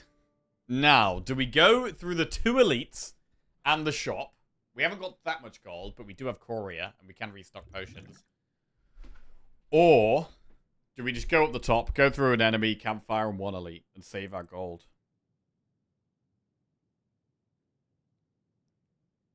I feel like just 1 elite is fine. Persona has the best soundtrack. 3 or 5 are all top tier. Add that one to the list. Add that one to the list.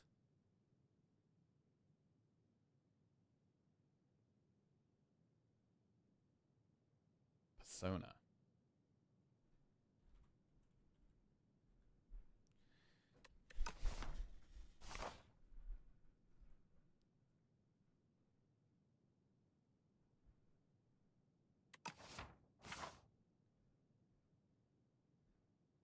I'm going to go through 1 elite in the campfire. Fantastic Bouncing Flask turn 1.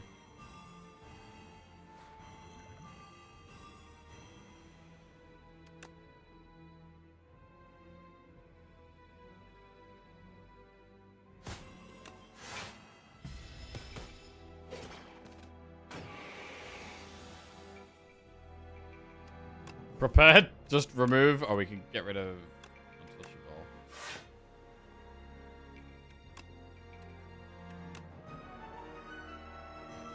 Snakebite, defend, gamble.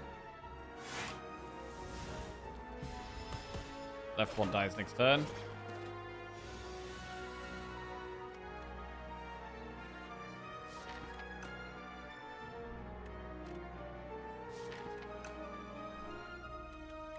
We take 8 damage here.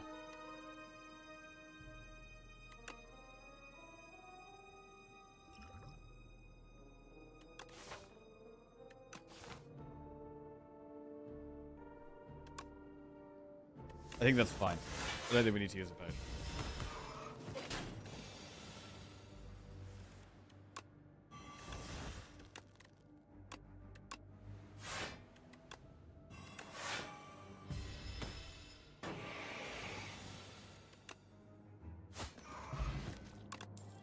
Shadow Step, Dodge a Roll, another prepared. Okay, we've got a couple of prepares now, so some more Slice synergy is very pickable.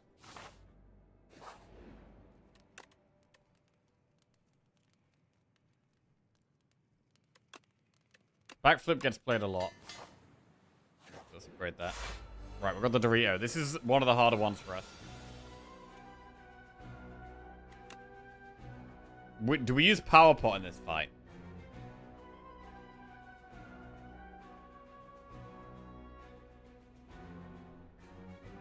I think we can. Envenom, Abrasive, Phantom Blades. Envenom and Abrasive, both pretty good.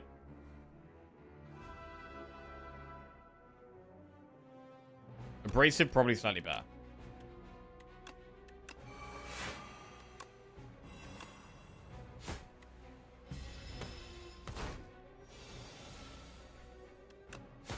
We block more.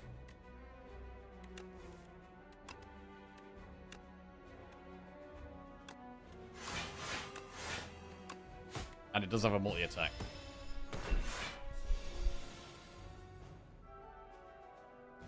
Oh, damn. I mean, Expose is good, but Whale is great. Bouncing Flask is great. I mean, it could just be Whale, Bouncing Flask. We definitely Whale. Bouncing Flask does play a skill twice. But it's going to get 2 lots of strength. But it speeds that damage up by an incredible amount.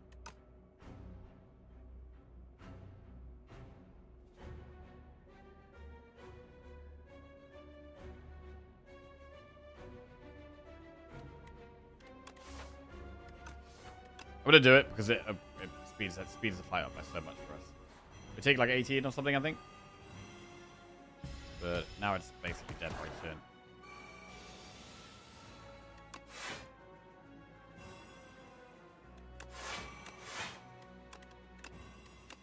Okay, it dies next turn.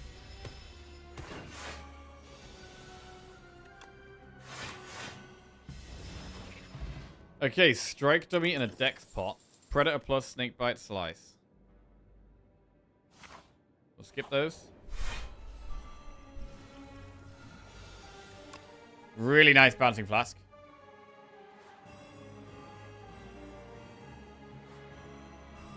We can just completely focus the main dude.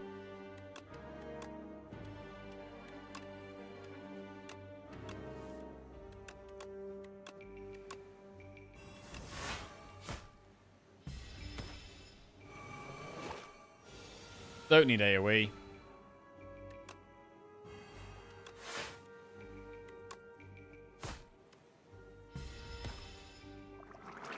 Nearly dead.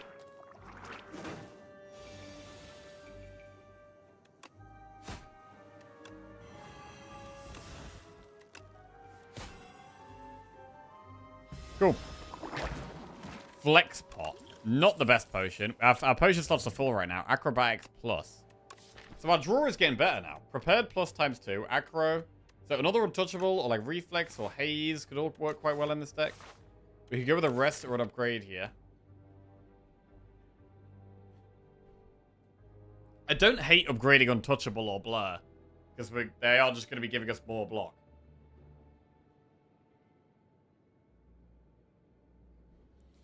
Or do we take damage in this fight though? Or do we go for one less draw? I think we probably take the damage and use the deck spot.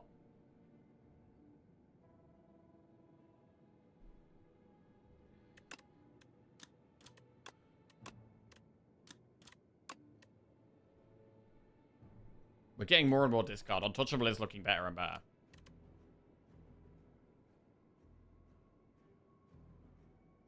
We have other pots to get us out if we're in a really bad spot as well, but we shouldn't be in that bad of a spot.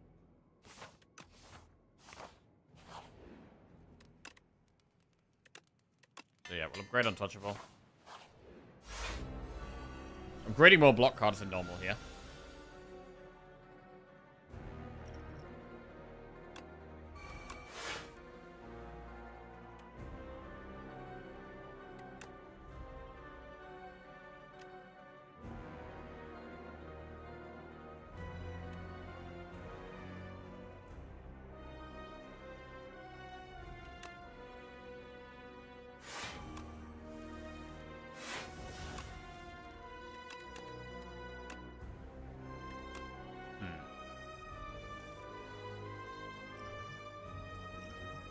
Energy pot here. I mean, the bouncing flask gets retained here, so we can play it next turn anyway. It's fine.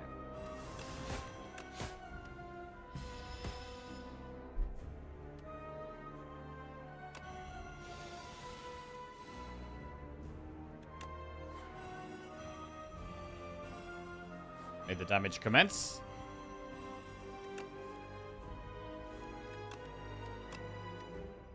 Snakebite's a great draw. And the poison is going down. It's going to die in about 10 turns maximum. Probably faster than that.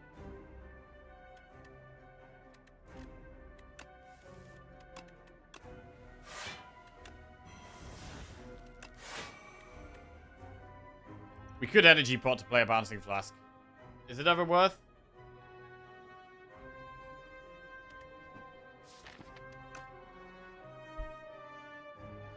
If there's any concern that we might lose, we should do it, I think. Is there any concern we might lose? We're taking 6 damage a turn. On the next option, where we pick how many cards we play a turn, we do have to take damage again.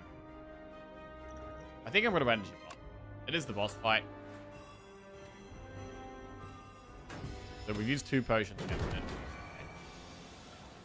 Just to kind of seal the deal here.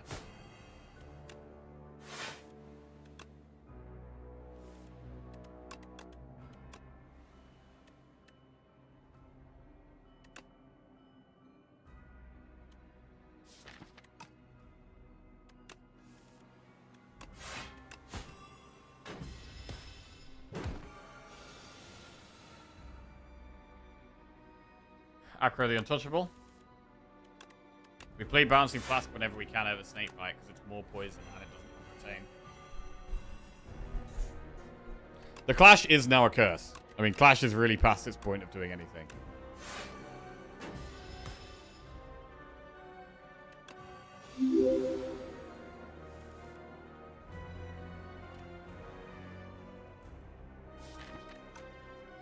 Yo, Sim. Thank you very much for the raid, mate. Appreciate it, bro. We don't really need to poison anymore either as well. We can just keep blocking now, I think.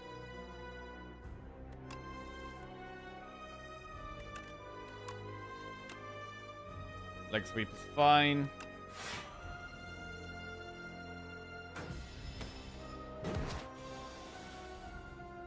Prepared is solid.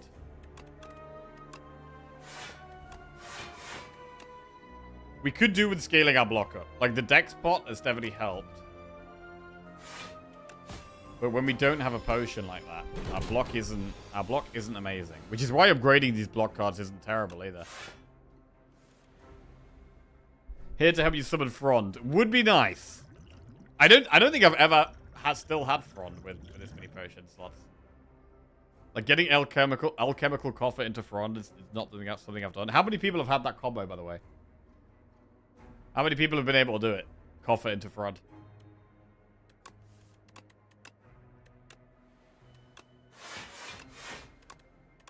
Okay. You got it once.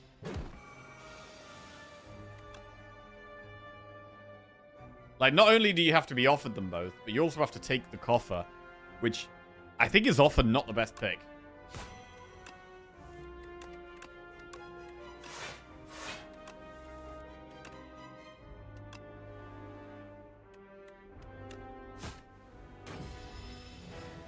Okay, the boss goes down. No potion. Tools of the trade, abrasive or burst. Oh, these all work very well in this deck. They all work very well. If we're lacking scaling, abrasive is very solid for just making our block cards block more. And we have loads of ways to discard it. We've got acros, prepared. Like, abrasive is great. I actually think it's not tools. Which is very sketchy, because tools is very good against Queen as well. Burst, you can, like, burst Bouncing Flask with leg sweep. You can burst Blur. Like, burst is also huge in this deck. So picking between burst and abrasive is very tough. You got it and lost with it because Aeon Glass sucks. Oh, no. Belt Frond, but never the 2 Ancients. Potion Belt Frond? Yeah, okay. Yeah, I think I might have had Potion Belt Frond. I think it might be the same. You would not believe how many plus strength potions you can get when they don't matter.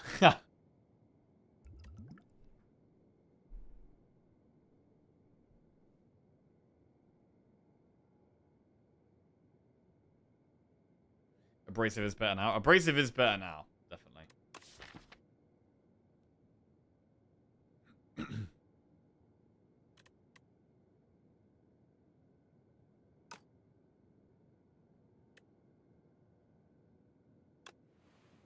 We're gonna go abrasive. Ah, didn't get the frond. Feels bad, man. Create an ethereal copy of the first attack you played this turn. We don't really have any good attacks. That kind of sucks. Lose 9 max HP for wishes. It's probably just wishes here. Or enthralled.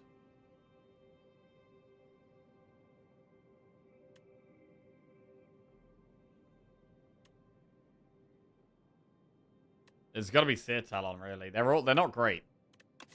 Wishes is fine. But it doesn't give us scaling, really.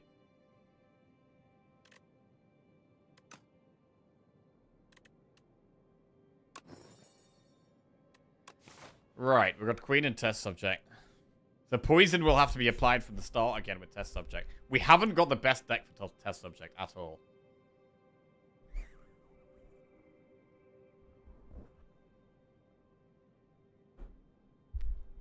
We definitely need to see at least one shot. Which means, I'm looking at this path with all these events. But there's no shop on that path. We've got Courier. And over 200 gold. So we might have to just do loads of fights. We could do loads of fights. It is okay. And then we're going to do shop, campfire. Maybe campfire, elite. Yeah, I think we got to do lots of fights here.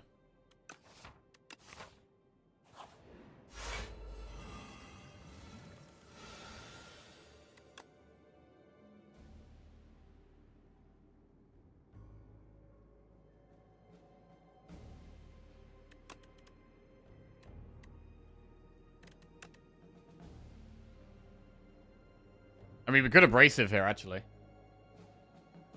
I was going to use the bouncing flask. But abrasive is a play.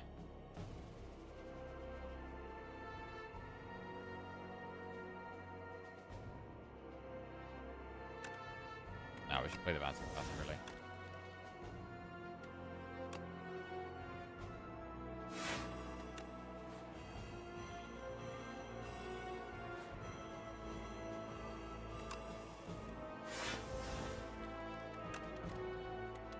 Wish prepared.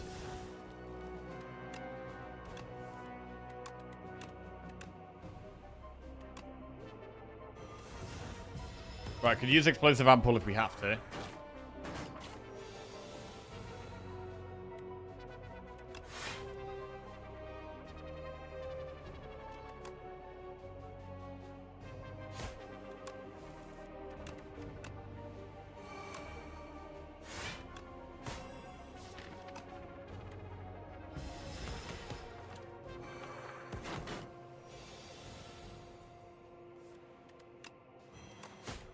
Alright. One fight down. Power potion. That could be a good one for the end game here. I'm going to skip the leg sweep.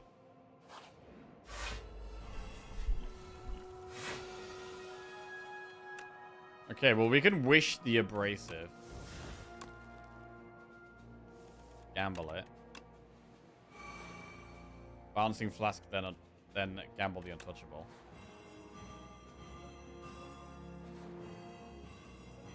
Our turn ones would be pretty nice.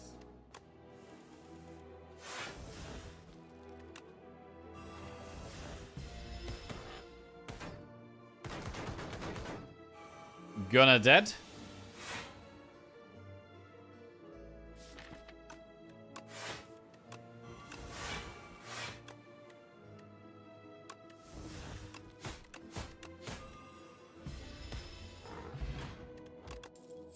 Memento Mori. Deal 11 damage. Deals extra damage to each card discarded this turn.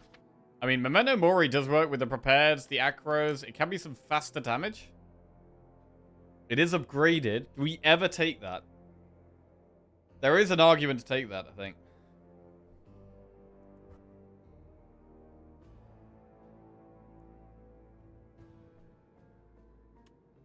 I'm going to take it.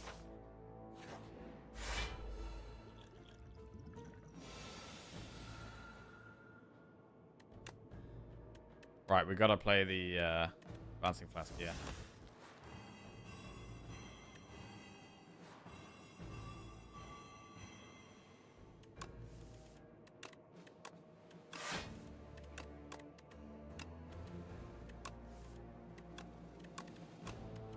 $36 damage.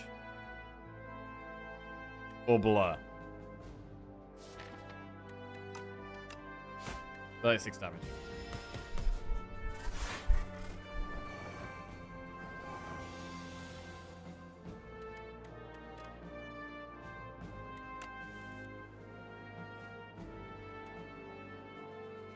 Right, leg sweep gamble. To be fair, whale is huge here.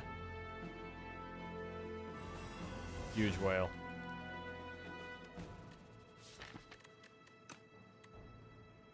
Gamble.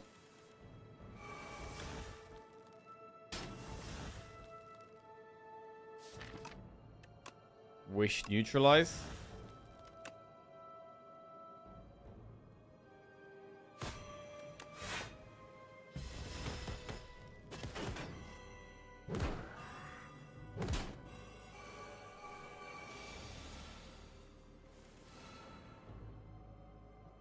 Still not there yet.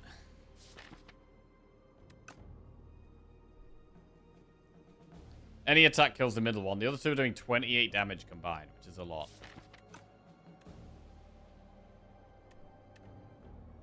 We could think about using explosive ampoule here.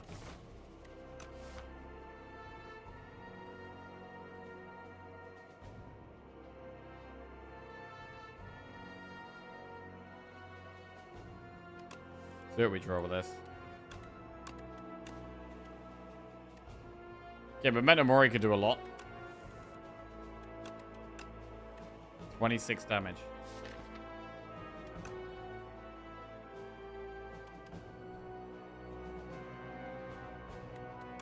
Snipes the front one.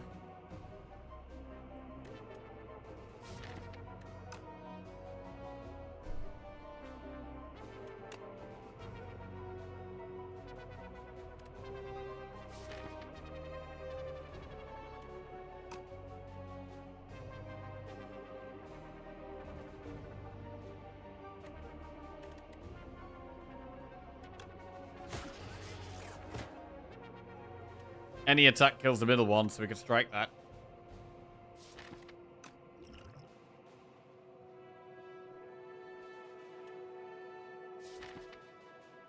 We could wish for the leg sweep.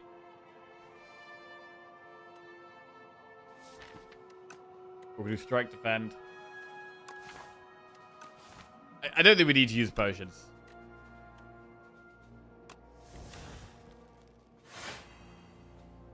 I don't know. Whatever. Whatever. Okay, 9 times 2.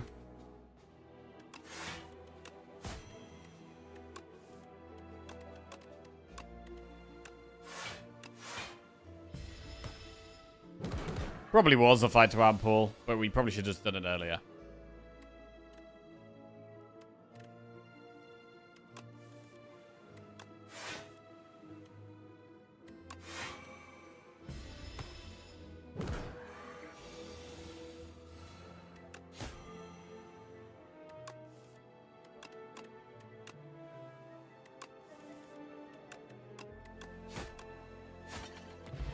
Right, 30 gold, add a card to our deck. Deadly Poison, Gamble, Snakebite. Take another gamble.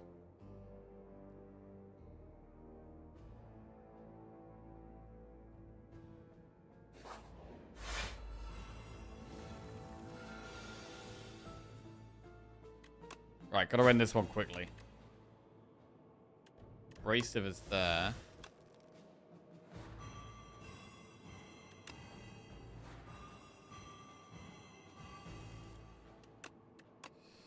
Blur's fine. I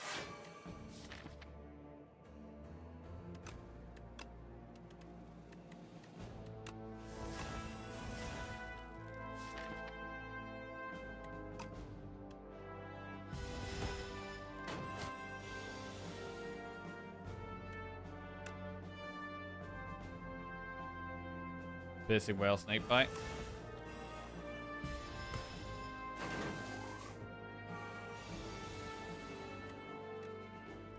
Very little block this turn.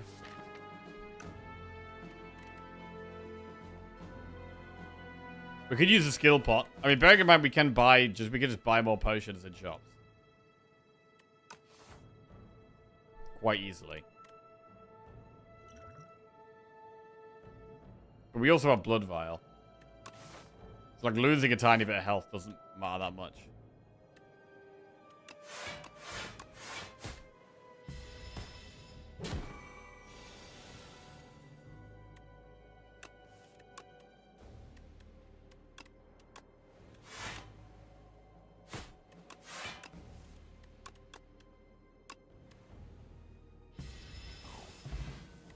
Swift Potion. Leading Strike, Tactician, Snakebite.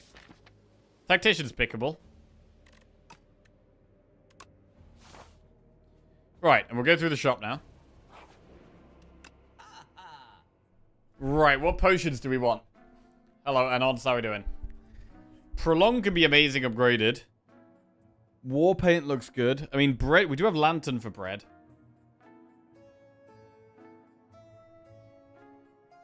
Duplication Potion that goes in for sure. We might have to get the Fortifier as well. It's not the best shop.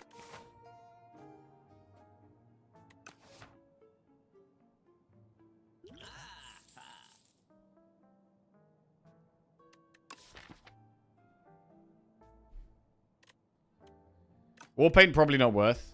Because it might just hit like Wishes, which isn't very good anyway.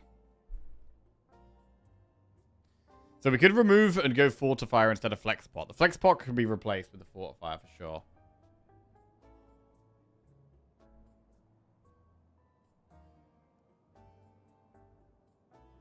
I don't know about bread. We do have Anchor turn 1. We're only going to have 2 energy turn 1. We're massively restricted on turn 1.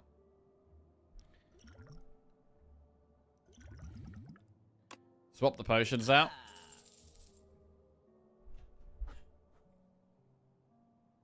I mean, we could remove a strike. It could just be remove a strike now.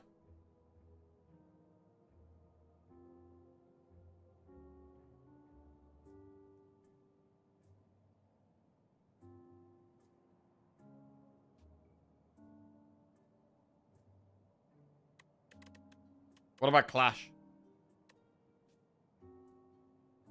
Clash is pretty unplayable now. Alright, Clash can go.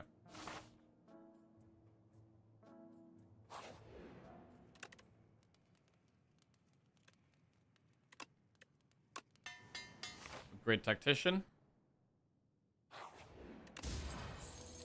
Art of War. Okay. We're going towards 2 elites here.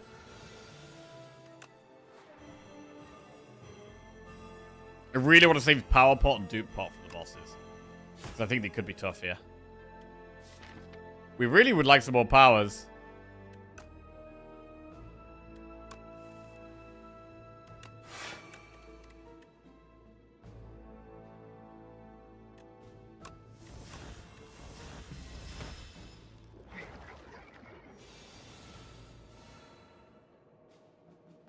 Whale doesn't really offer much there.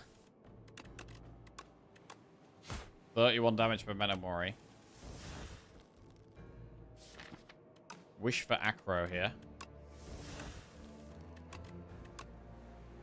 Leg Sweep is poison for quite a while, but we could also gamble in a Snake Bite, which really helps speed us up. Okay. I mean, this works well. We get the energy back to even wish to get another Bouncing Flask in. Huge.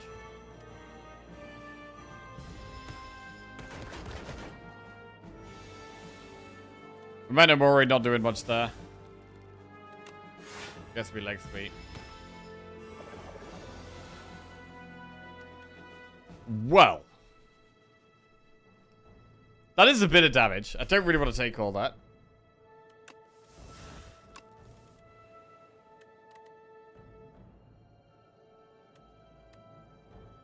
Let's skill pot.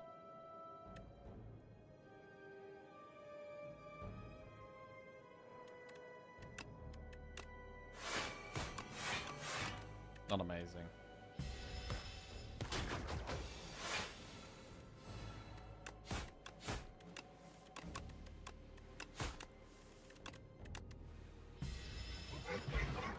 Strength potion. Not a great one for us.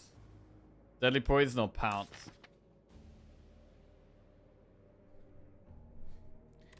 I mean, sometimes pounce can do 20 for 0. Because we have leg sweep, and we have bouncing flask, and we have snake bite.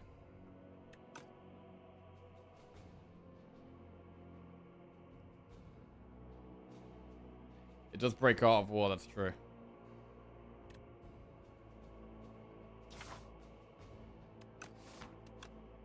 What about deadly poison?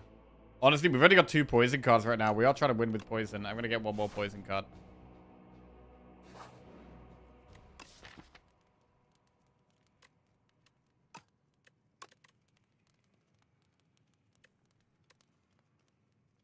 I'm going to upgrade abrasive.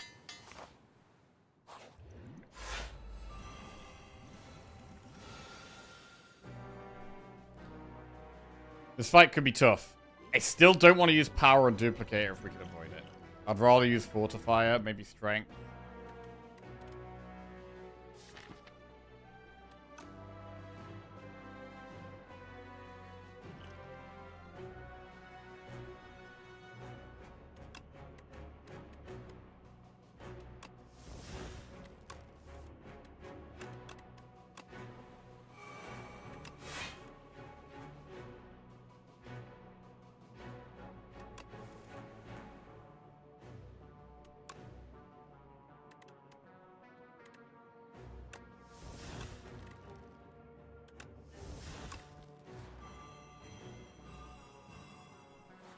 Okay.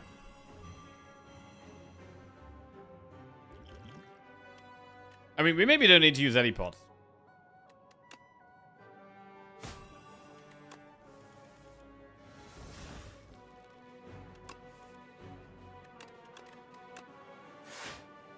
Now we can Acro to try and get to Memento Mori, which is doing a humongous amount of damage. Or we can Snake Bite. I think we go for the Mori. Ah.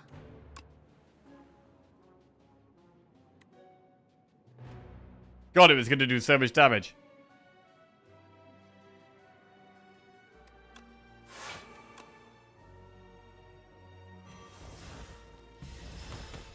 We don't have that much now.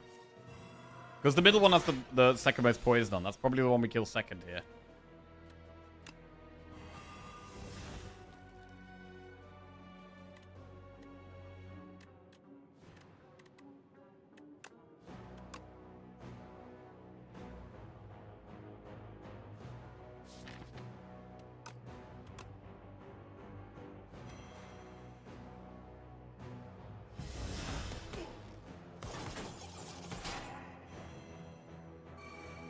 Okay, it takes away our upgrades, makes this turn quite painful.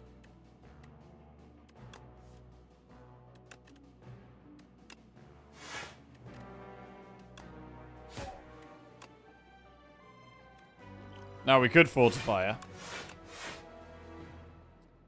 It doesn't feel worth. It feels like we probably are going to rest.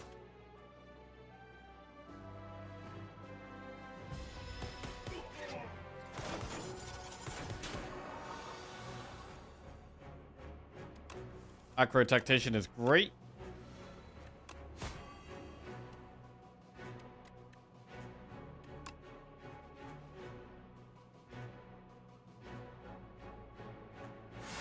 We go with the more defensive line there.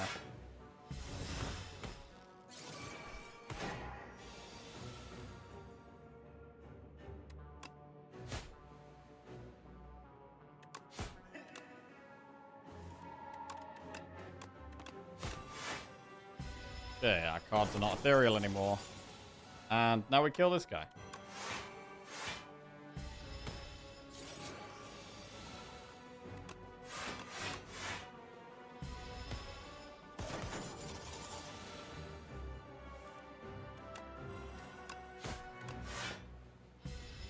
Right, what do we get? Snecko Skull. That's a great one. That is a great one. We can actually swap the strength pot with the regen pot. Snecko just gives us some free damage. Blur Plus. Alright, we'll take the Blur Plus. The Snecko Skull is fantastic on the Bouncing Flask Plus. We're going to regen pot in this fight.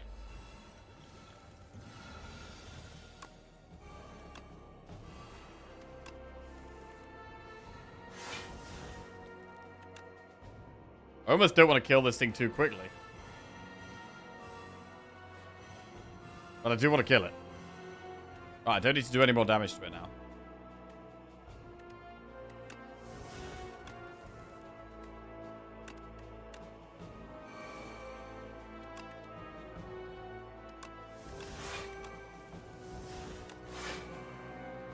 Okay.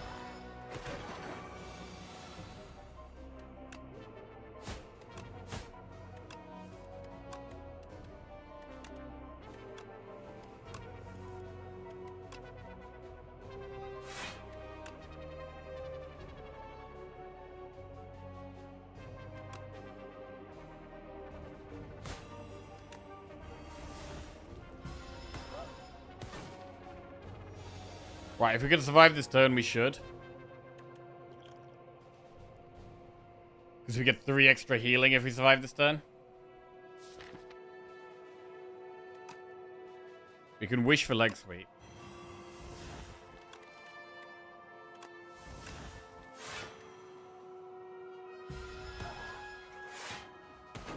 Okay.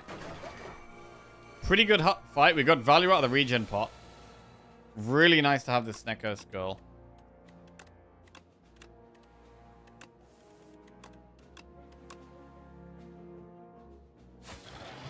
Okay. Escape plan, flick, flack, or ricochet.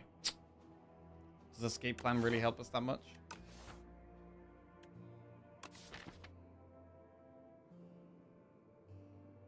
Why does bro always play 10 cards when he's already won the fight? Just habit, really.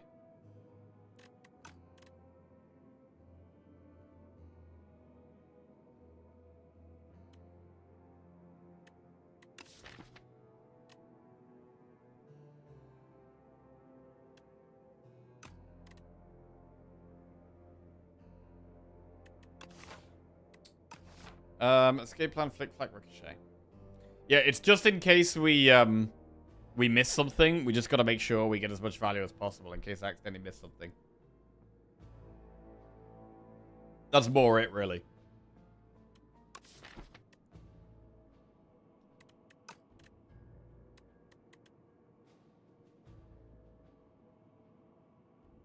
More cards equals higher score.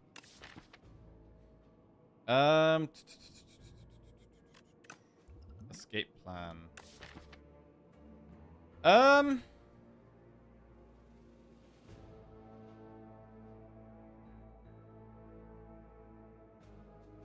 my god, I've just realized that the art on Tactician looks like these puzzles from The Witness, which is a game I'm playing. Where I'm playing this game, and now I just see these puzzles everywhere.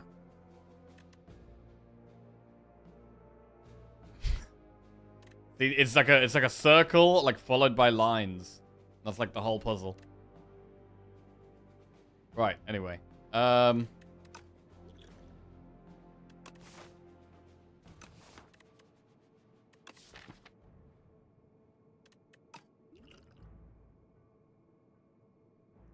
Witness messed with my perception for weeks after finishing it.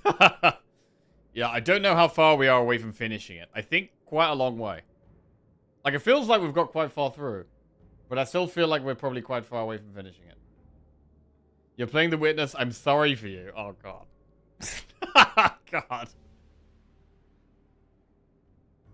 Oh, God. Escape plan looks the same, bro. Shit. Almost.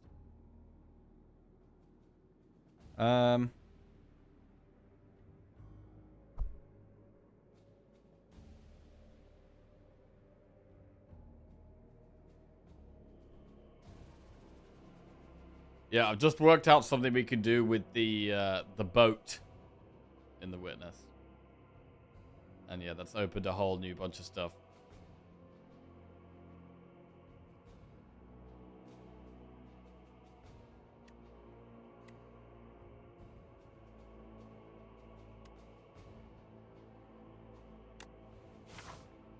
Right, I'm gonna take escape plan. I think I'm more scared of phase 2 of test subject rather than phase 1.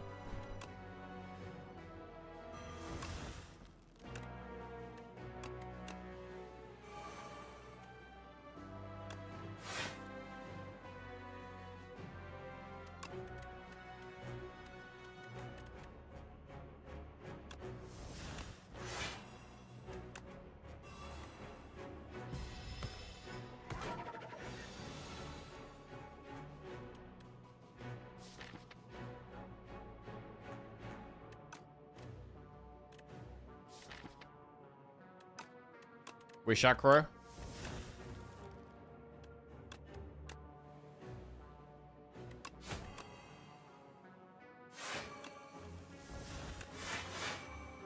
let's go for a big block. 7 times 4.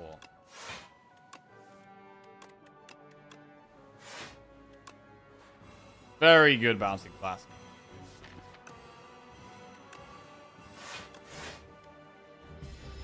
Right, now the damage starts against that. I mean, our block scaling is still kind of low. Like, abrasive helps our block scaling a little bit, but our block scaling is still pretty mediocre.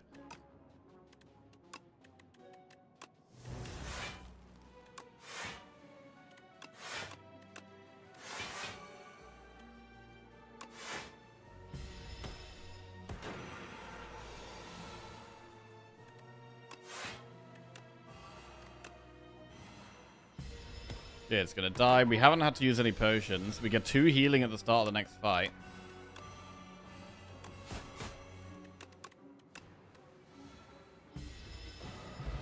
Stone Cracker. Start combat, upgrade 2 random cards in your draw pile for the rest of combat. Nightmare, Pounce, or Bouncing Flask. So Bouncing Flask better than usual with Snecko Skull, but we've already got one that has replay on it. Nightmare. I mean, we could Nightmare Abrasive, which would be pretty sexy. It's kind of hard to do, but we do have Lantern turn 1. We have Wish to make it slightly easier. Like, it would be Nightmare Abrasive. If anything, I think. And I think we need more value, so I'm actually going to go for it. We're actually going to go for it. We're going to upgrade Nightmare. Right. Blur plus Defend plus versus Queen. What potions do we use in this fight? And what potions do we use in the next fight? Because we've got so many potions to pick from here. I am kind of more scared of the next fight. So I think I would rather go for the big value potions next fight. Like the Power Pot, the Dupe Pot. I'd like to use those next fight. I think we could probably use a Swift Pot this fight. Potentially. Maybe Fortifier this fight.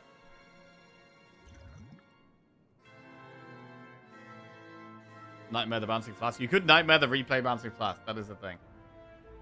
Remember, Nightmare can work with free cards and potions. Good point. Good point.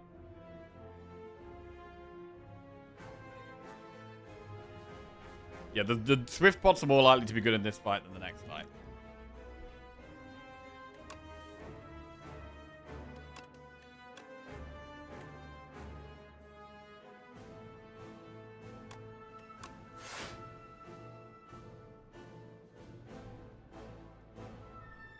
I mean, it is quite a good leg sweep.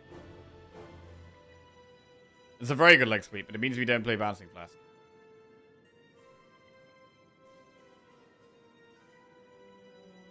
Oh, wait, no, we've got 4 energy. We can play both. Or we could Blur. So we could Blur Deadly Poison and target the front one. Or we could just Bouncing Flask and get maximum poison output. Or targeted poison with a bit more safety.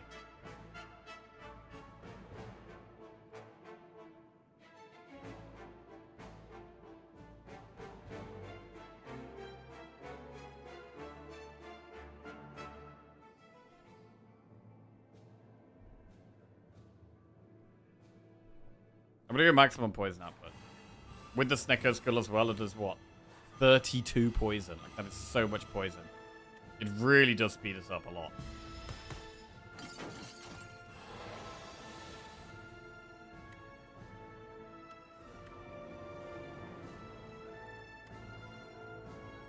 Like, already this could be a turn where we Swift Pot.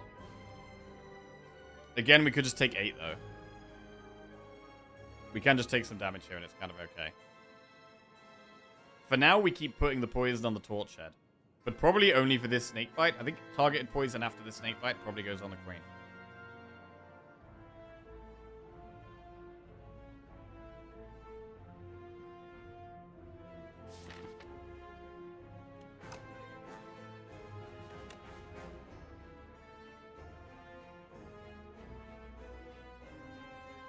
Could just Gamba.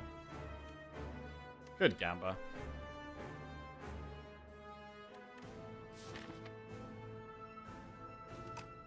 Alright, fuck it. Alright. So we wish for Acro.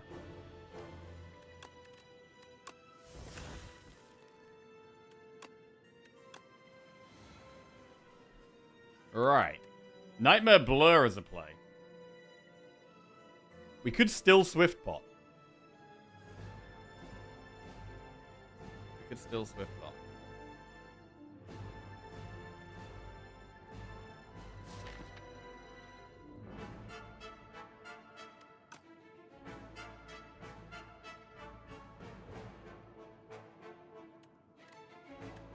Nightmare Whale. Nightmare Whale is good for next turn because we know it multi-attacks. I mean, Whale is very good in this fight. Whale is very good in this fight, and we know it multi-attacks. I'm thinking about Swift Potting here so that we're more likely to find something that's good to Prepared. But maybe we don't even need to use Swift Pot at all. Also, if we're Nightmaring Piercing Whale, we're more comfortable just playing one right now, to be honest. I'm going to start with Prepared.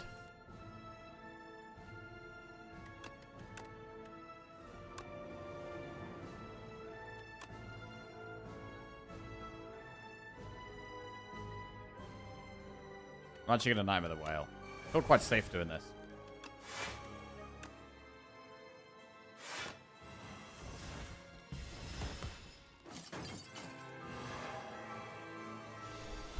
Nine times 3. Double Piercing Whale this turn. Abrasive is insane here. Whale. Backflip Gamble. We don't need to play the Wishes.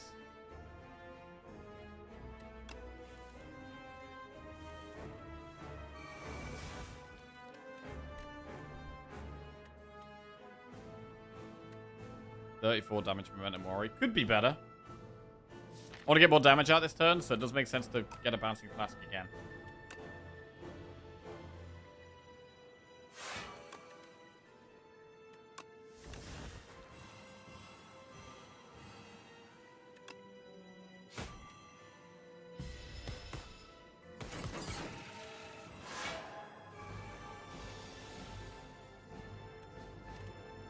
$19 damage.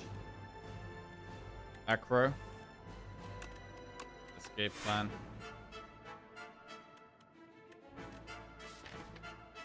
Backflip.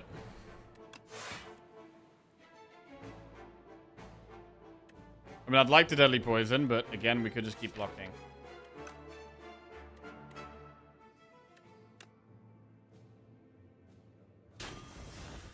Expose ain't not useful.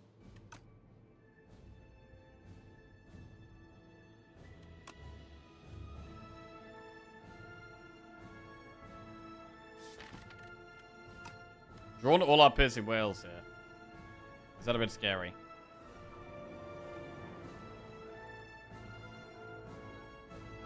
We might need to Swift Pot next turn.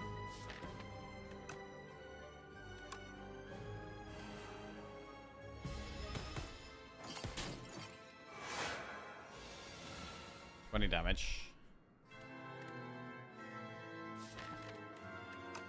See if we can draw Leg Sweep.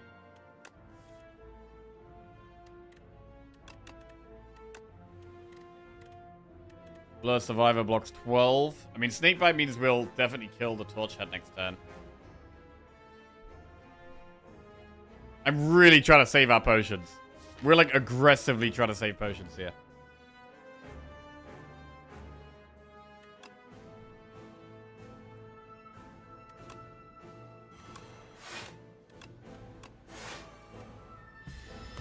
Okay. The Torch Head dies next turn now. Now we have the queen. Do we just sweep the queen? I think so. It's not very exciting.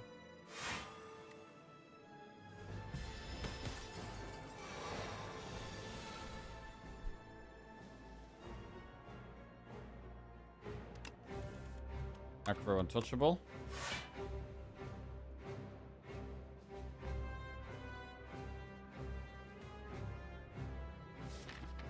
We've got double piercing whale still in the deck.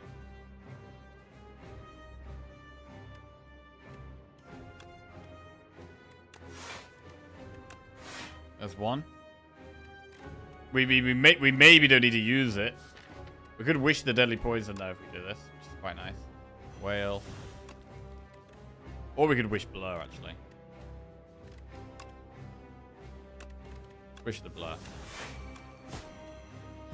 The thorns really helps as well.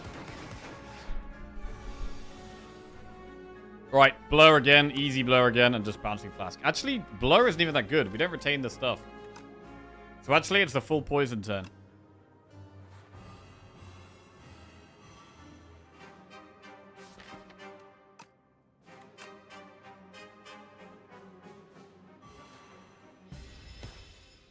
Okay. Can we do any damage this turn? We can snake bite.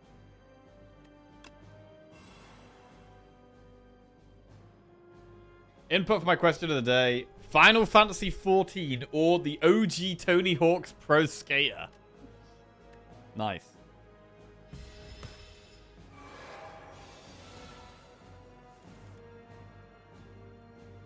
Haven't played Final Fantasy, but I did play Tony Hawk, man. Tony Hawk's 3.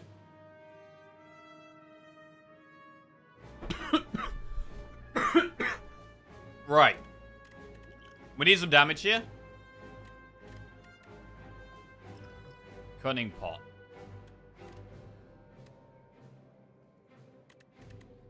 Is the play to just expertise and draw 3? We've got one piercing whale in the deck. We could Swift Pot because we have the chance to find discards and we could potentially make Memento Mori quite big.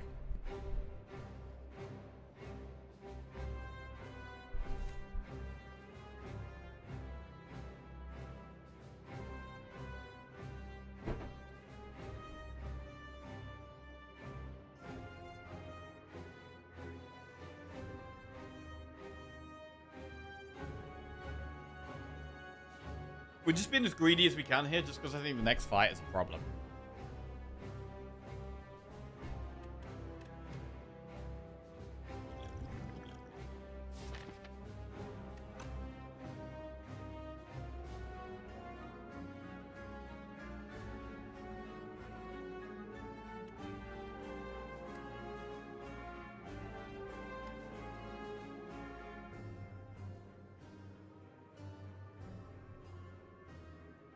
Fan of the Baldur's Gate music.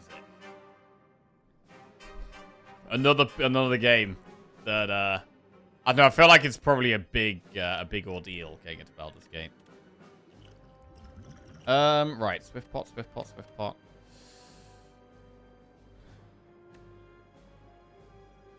The problem with expertising first is if we get loads of discard, we can't play Memento Mori. Whereas if we Swift Pot first, we can.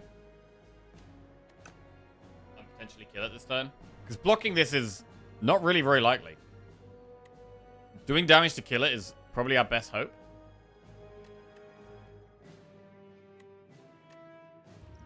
So I am going to Swift Pot this turn.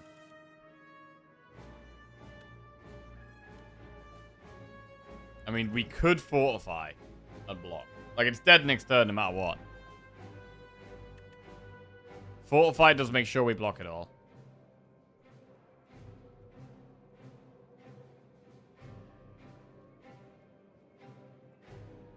I mean, it does also take 6 per thorns. 30.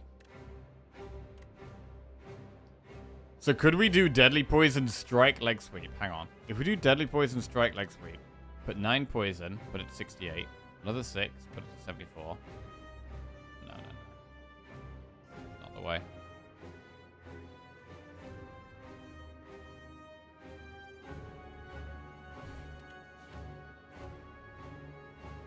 Alright, so we'll draw more then.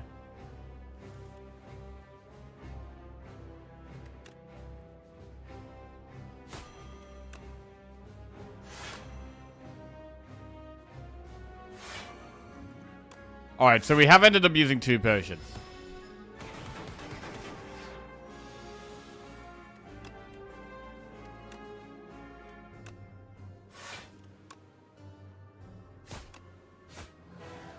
Okay. How do we deal with test subject?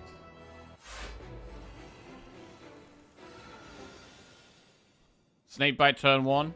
Leg sweep turn 1. We could take it kind of chill here. Turn 1. Like, we could do snakebite, leg sweep, strike.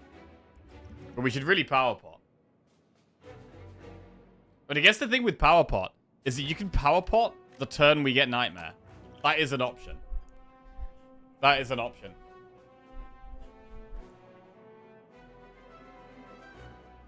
And we can wish the nightmare. So, like, we can wish for the nightmare whenever we want.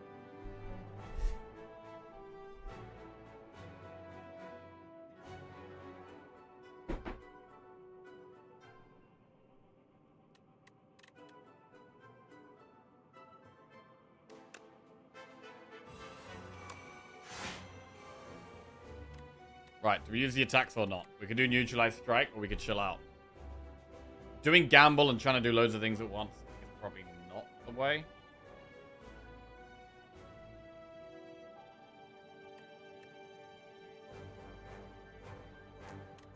But we could push 13 damage. While also having it weak for an extra turn.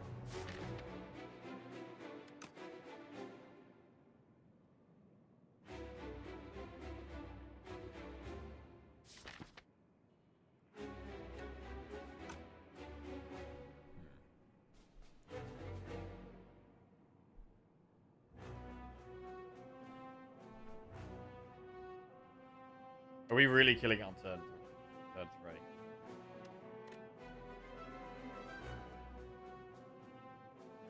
Possibly.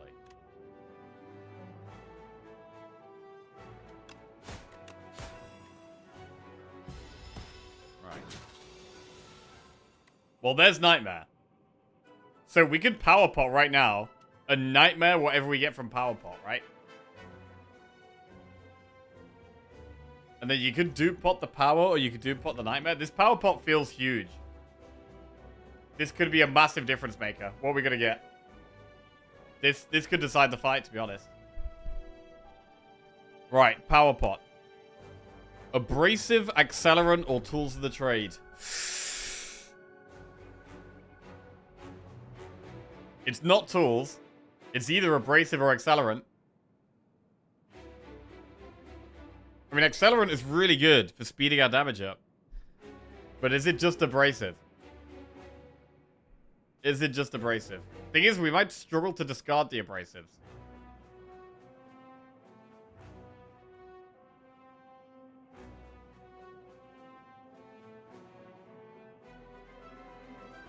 I mean, the fact we get decks as well is very relevant. They cost 0? Oh, they cost 0! Of course they do! Oh, wait.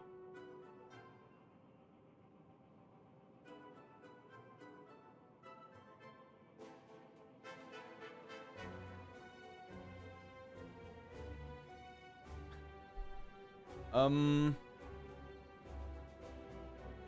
mean, abrasive is so good for turn 2 as well, to be fair.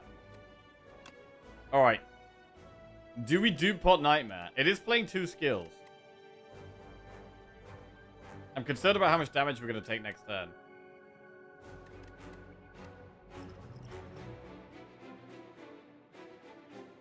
Right, we are going to dupe Nightmare. Oh, God. That's a lot of abrasive.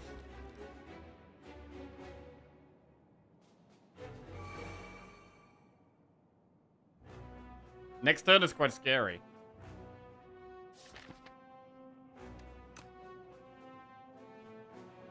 Or is it?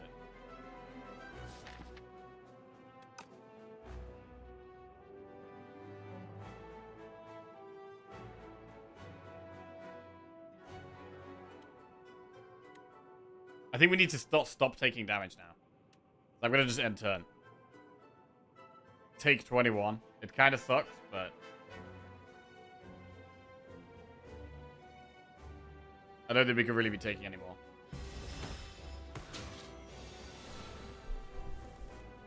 Well, that's a hand of abrasives.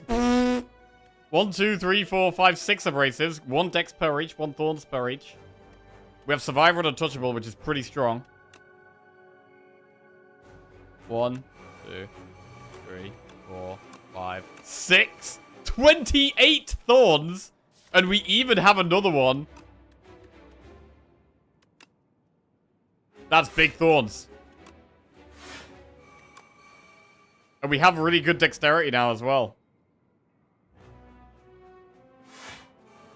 Okay, we take the 1 hit this turn.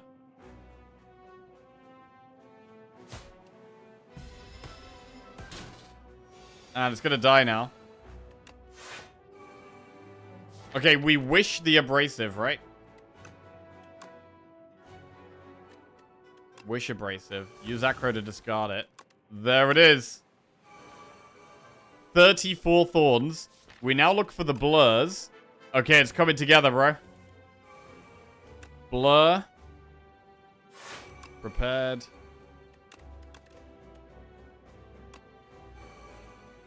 Wish blur. It is all coming together. And now all we need to do is blur. Because it's going to die to the thorns. 34 thorns. So we probably want to keep wishing blur, really.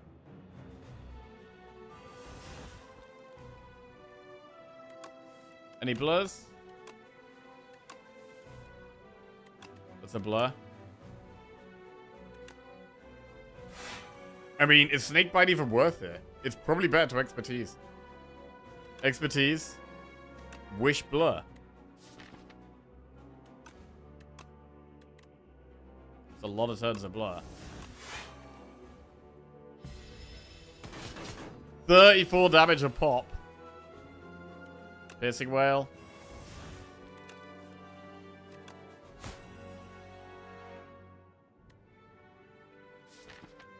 I mean, we could keep Snakebite. 34 times 4 is going to kill it. So we could just get as much block as possible for maximum blur value. That makes sense.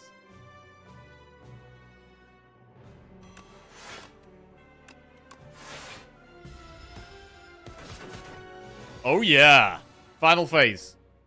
We keep drawing through to try and get back to blurs.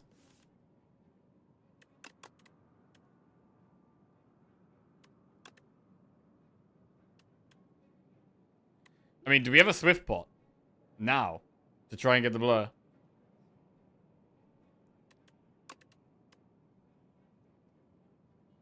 Probably not.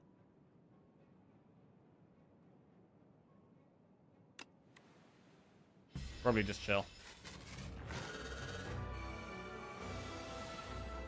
11 times 3. Really nice Tactician.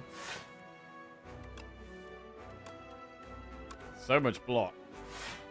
I mean, again, I kind of want... Bro, blur feels huge here if we can find it.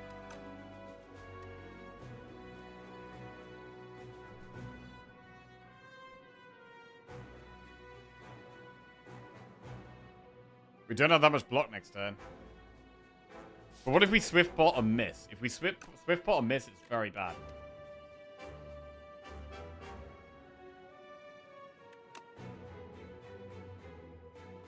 We'll use the gamble. Oh, it's a huge blur. It's a gigantic blur.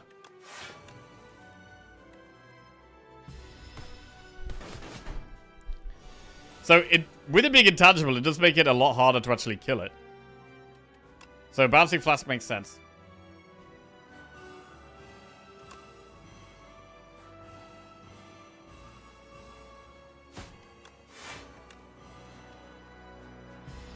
$50 poison. Incredible blur.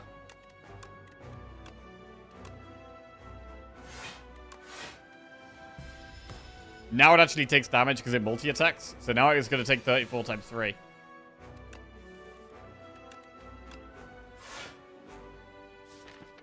Another blur in there. We could just full gamble. I mean, it's going to take what? What is even 34 times 3? 102? So I kind of need it to get to its next... we're not going to kill it this turn, really. So we just need it to get to its next...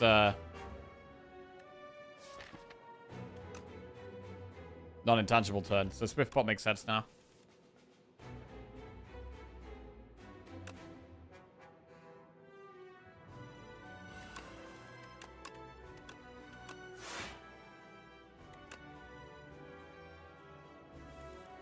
There's the blur. Beautiful. Beautiful. Wait, I don't know. Actually, maybe we could have got it there. No, I think we needed a lot more. I think we need a lot more.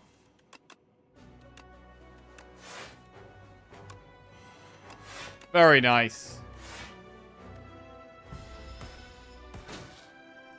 And the beast goes down. Big win. Very nice win. I was a little bit scared of this boss, because the phase 2 could have been really scary with our damage being so slow. But, when you got 34 thorns, definitely, not so shabby, bro. Damage out of nowhere. Just let the bosses kill themselves. Alright, that is a 9 win streak with Silent. Huge. Wow, next silent run is for 10 silent wins in a row. That's huge, bro. That is huge.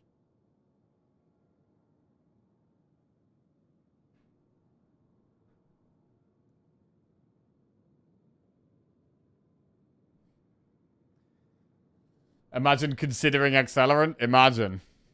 Imagine. Silent main, one completely a silent main. Although, we're on an 8 win streak, bro. That's huge. That is huge.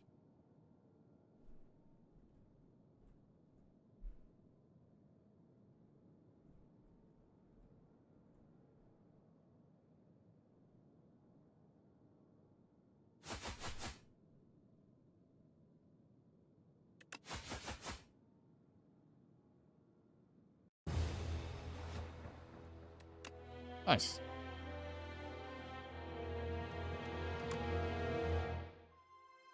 Right.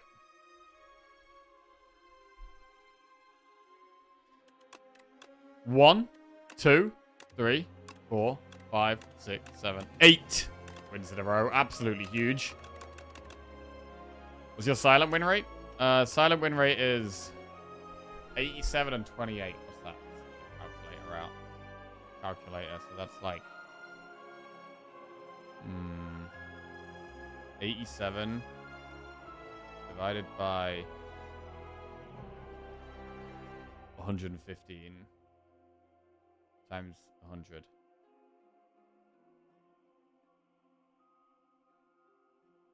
Wait, only like 75%? That doesn't even seem like that much. Wait, is that right? 75%?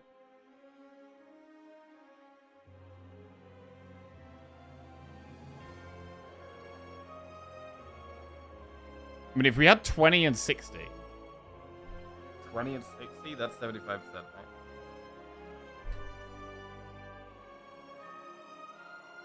I mean, I don't know. That number looks like it should be like over 80% win rate, but I guess it's not. Well, I guess for it to be 80%, this number has to be 4 times the size of this number, right?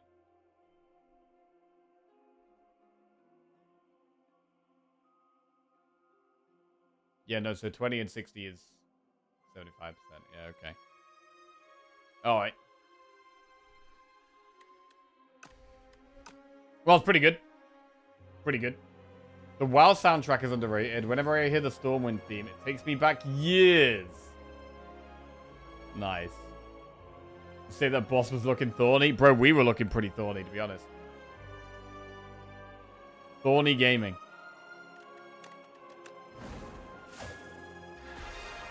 Right, it's going to be Regent next. We're going to pop to the bathroom. Just heat my lunch up quickly. I'll be back in 5 minutes, and we will, well, go for 9 wins in a row. If we can. Regent scares me a little bit, but we'll see what we can do.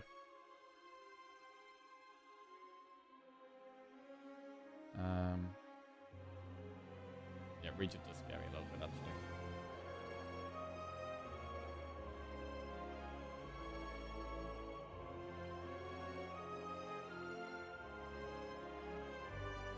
Right, we're back.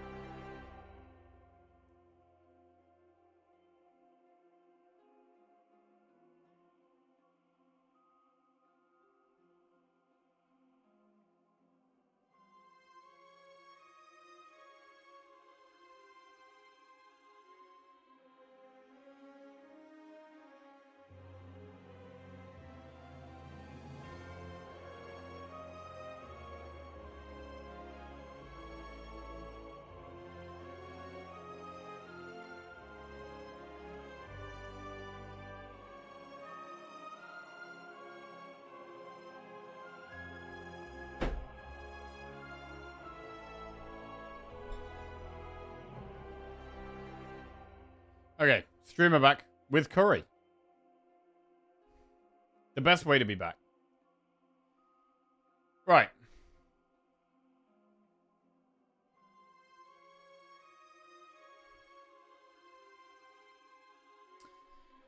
Region it is. Let's get the, what kind? Chicken madras. With lots of veg in this one. I'm trying to be really healthy. So we've got onions, peppers, garlic. We've got spinach. We've got cauliflower. Bought the cauliflower. Bro, the cauliflowers in the supermarket are so small. I don't know what's going on. But the cauliflower farm's not doing very well at the moment. Because they're tiny cauliflowers. Homemade? Yes, homemade. Right. Prediction coming up. Will we win the region one? And it's the big one, bro. It's a big one.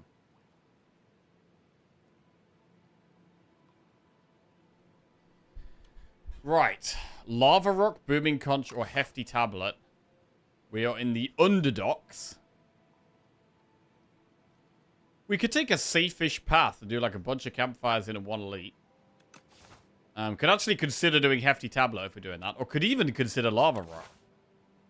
A safer path and then just get the benefit in at the end of the act.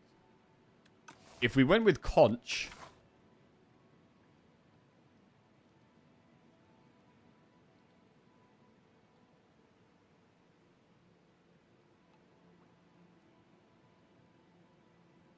I don't know, man.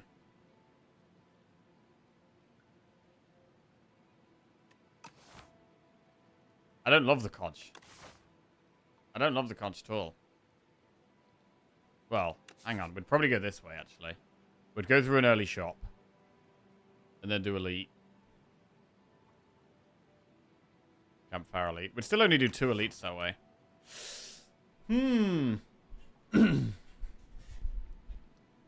Lava Rock or Hefty Tablet? I mean, Hefty Tablet can actually just be 2 curses early on. We might literally go Lava Rock here. I'm going to go for a rare Lava Rock pick.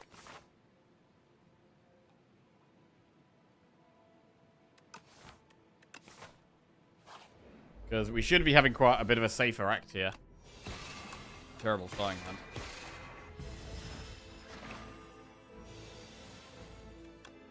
We're not getting that much value because we're not doing many elites.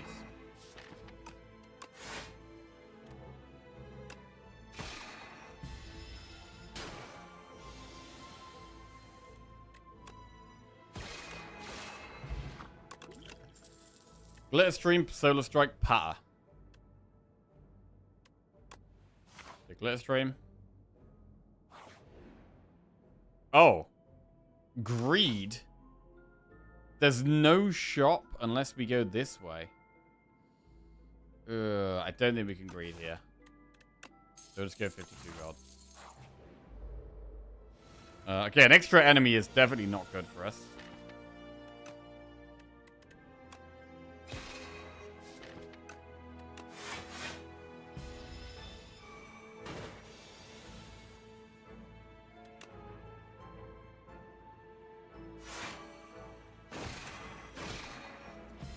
Five block next turn.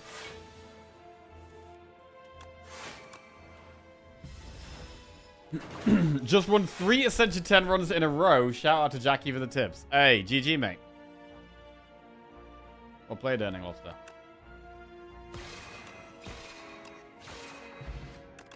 Right. Crush Under, Terraforming, Guiding Star.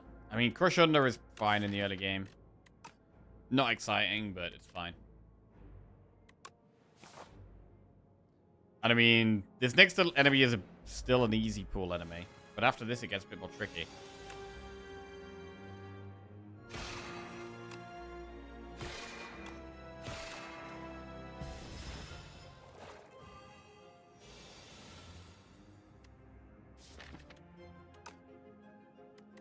Crush Under does 7. 19. Thing is, we got triple defend next turn, so I don't think we want to kill it yet. So we're going to block that.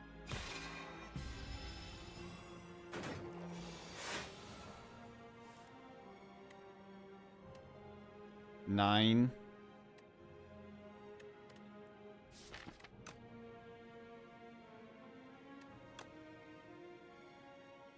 Alright, we keep blocking.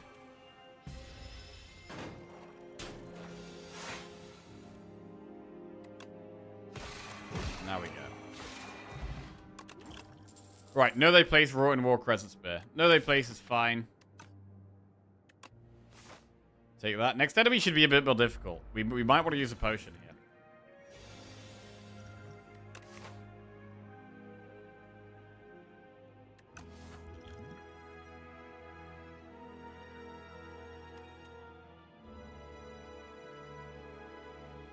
What a strength pot.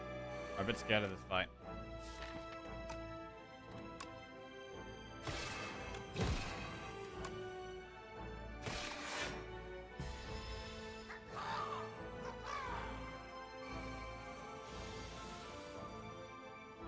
Bro. That's a rough draw. That's an incredibly bad draw. Okay, this early game is not going very well.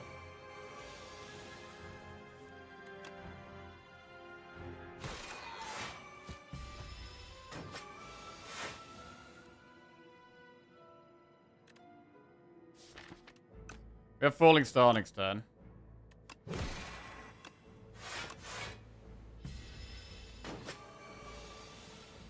$21 damage incoming here.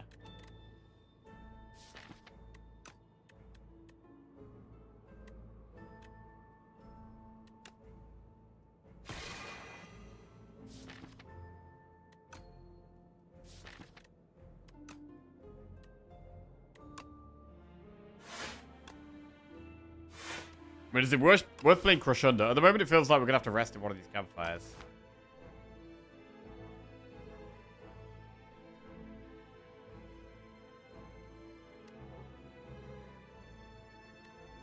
Thing is, if we don't kill it next turn, it's a complete disaster. So I think I'm not going to take the risk and just take the 5 damage. Oh, wow. We actually wouldn't have killed it either. Well, I guess we could have used Vulnerable Pot, to be fair. Right, Power Potion. Knockout Blow, Manifest Authority, Photon Cut.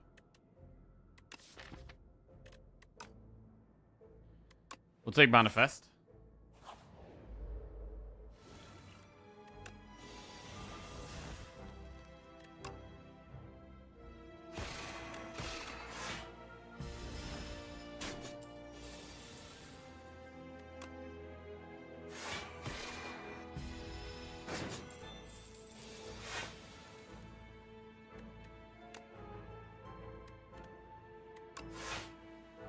Oh, it's a huge Prolong.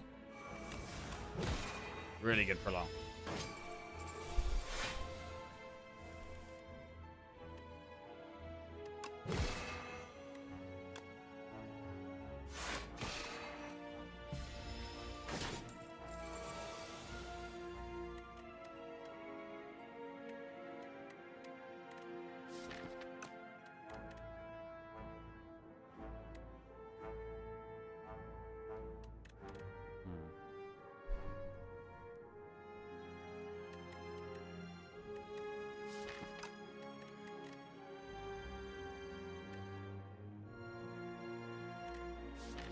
Don't have loads of damage next turn. I mean, I guess we can just Falling Star that.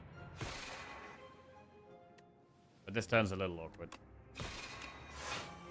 Glitter Stream. We need to find a bit more damage to kill the back one. That works.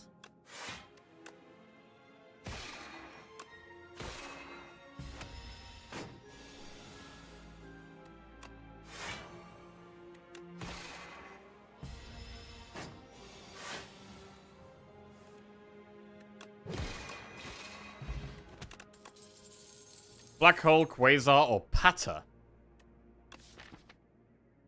I mean, we could be a creation deck if we take Quasar. Like, Manifest and Quasar means, like, we have some creation stuff already.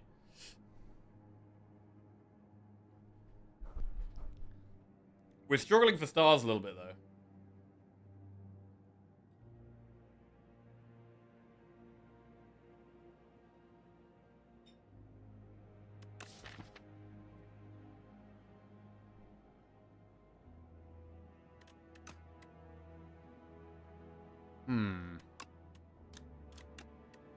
I'm going to take the Quasar here.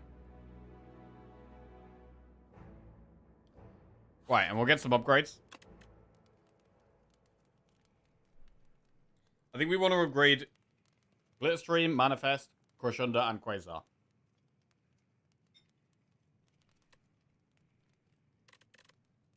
Also, probably Venerate, to be fair. Right, I'll start with Crush Under.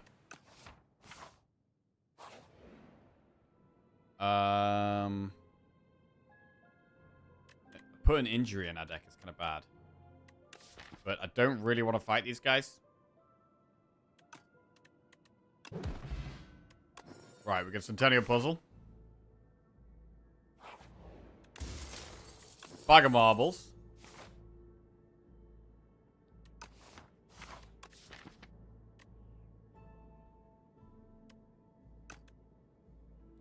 I do think upgrading Venerate is pretty big here. I'm going to upgrade Venerate since we've taken the Quasar. Enchant a basic strike or defend with Spiral. Or, I mean, 24 is a very big heal.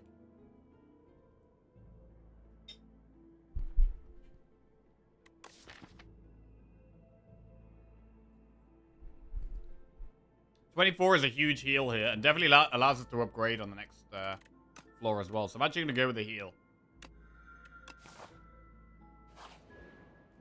And then that allows us to more easily upgrade Glitterstream, which is now a very good block card.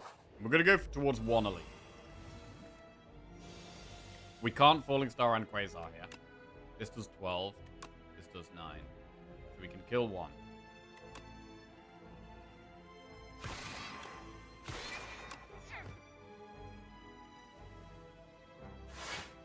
I think we're going to let the Centennial Puzzle get procced here. Probably shouldn't do that.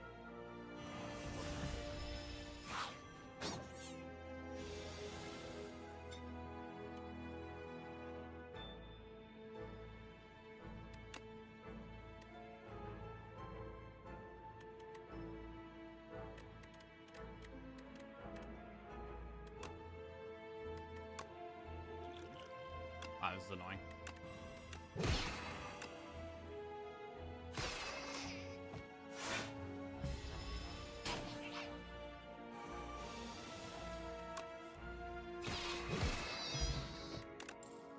Furnace, Solar Strike, Orbit. So Furnace is just 1 scaling damage card that could help with the boss. Orbit is strong with some creation stuff as well, but would need an upgrade.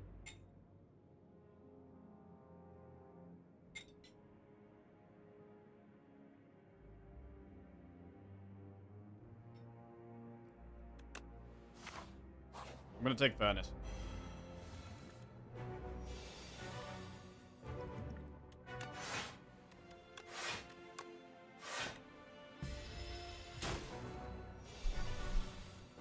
Alright, Furnace can come out here.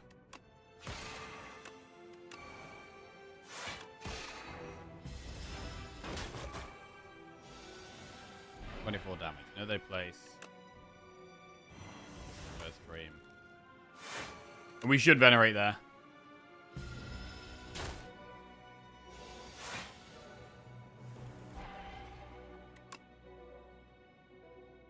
I am starting to feel like maybe Quasar just isn't that good. Which is a shame, because I think it's on card.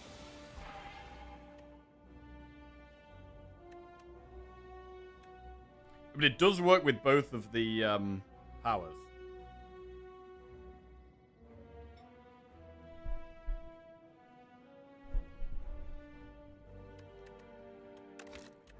Like, one thing that's nice about Quasar is that it works with Pillar of Creation and Shout of the Stars, which are 2 of the best ways to block in the region. Obviously, Pillar's been nerfed. But still, it still works with it. It still gives you a good block.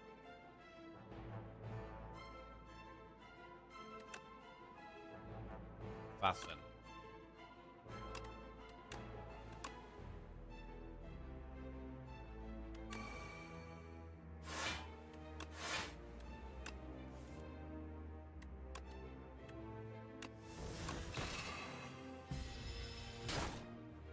Bit of a slow deck, which is why having the Sovereign Blade is quite nice.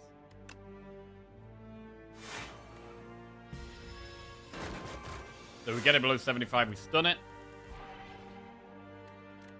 Again, it's just a turn where we can chill, though.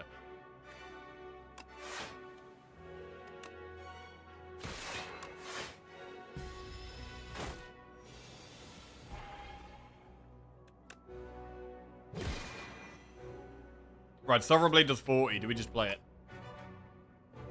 What we can do is stratagem to then get the sword on command, pretty much.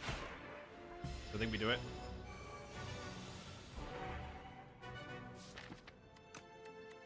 Whenever you shuffle your draw pile, choose a card to put on your hand.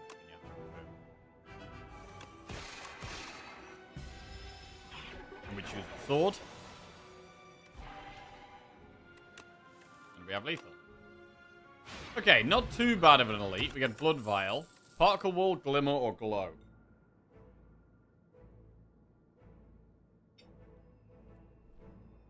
We're slightly behind on stars, so I do like Glow. Rest or upgrade. I think we are going to power pot into this boss.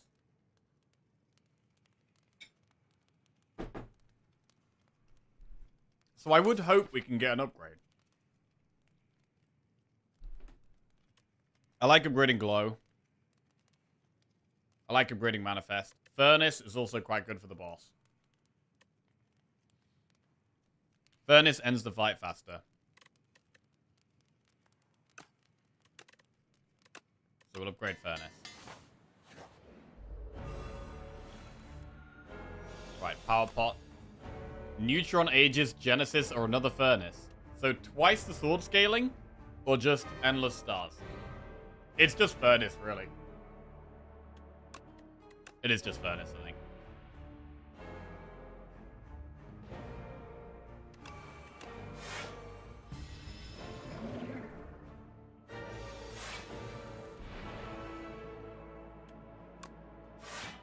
Secret technique.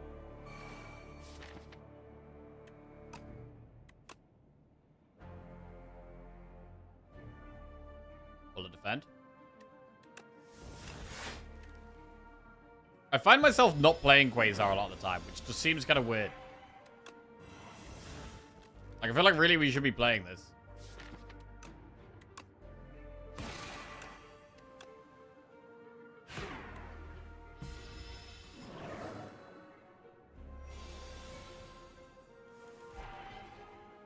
Second.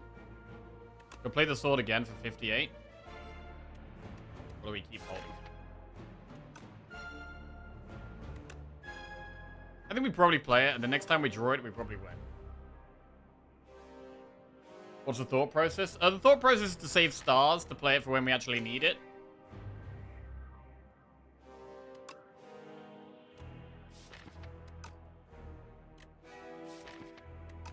It could take us ages to play the sword again.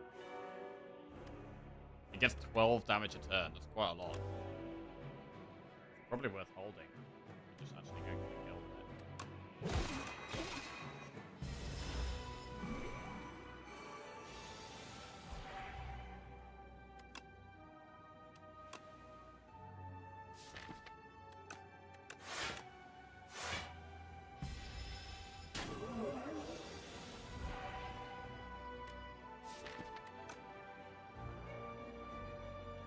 So we shouldn't Falling Star here, but we can Quasar. Next turn we have some block cards.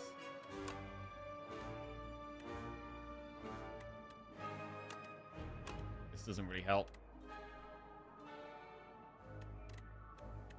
Need energy to benefit from these.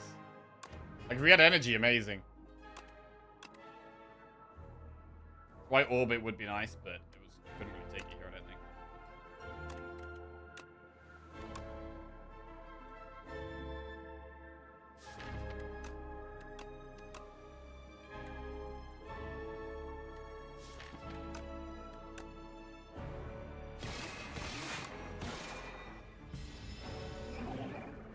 Okay, this turn's a bit scary.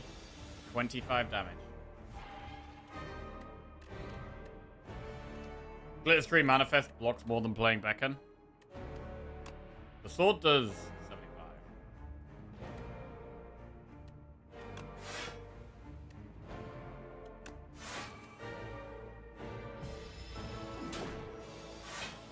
Yeah, that was a scary turn. We can relax a little bit more now. Venerate is great, means we can play the star cards. 99 damage sword.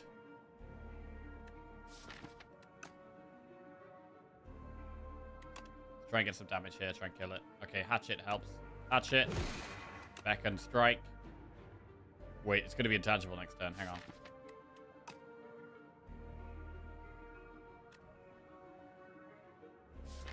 The worst thing we could draw is 2 beckons.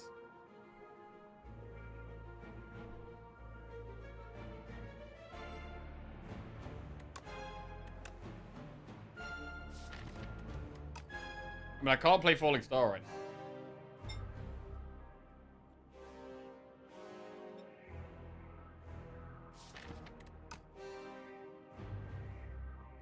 But it doesn't do 19 damage.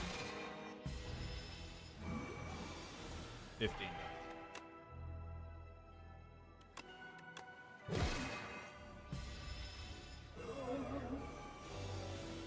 Right, and then we get the sword. Bit of a sketchy fight. But we're alive. Okay, and we get our Lava Rock reward. Red Mask and Joss Paper. Okay. Seeking Edge, make it so I'm invincible.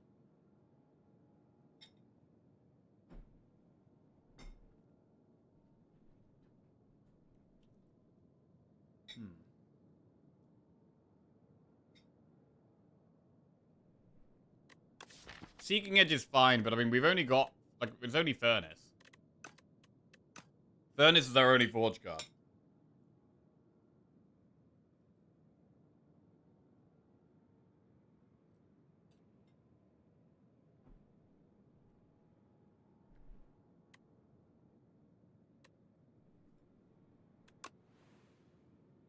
What does Seeking Edge upgrade to? Upgrades to Forge 11.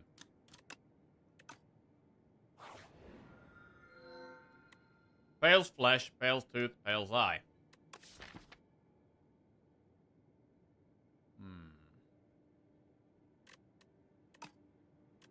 I mean, well, how do we feel about removing things and adding them back upgraded?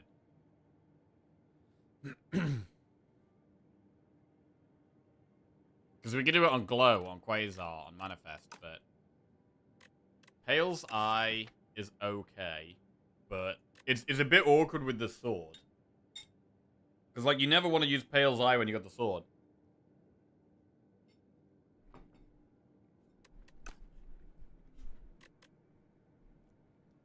We could go Pale's Flesh.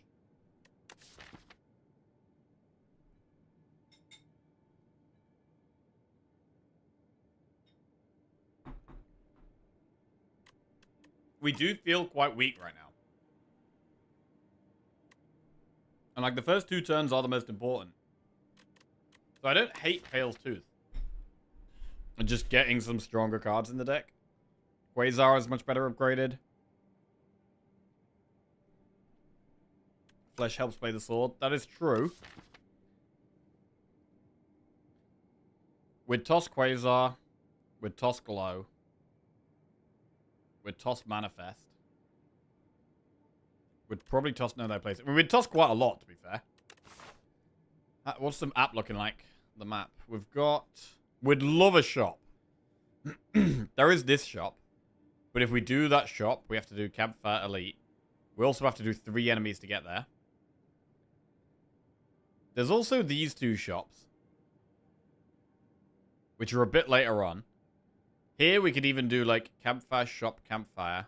And we have the option to do no elites. Or we could do double Campfire. 1 shop, 1 elite.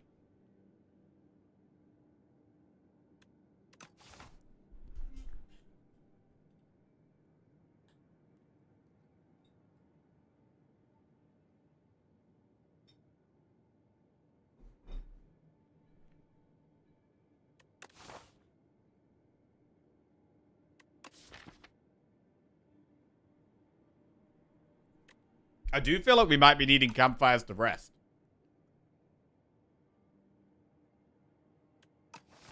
So I'm actually going to go Tooth. We're going to lose Glow and Quasar. We could also just lose Defense and get them back.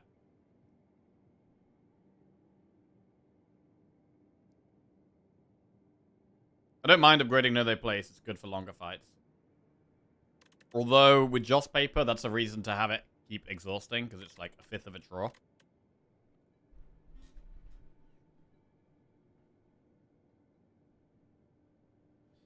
Do we win hallways with a basic deck? I'm not really sure. We might be about to find out.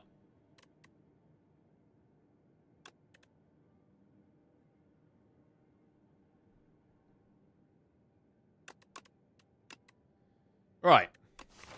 Get rid of those cards. And we're a little scared.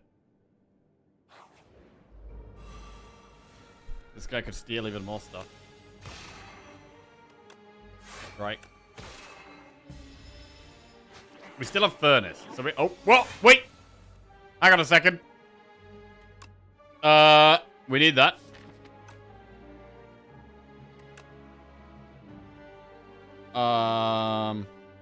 Shit.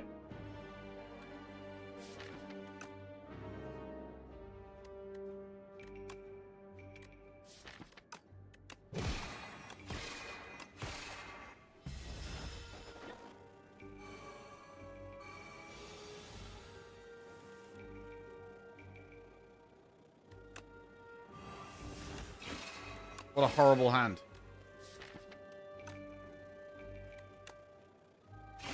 Terrible hand. Oh, we lose so much health.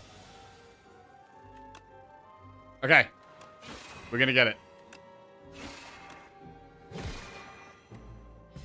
Surely we kill it next turn.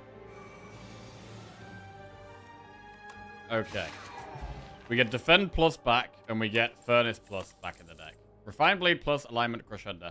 Okay, I think we take the Refined Blade Plus right now. We are maybe a sword deck. Refined Blade Plus, Furnace Plus.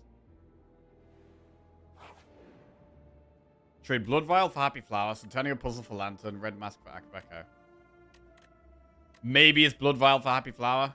I mean, energy every 3 turns is pretty good. We've got some expensive things as well with the sword, with the Glitter Stream. And we might be... We're looking at resting in Campfires, to be honest. I think we are going to be resting in the Campfires.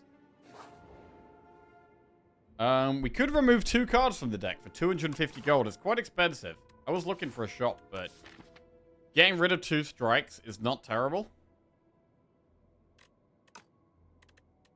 Enlightenment is interesting. It does work with the sword and Glitter Stream. It's only 2 cards at the moment. I don't think it's enough. So we're going to remove 2 cards. We remove strike. Oh, we could remove injury, actually. Yeah, so we remove strike injury. We had a really cool Enlightenment sword run. Was it yesterday, even? Might have been yesterday. But I don't... We had more... We had, like, bulwarks and stuff. Like, more things for it to be worth it. Okay, this fight should be a bit easier. We have some chill-out turns in this fight.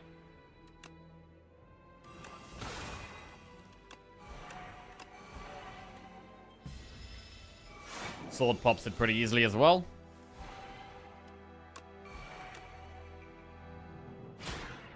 Much better fight. And we'll get an upgraded card back.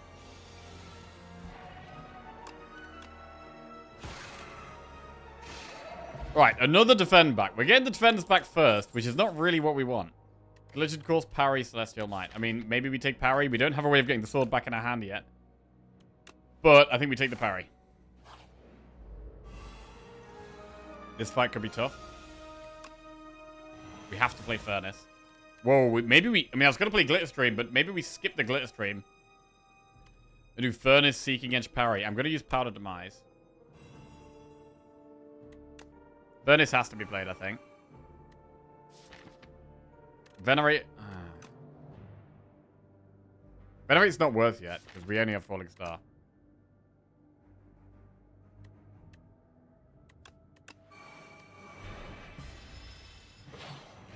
$10 block.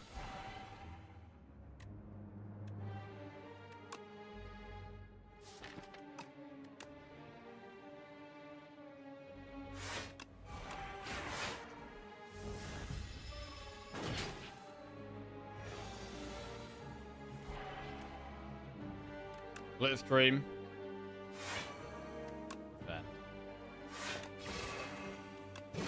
Okay, just got to draw the sword, which we're guaranteed to next turn. We're doing okay so far. It feels scary, but at the moment we're still alive. We get Quasar Plus back. So with Quasar Plus, we don't have many stars. Bulwark is a big card. Bulwark is going to get clicked. We need a few more stars now.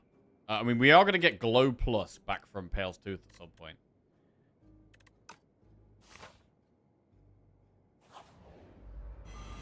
We could regen pot this fight, potentially. Let's do it.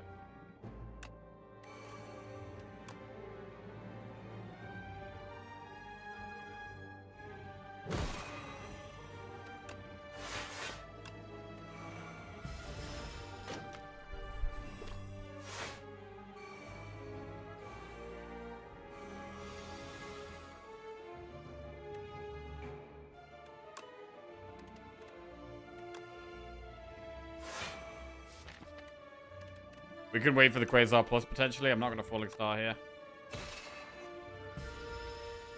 Need to play the other sword powers. This is going to get scary pretty soon, though. Ooh, I want to play Seeking Edge, and I want to play Furnace. I mean, it's got to be Furnace first, really. Does it, though? Sword does 23 damage.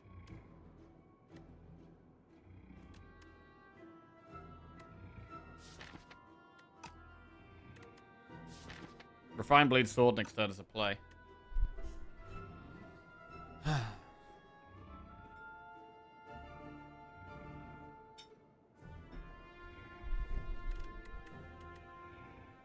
We're gonna be weakened.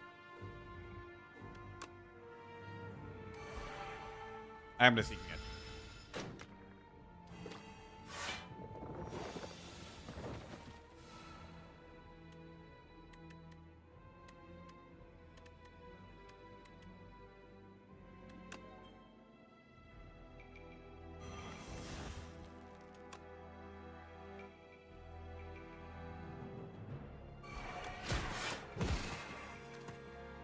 Big turn. 2 small ones dead. Blocked most of the big dude as well. What do we do here? Falling Star reduces damage by quite a lot. Glitter. Defend Furnace, I guess. We even need to Furnace. Sword already kills it. But then we don't draw Furnace again, I guess. We're more likely to find the sword if we play it.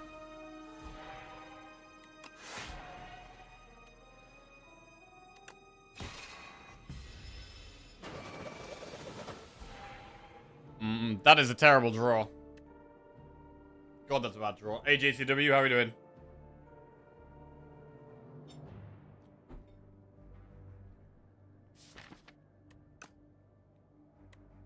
Incredibly bad turn here.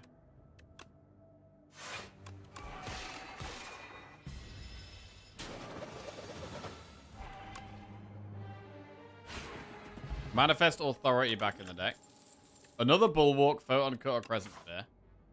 So we're looking at resting in this campfire. The final thing to get back for the Pale's Tooth is the Glow upgraded. The Glow helps us play our Quasar a lot more.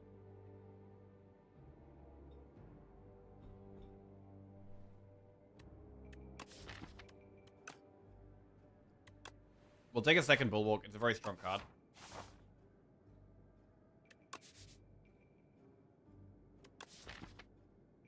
Man, I want to upgrade Parry and Bulwark.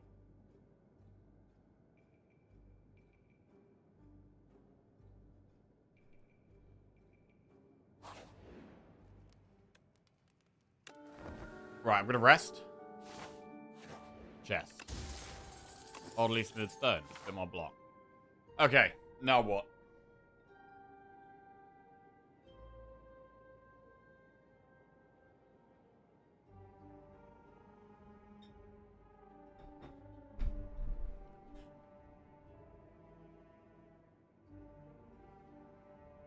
If we go this way, we force ourselves into an elite. This way we can actually go round an elite. We might actually want that. I'm gonna go this way. A second parry. Charge.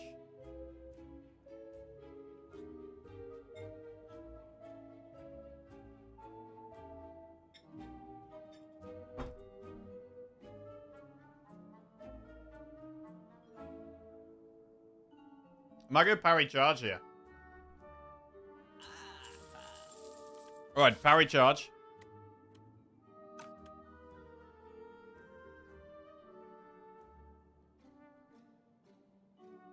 I don't think a strength pot benefits us that much. I'm going to skip.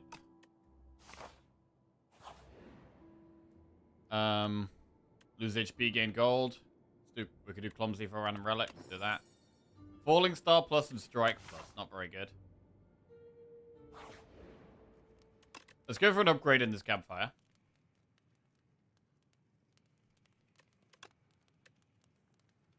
We'll upgrade Bulwark.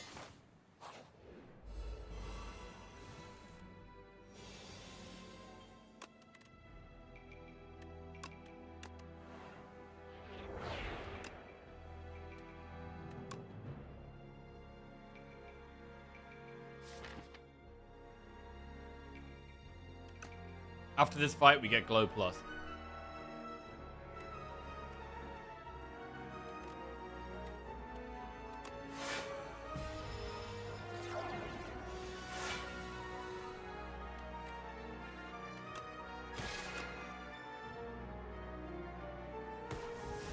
Yo, Joss paper with the dive bombs. Holy crap.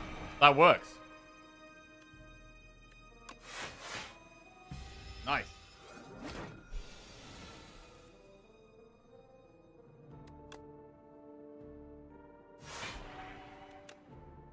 Improve the sword. Sword kind of wrecks this fight.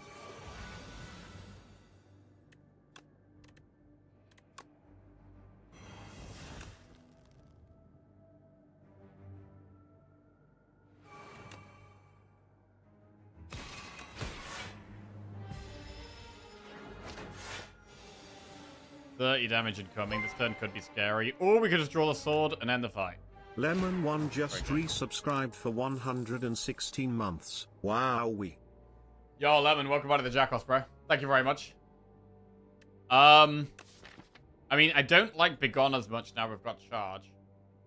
We could take the second furnace. Does help against the boss.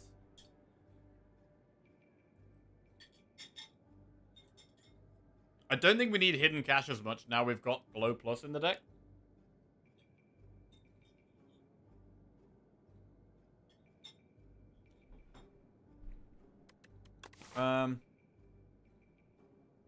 We've got to think about whether we really want to do this elite. I'm not super confident in this deck.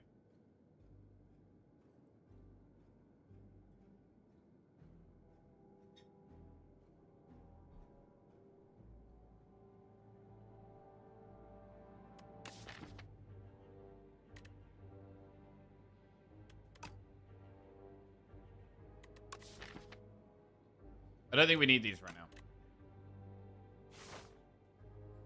But do we do it elite?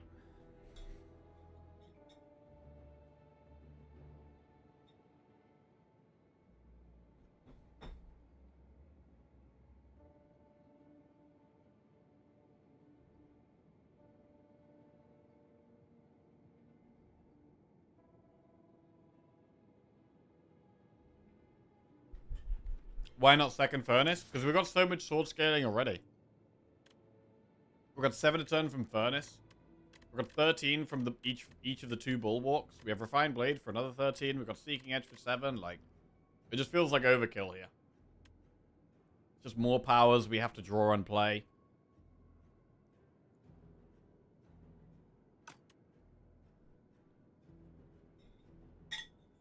And I don't have any ways of getting the sword back in our hand yet.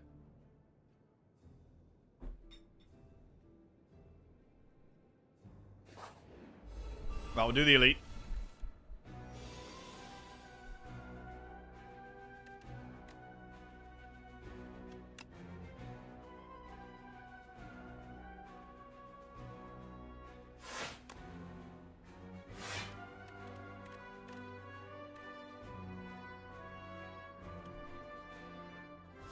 Parry or refined blade.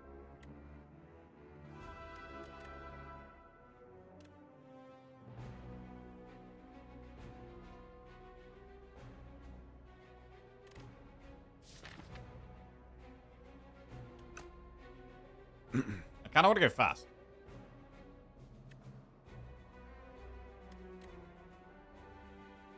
But we do also need to block. We're going to get Centennial Puzzle. We're going to get loads of draw here. I'm going to Refine Blade. On the energy. Okay.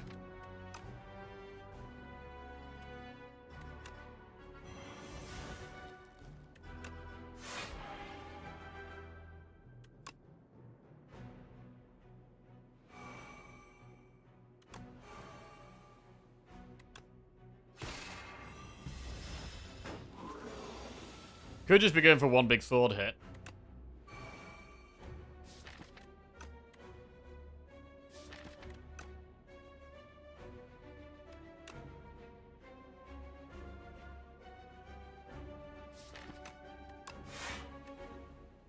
Equilibrium.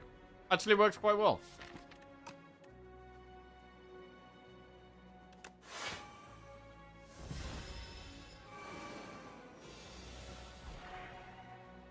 One more exhaust, we draw a card with just paper. Should Quasar here, see what we get. Ultimate Defend is quite a lot of block. We could Anointed. Oh, that doesn't pull anything.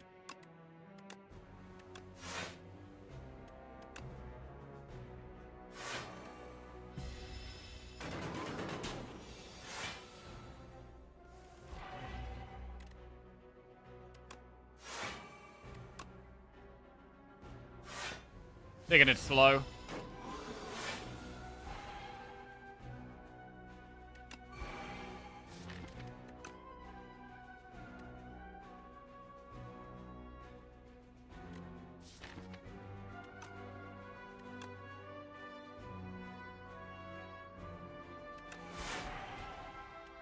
$90 damage sword.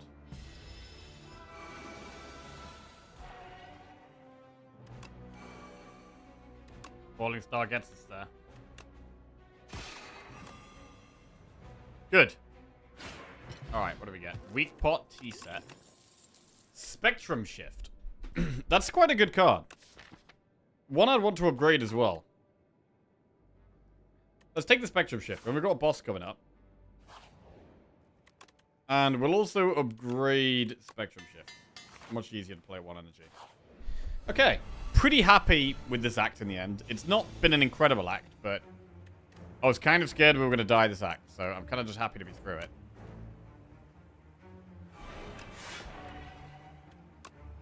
Should we just push the blade now?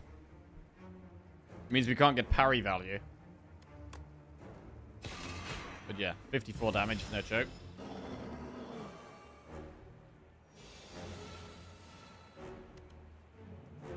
Hello, parry.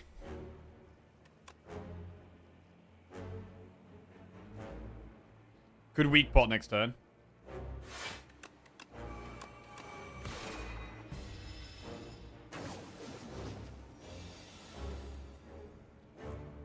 Right. No, they place. We really do need to be playing Furnace. I think I'm going to skill pot this turn. Bulwark, Resonance, Particle Wall. Well. Bulwark's a great card.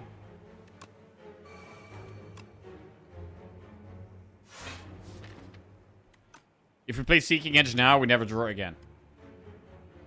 We need more energy. Like, the Happy Flower turns feels like our strong turns. When we don't have our Happy Flower active, like, we do feel kind of weak.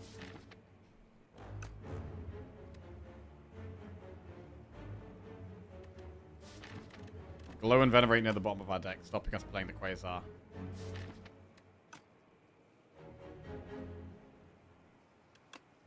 Blue Seeking Edge. Right, kind of need to Frantic here. It's not the best draw.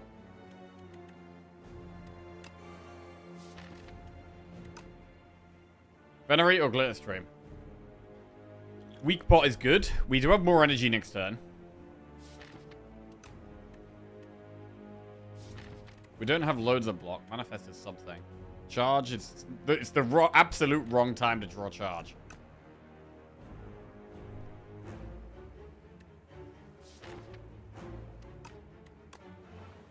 I'm gonna do Venerate against the start.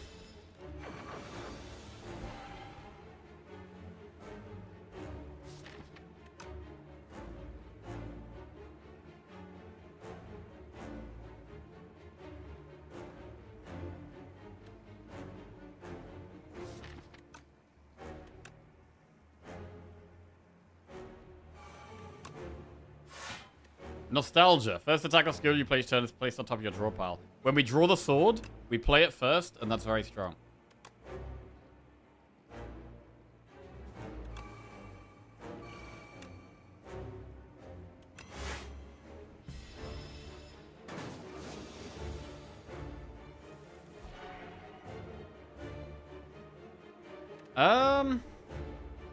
We're gonna get sucked next turn.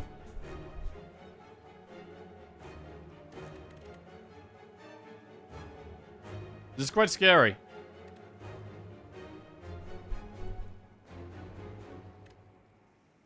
If we start with impatience, it gets put on top of our deck. That's not what we want right now. I mean, we have to start with impatience. Double strike. I mean, we can exhaust, strike, and crush under with charge. If we charge away strike and crush under, then impatience can actually be activated.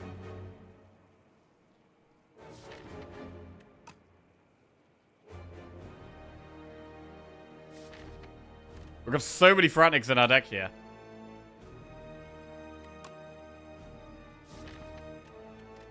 Yeah, I think we're going to exhaust crush under as well.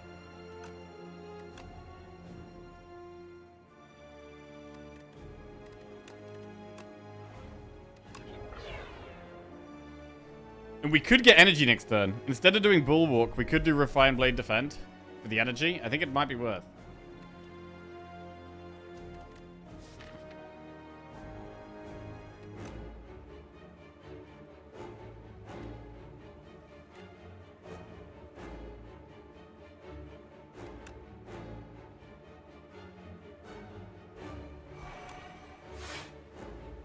Okay.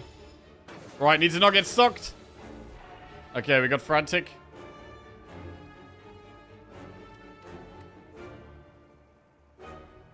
Impatience can go back on top. That does actually work fine.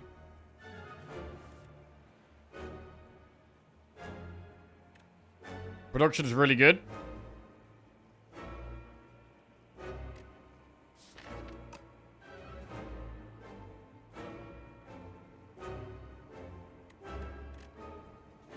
We have more energy next turn. So next to draw from Glow next turn does make sense still.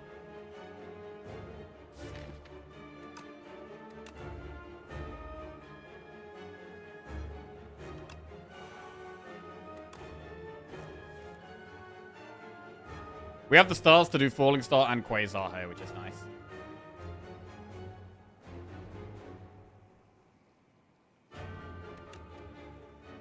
Gold Axe. That must be quite big right now.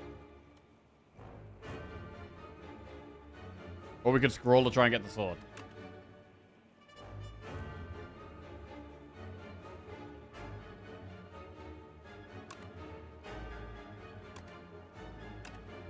Gold Axe. Oh, it's only doing 20. Bro, Gold Axe is always so disappointing. It's always so disappointing.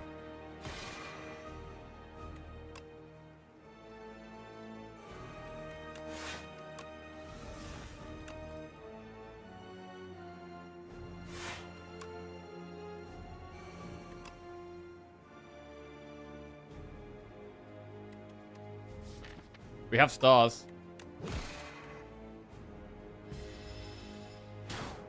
Okay. Right, so if we play the sword here, it gets put on top of our deck. With Nostalgia. So we play the sword for 100 damage, we kill it next turn. Wait, we kill it this turn. Big. Okay. So energy was a bit of a problem, and getting the sword back enough was a bit of a problem. I'm invincible, foregone conclusion, Monarch's Gaze. I mean, is it ever foregone conclusion? I don't really like the card.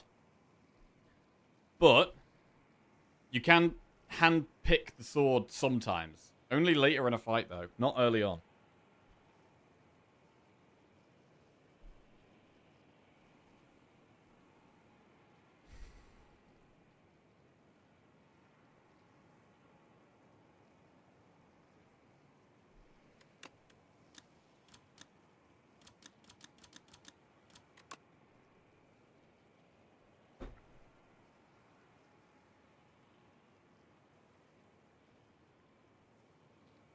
I'm Invincible is a fine block card. I'm not going to go with Monarch's Gaze here. Our rare cards have been pitiful this run. Forgotten always feels like such a brick. It does. It does. I feel like we're going to need a really strong Ancient reward. And what kind of region deck is Monarch's Gaze great? I think it's just an underpowered card overall. If you're doing lots of multi-attacks, then that's how you get value out of it, right? It's a card that's trying to turn multi-attacks into defense. But it's often just not enough.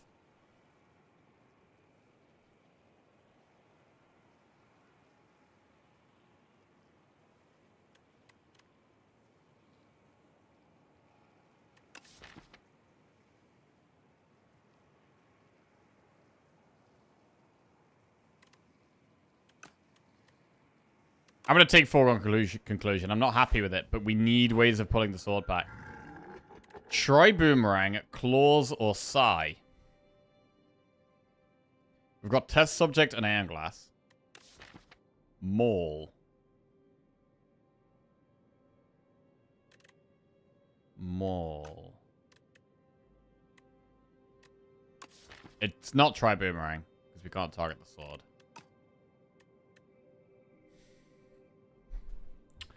Maul is a way of scaling our damage. We would want more energy. I mean, we can use it on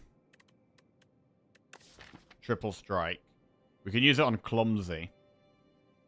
How do we block, though? Like, a lot of our block does come from the sword. It probably is just Sigh.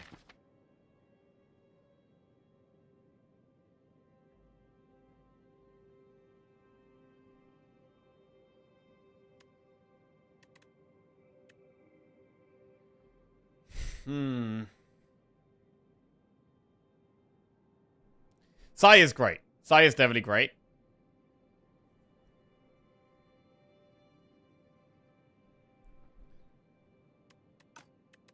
I think we do have to do it. Right. Where do we want to go? Shop, campfire, elite, campfire, elite.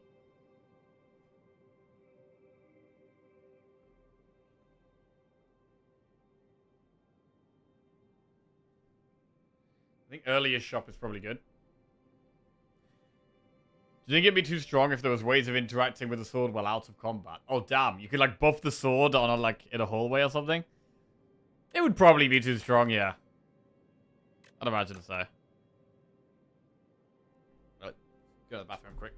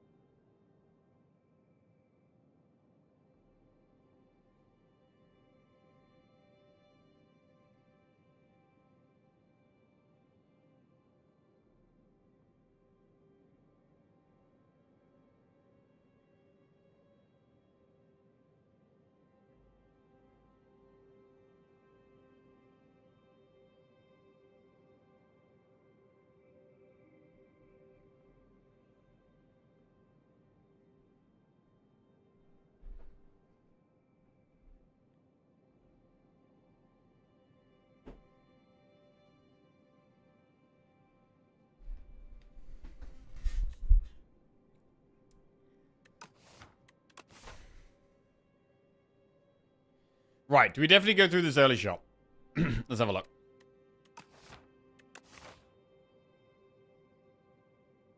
Are there any key upgrades? Foregone is quite a good upgrade. It's more draw.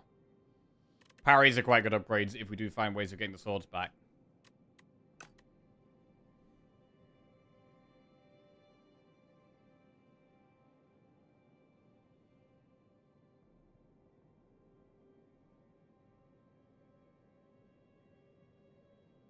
I mean, we could also go to this later shop.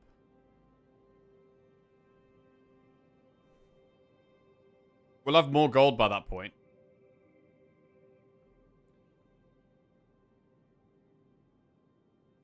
T-set is good as well, though. No, I'm going to go with the earlier shop. Okay, glitter frame. Refined blade. Sword in hand.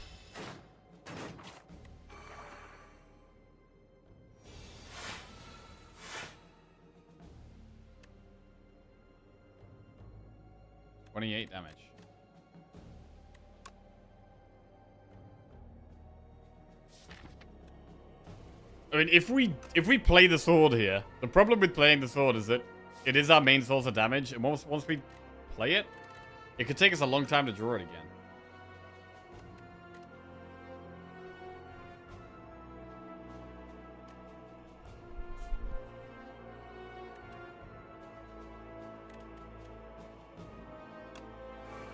Hello. Oh, that's a big draw.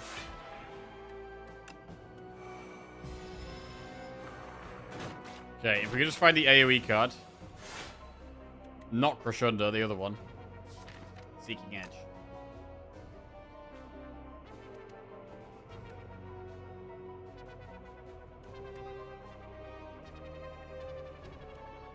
Well, sword blocks a bit, so we need to play it here. Crush Under is AoE damage. We could sword any of them. We'll probably sword the middle one, actually.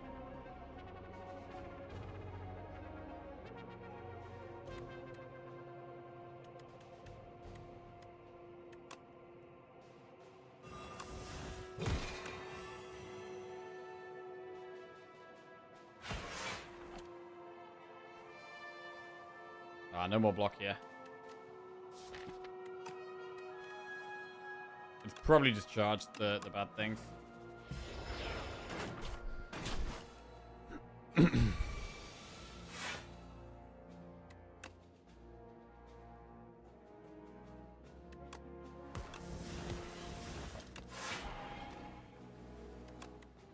Where's our hatchet?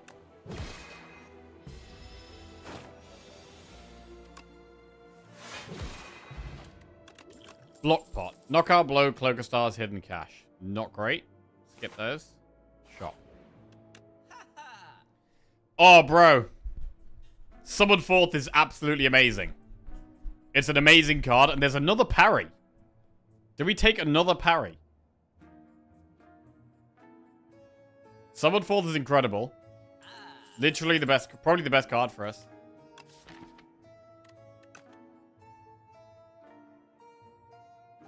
We could take another parry, or we could remove.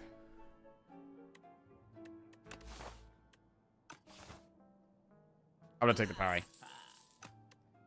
That's 3 parries. Sword blocks so much when we play it, and now we are gonna get the sword more often.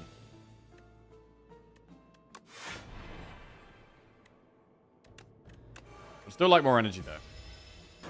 And we do have some creation stuff still. Like, we're still a little bit of a creation deck.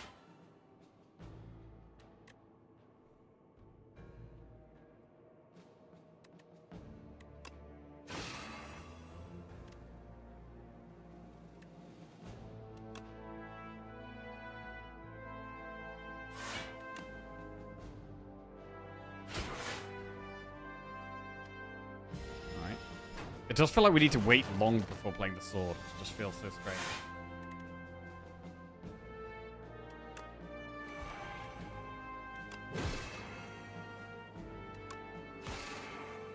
Could have retained Crush Under, actually.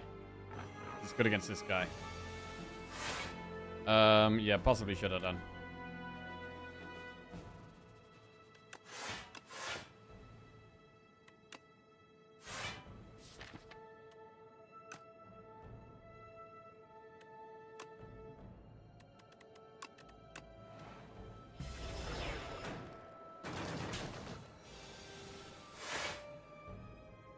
Foregone conclusion.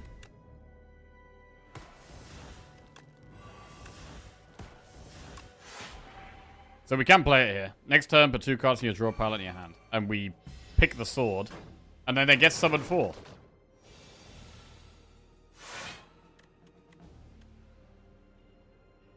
Sword summoned forth.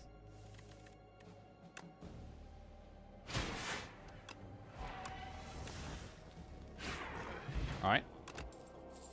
Spoils of Battle Plus, Shout of the Stars alignment. Shout of the Stars is a little bit of scaling. We don't have that many star payoff cards, though. It's only Quasar and Falling Star. It is still scaling and kind of nice to have. Spoils is okay to just have a bit more draw, though.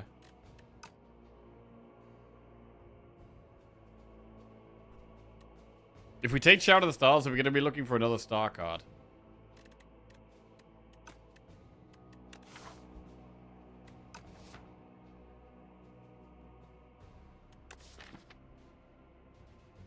I don't know, with the sword being so big, right? 3 parries? Maybe we just commit to the sword. 3 parries is a lot of parries. Right, make a skill or a power. The power that makes our other powers cost 1 less is incredibly good. And we would want to upgrade it as well.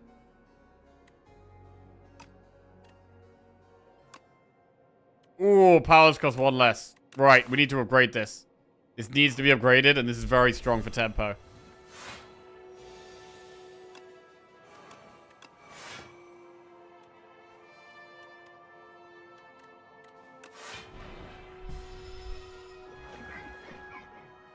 So this makes card draw even better now. Seeking Edge.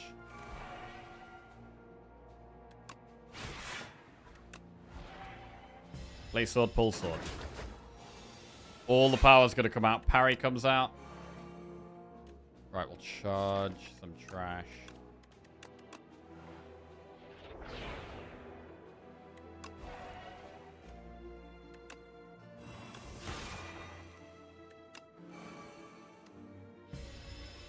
Okay, 20 block per sword hit. 30 block. 31 block here. Crazy good.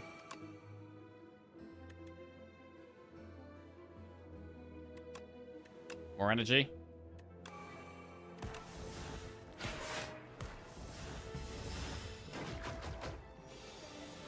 Energy now not such a problem.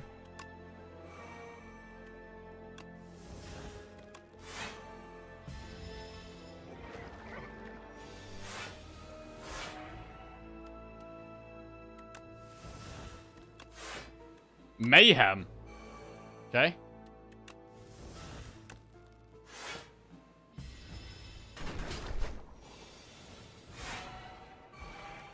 $80 damage sword.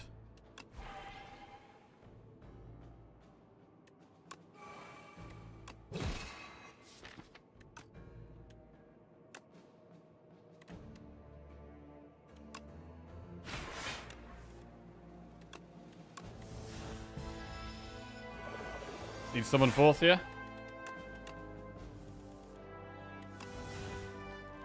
And that's the sword. Right, Beetlejuice. Cosmic Indifference, hidden cash, spoils the battle. Cosmic Indifference can also put the sword back on top of our deck. So that goes in. We're now going to upgrade the power that makes all the other powers cost 1 less. Having that in our starting hand is huge. We get a relic. Pair for some max HP. We might be resting in this next campfire, but we've got an elite and an enemy first. Right, this fight's a little scary. We might use block pot in this fight.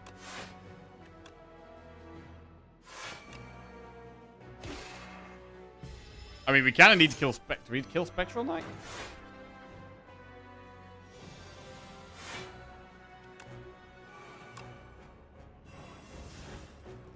This is rough.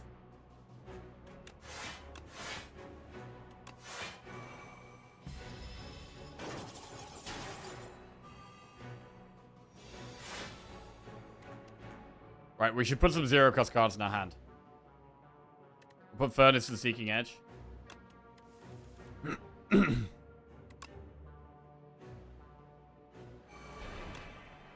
has only just created the sword for the first time, though. It does 21 block, though. 21 block sword. And we still have summon forth.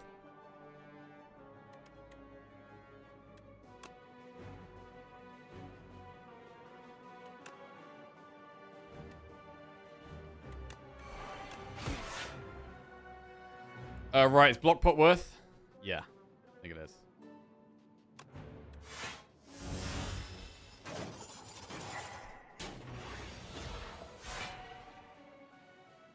Parry. Someone forth at the bottom of the deck here.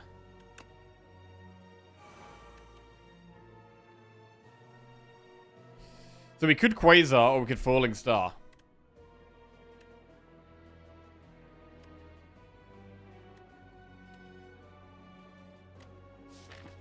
I'm gonna Quasar.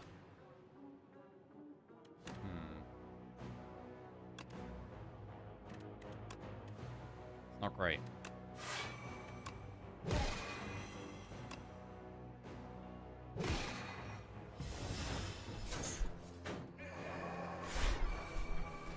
The dude at the back needs to die here.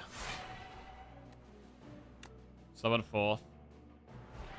Sword does good AoE damage.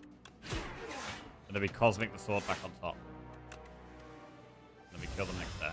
Oh, wait! Okay, that actually worked. Alright. Tungsten Rod. Astral Pulse, Spoils of Battle, Photon Cut. Gotta skip those now. Okay. Starting to think that the foregone conclusion is kind of okay here. In this deck specifically.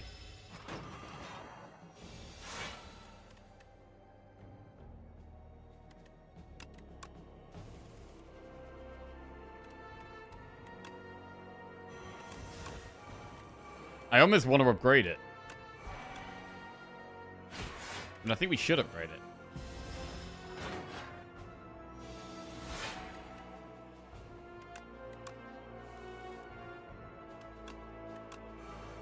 Man, our powers are so much easier to get into play.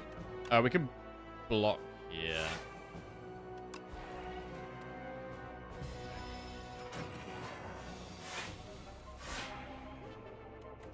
45 damage, that does pop that.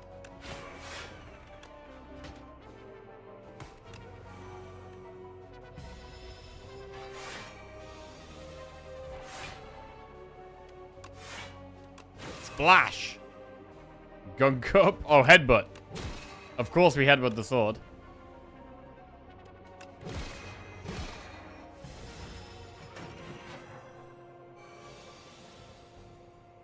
Fasten. I mean, any randomly created powers being one cheaper as well is great. I actually forgot about that with the boulder last fight.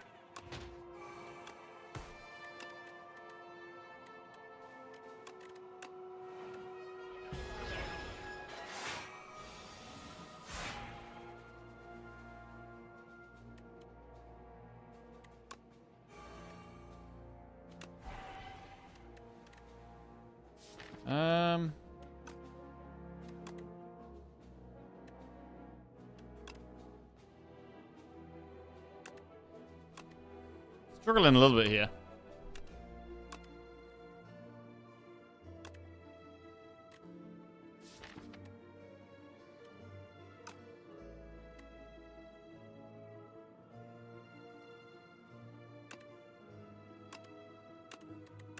Impatience. Biggest one cost block card is Manifest, really, for that spot. Trades prolong. I would like to save the Beetlejuice, I think. We might even rest twice. We might even rest twice before the boss.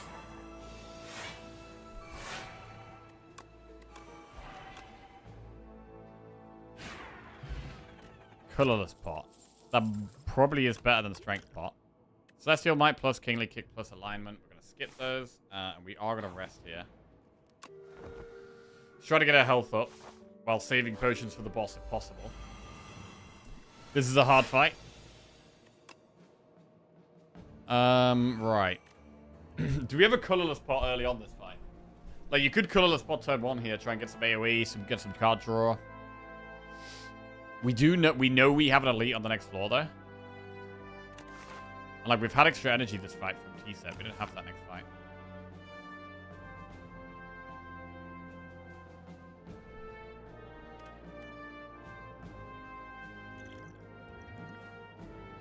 I mean, Beetlejuice could also be good next fight.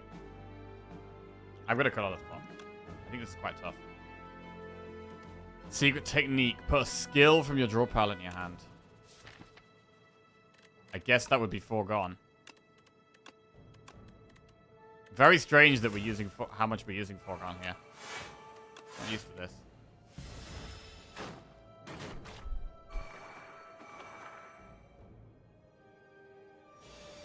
And then what do we want? We probably want the AoE power and a parry. Seeking Edge parry.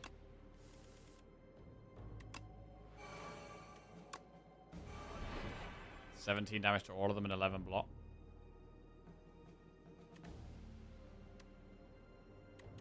Crush Under reduces so much damage here, though. You've got to Crush Under here, really.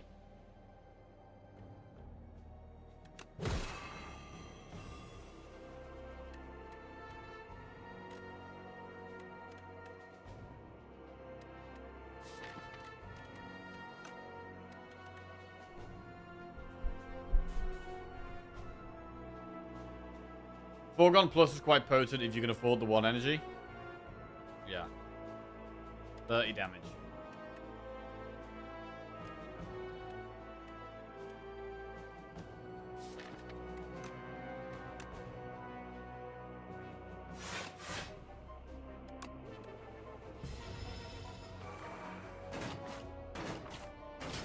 Right, not too bad, it's fine. There's like 2 max HP.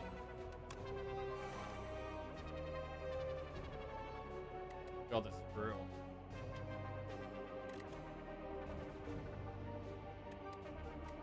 If we summon 4th, Blade does 28 damage, 25 damage AoE. This does 8 damage AoE.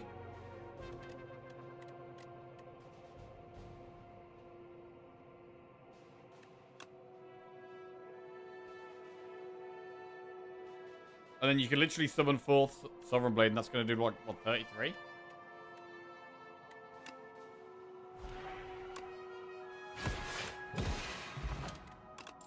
Okay, Cloak of Stars plus Glow or Crush Under. Cloak of Stars not terrible. Glow is also not terrible.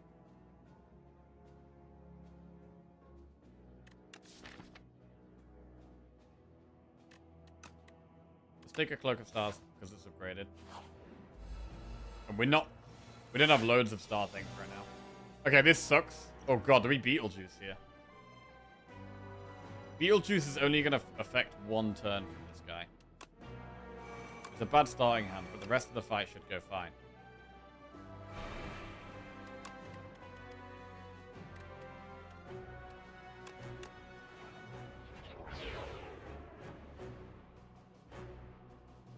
I'll Beetlejuice him. Does this go? With stun goes through artifact. Beetlejuice not go through artifact? Oh, shit, it's probably best heading to the boss anyway. Okay, this gonna hurt.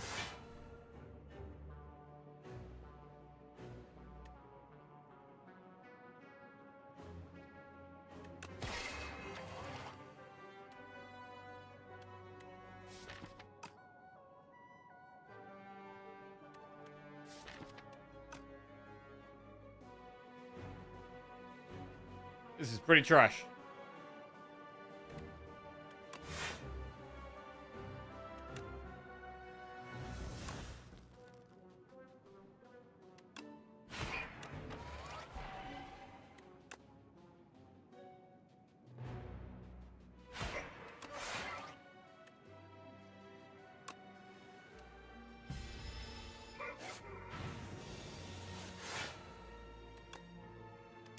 Purity triple burn.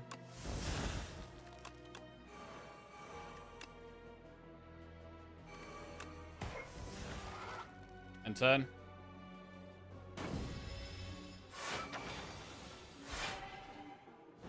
Prolong. Sovereign Blade blocks 11, this blocks 16. We're a long way from where we need to be.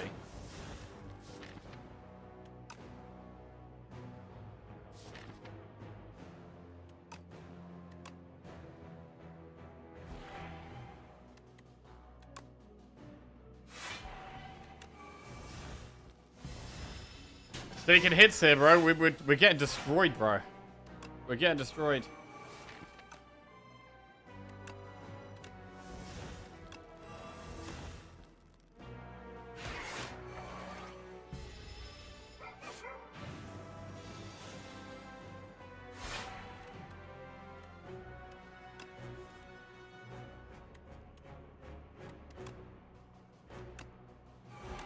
$80 damage. It's not quite enough. Oh! That's enough. Bro, this thing absolutely destroyed us. And we don't have any healing. Honestly, this could end the run. This could end the run. Intimidating Helmet. Whenever you play the card that costs 2 or more, gain 4 block. That makes sword block even more. And it makes Glitterstream and Bulwark block more. So it's not bad, but we're incredibly low health going into the bosses now. And I think we're going to be screwed. I think it's going to be very hard to kill the bosses now. We absolutely have to rest. We're going into the bosses on 43 health. This is going to be rough.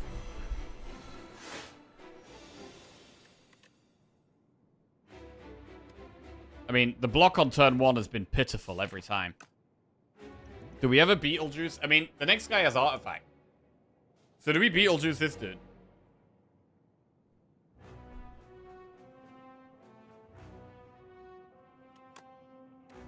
Thanks, star not worth first test subject. I don't think so. We're already pretty light on stars in this deck. Probably just means we draw more star cards we can't play.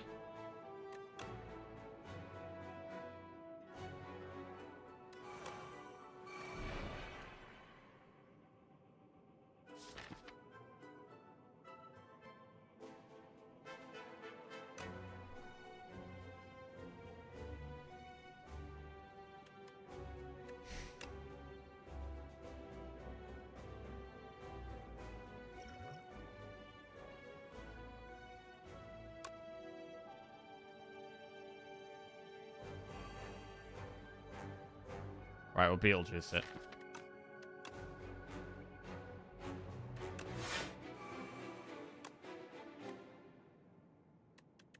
Do we charge here? We're going to take the hit and get Refined Blade. Oh, we don't even take the hit. Okay. Parry. Spoils. Furnace. Crush under.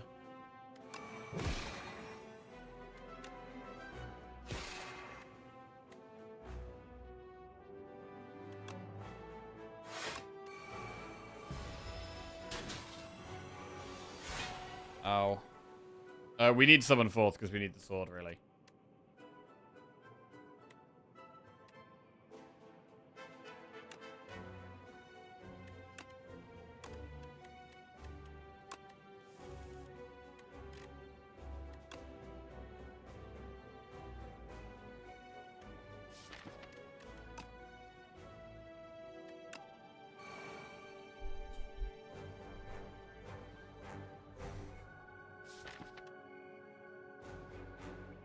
It's gonna be hard to get the sword back.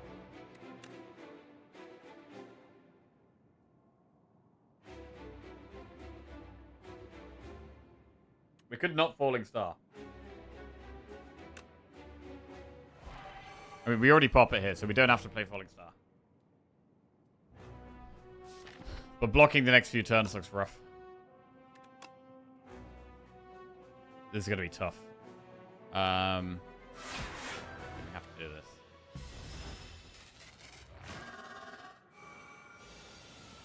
Panache. Parry, parry. Not the worst draw, but really we did want Cosmic Indifference. The sword is now a big block tool. We get an extra draw with the Ascended Plane. Okay, Cloak of Stars is some pretty good block here. Cloak of Stars is some pretty good block. We can Cosmic the sword on top. I mean, it's kind of nice to Cosmic Charge, but sword's 30 block. We also need to threaten this thing somehow. Right now, we're actually not killing it. Splash.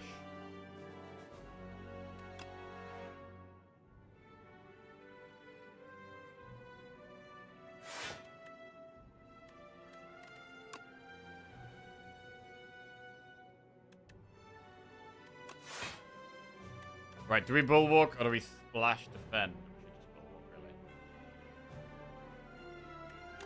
We know we have the sword on top of our deck as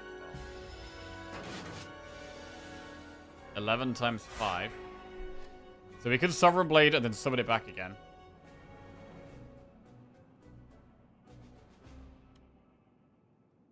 It's only blocking 31.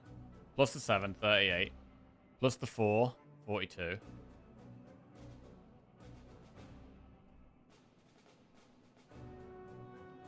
Do we want a Quasar? I mean, we're only on 2 stars here. That's the problem.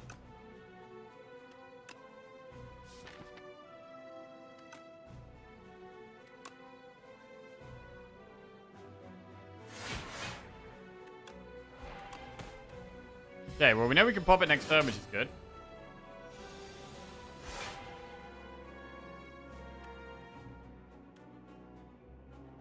But what about the following turns? That's now the concern.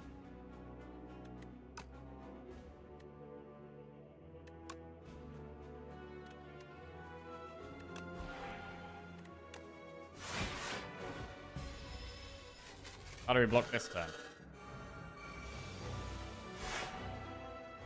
Mayhem could actually be very good. An extra card played a turn could be huge here.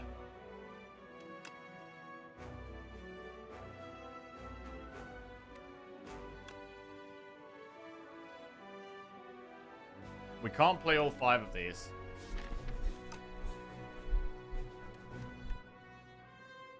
I think we've got to play Mayhem. We don't have to play Refined Blade.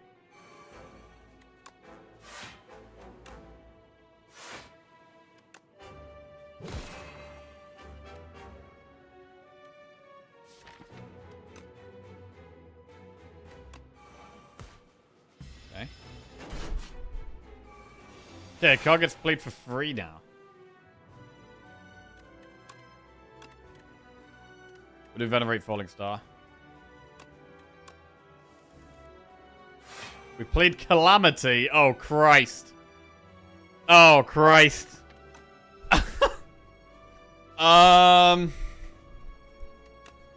That's not what we wanted to see. Hammer. I mean, Hammer has big potential, but...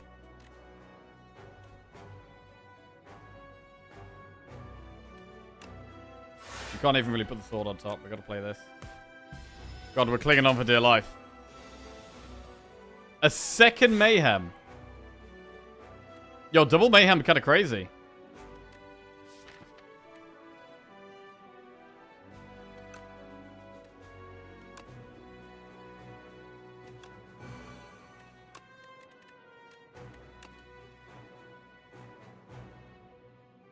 We're never going to be able to play the boulder. It's too slow. Right, we played 2 cards at the start of the turn.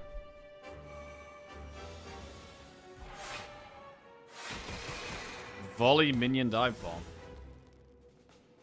Fasten is there. For free. Gamma Blast. We have the stars for Gamma Blast, but then we can't Quasar. But Gamma Blast is too good. We got to do it.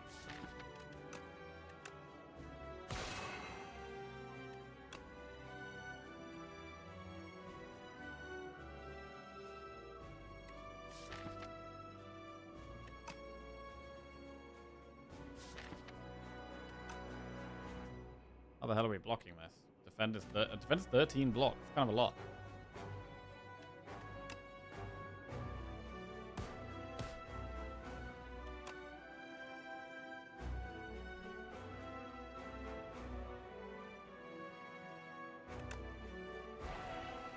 The sword kills it.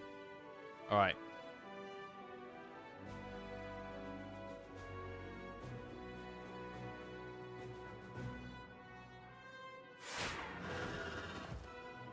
Right, that was a very rough fight. We now have to kill Aeon Glass with 0 potions and 25 health. This is going to be really tough. Honestly, I'll be surprised if we win this. I'll be surprised if we win this. 25 health and no pots. Let's see what we can do. I really want to play Foregone Conclusion, but Mad Science is essential, really. We've got to play Bulwark here. So we might have to miss the Foregone Conclusion, which will slow us down a little bit. But you've got to play Bulwark here, and you've got to play Mad Science. They are very, very important. It's a shame to get the Summon of Force there as well. It means we might not be able to play the Sword for a while.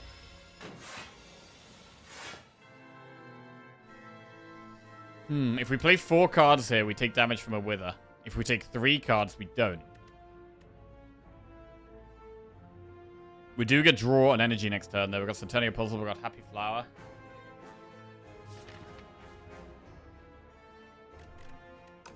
Charging a couple of strikes does sound good. I mean, we're taking damage. It's happening. We are taking damage.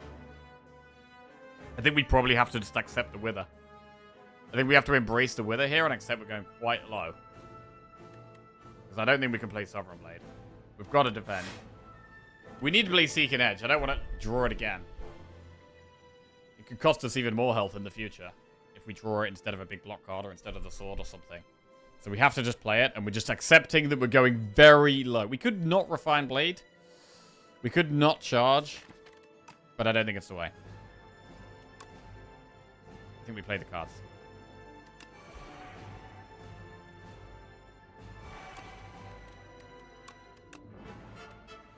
Okay. We're down to 15 health. There is one parry.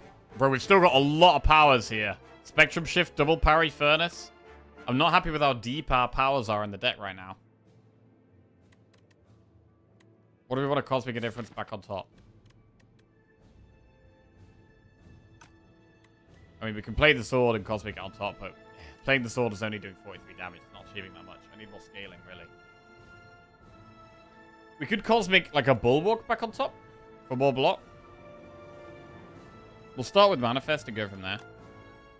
Crush Under does strip the artifact, which is quite nice. Secret Technique.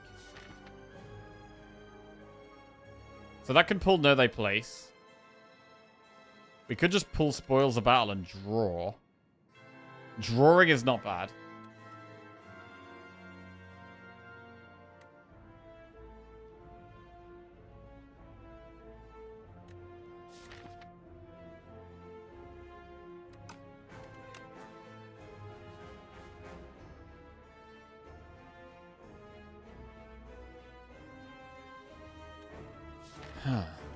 Energy would be good somehow. I wonder how bad it is to put Manifest on top, because some colorless cards could help us a lot here. I really like the Spectrum Shift. So because of that, I am just going to go with these spoils now and go with a bigger draw.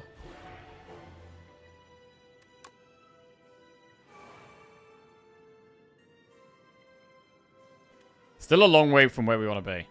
Crush Under strips the artifact, which is good. It might be worth playing Glitter Stream instead of Cosmic Indifference. Manifest is a huge one to put on top there. We don't have to play Crush Under. We could Glitter Stream and put something else on top, but then it's still got the artifact. And like Falling Star does weak, then vulnerable. So we miss out on the weak. Like, missing out on the weak is pretty bad.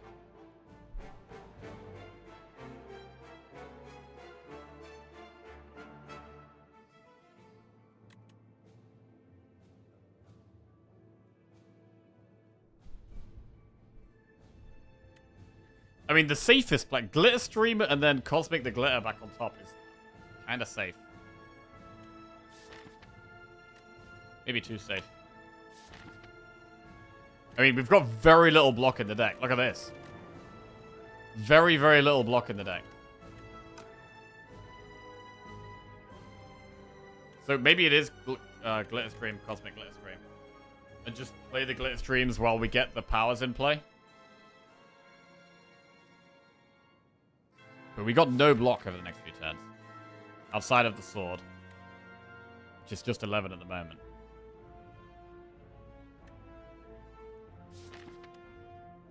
We do have Know They Place and Falling Star.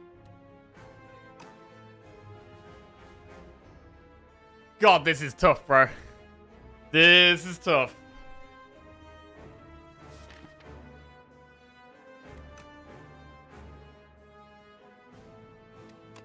I'm going to do the safest possible play here.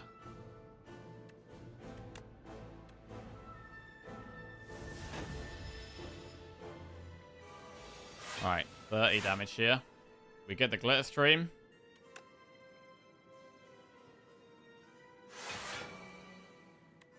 Two powers. Pretty good. We could save Know They Place. We don't have to play it here. Or we could just do Know They Place Minion Dive Bomb. We get one extra draw.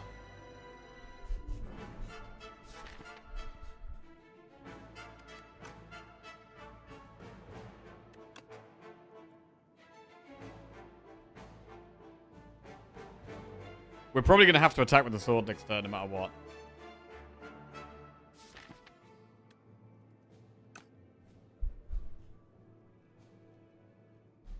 It's going to do the multi-attack.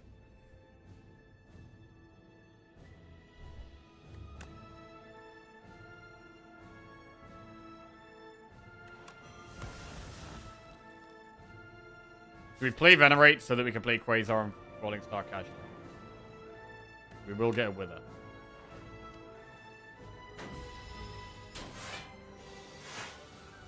$16 times 2. Right, there's an Equilibrium, which is actually not bad.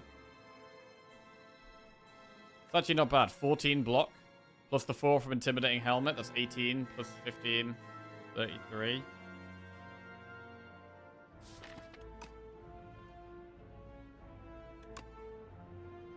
Parry's got to be played. The other play is to just play Sovereign Blade.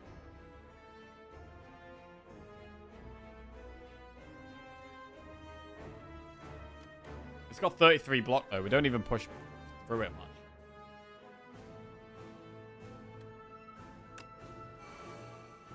much. Although Falling Star makes it tempting. But we can do that next turn. We can do that next turn.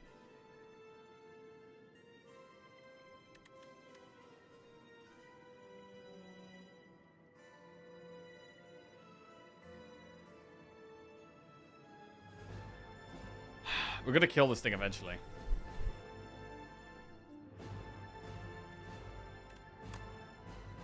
I'm gonna Equilibrium. And then turn.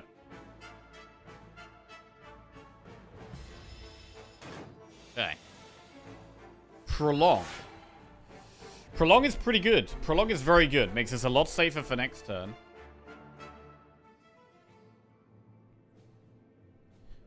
We could Equilibrium again.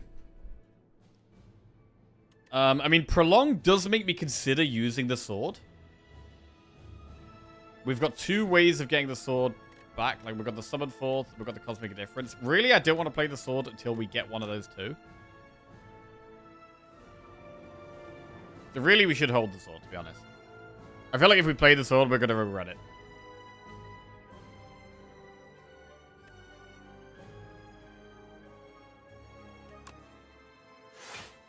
Panic button. Quasar. Another panic button. Ultimate Defender's a big block card. Gold Axe is always underwhelming. It's always underwhelming, right?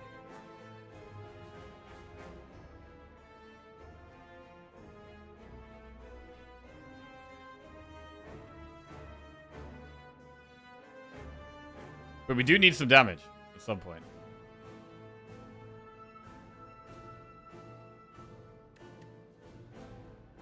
I'm going to take the axe. 24 damage currently.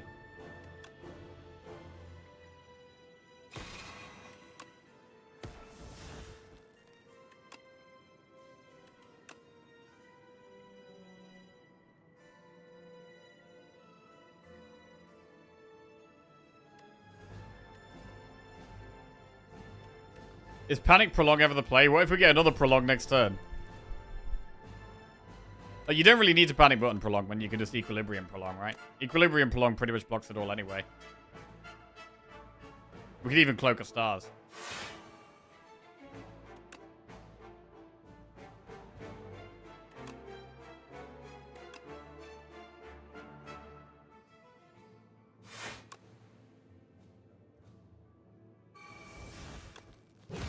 $43 damage. Right, the Withers are about to do 9 damage each.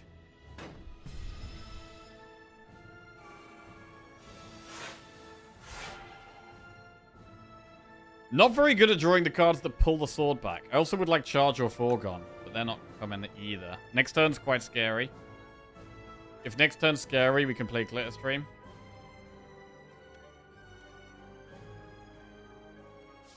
We need some stars at some point, although not yet. We don't have any of the star cost cards left in our deck. Bulwark buffs the sword. But I like having block for next turn with this terrible hand.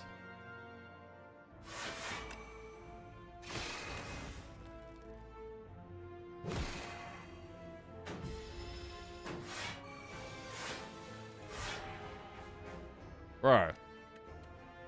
What the hell? I can't find ways of putting the sword back in. And back in our hand. I mean, it's 31 block, but that's not blocking enough now. The multi-attack is now incredibly scary.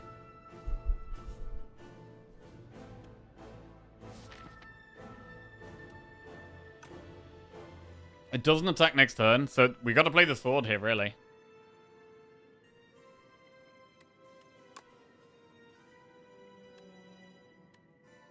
I think we have to play the sword.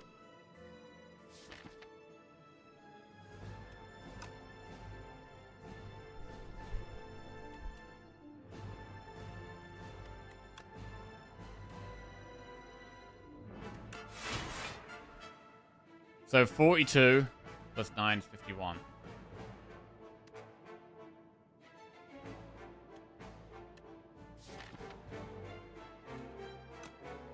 What a foregone.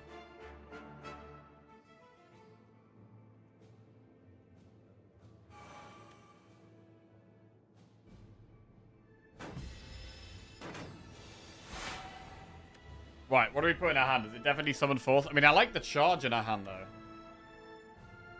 I'm thinking about charge summon forth.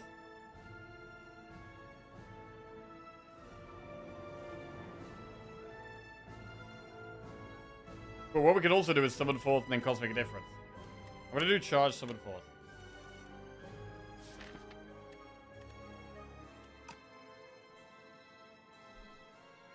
Secret weapon. That could be good to draw the second time through our deck. Secret technique.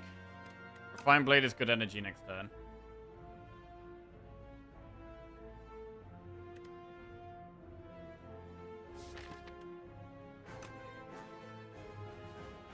Charge only transforms one wither. We're currently about to create another wither. So there's going to be 27 damage we're taking this turn. Like, there's loads of withers in our deck now. They're about to do 12 each as well. It's getting pretty out of control. One thing you can do here is you can cosmic a wither and put a wither on top. And then charge 2 withers that way. That is a play. But then our next turn doesn't look very good.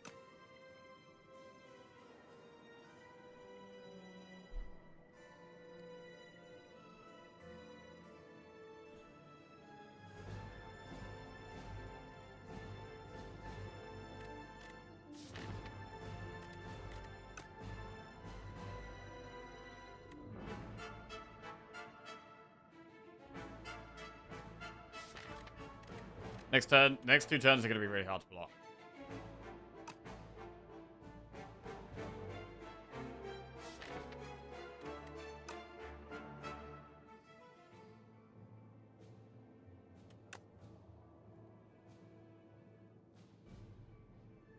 I mean, maybe we don't play the sword. Maybe we just wait even longer with the sword.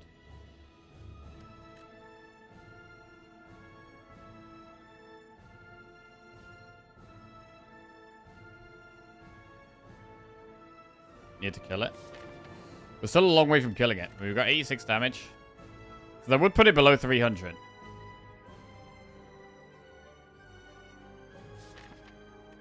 But it's going to be extremely desperate times.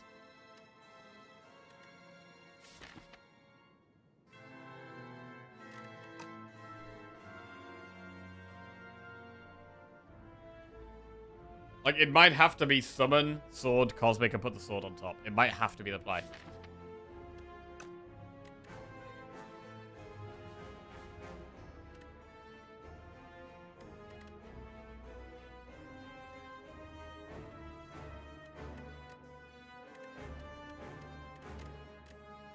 I do like playing the glow.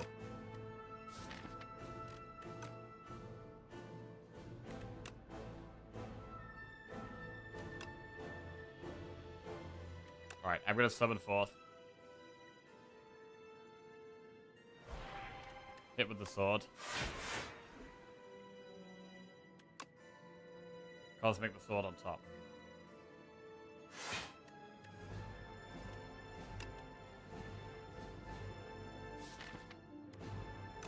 We could secret weapon the sword right now.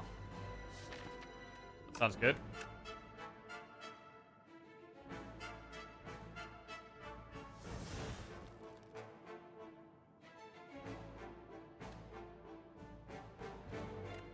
Secret technique.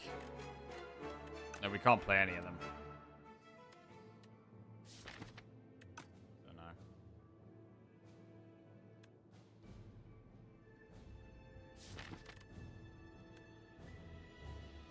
We'll get an extra card next turn, but I think we just end that turn here. More draw could save you. It does get us close to a wither. I mean, what do we not want next turn? What do we not want?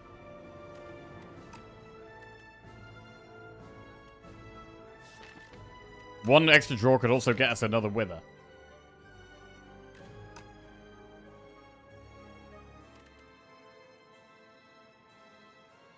So we're going to end turn. It's extremely dicey. 41 damage incoming. Production gets us a draw, which is interesting. We have one wither taking 12. So right now we're taking 41. We're going to be taking 53. There's a chance we draw into another wither, which is very, very sketchy. But we have to play the game. We can't do nothing. We can't do nothing here. So I think we do have to create another wither.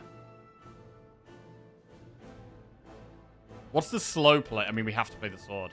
There's a panic button play. There is a panic button play. But we'll start with production.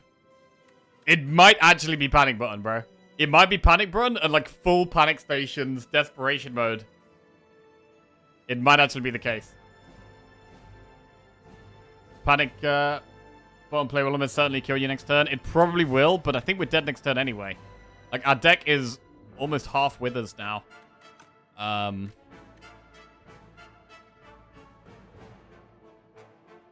We're probably screwed next turn.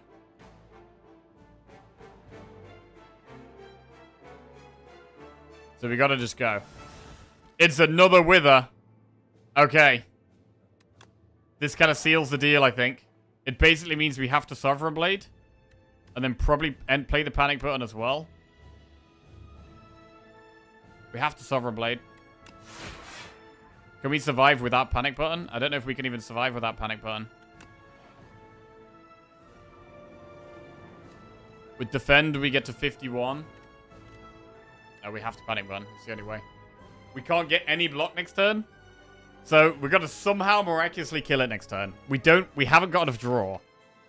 The only way we'd really kill it is like Falling Star, Summon Forth, probably. Falling Star, Summon Forth, probably the only way.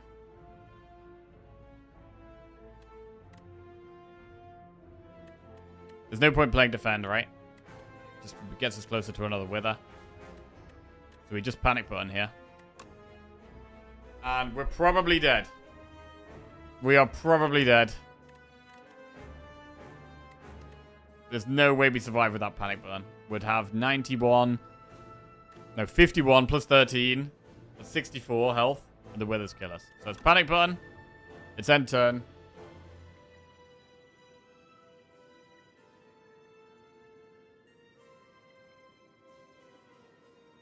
Play defend for Gold Axe. Oh, bro, imagine. I mean, is that what it actually does? 43? Or is that lying to us? I don't know.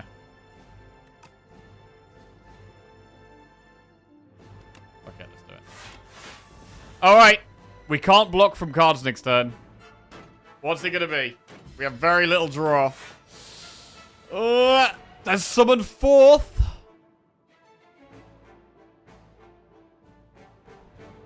Summon Forth. We can pull the sword, which does 121 damage. Even with... Hang on. Even with vulnerable.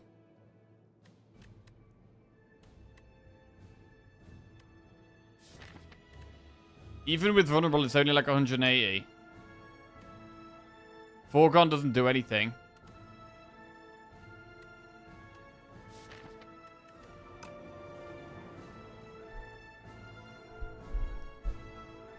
We are dead, right? There's no way.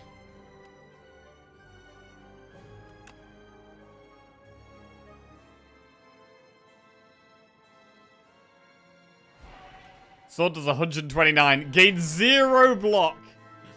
Oh, God. The gain 0 block, bro.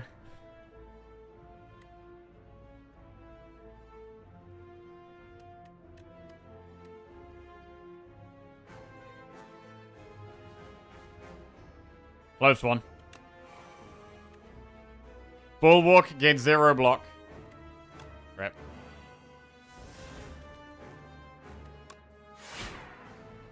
That's what we have. Oh, brutal, man. Brutal! Just didn't have enough draw in this deck to get the sword offered enough. Like, the charge was kind of helpful, but we didn't have enough energy and draw. Like, we had block and damage if we had more energy and draw, but we didn't have enough energy and draw. Was the problem.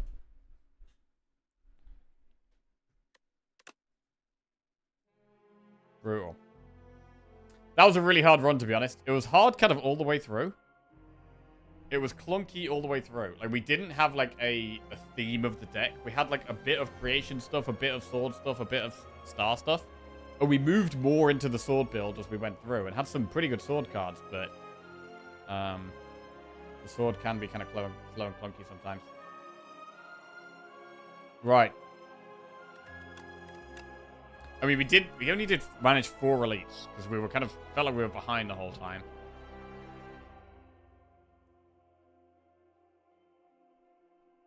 I mean, after we got the mad science, powers just became so much stronger. We already had loads of powers, and it was already taking us just a long time to get all our powers in play. I mean, part of the problem was just how much health we went into the bosses with. We went into the bosses with pretty low health there, like 40-something health. 43 health we went into the bosses with. But yeah, the elite really screwed us. Like, we went from 62 to 19 health just in that fight. It was completely devastating.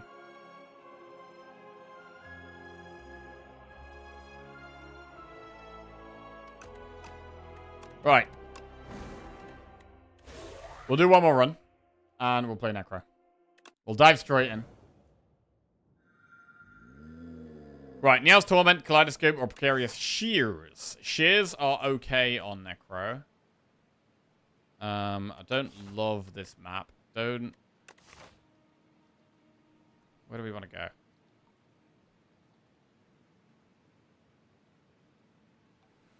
We do campfire. If we take shears, we're going to be kind of low. But we're going to do it. It's pretty good on Necro, just getting rid of some strikes. We'll get a prediction going. Region feels worse since the nerfs? Does, yeah. It's harder to block. It is a lot harder to block.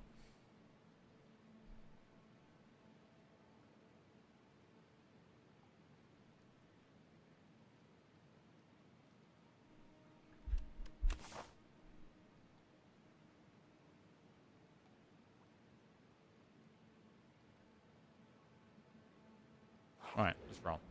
36 health.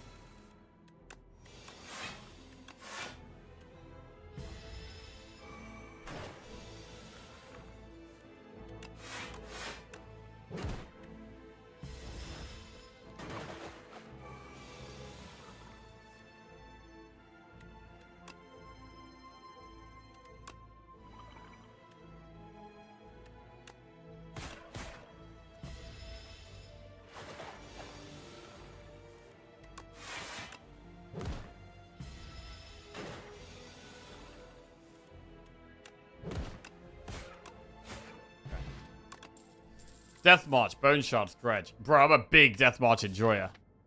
It doesn't do anything yet, though. It's gonna go in, though. It's better than a strike. And it's something you can completely build around to carry the run.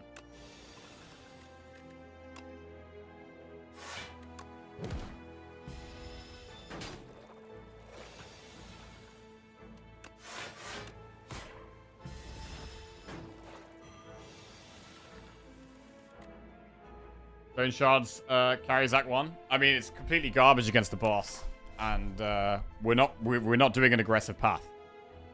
We're going through campfires here, so we don't really...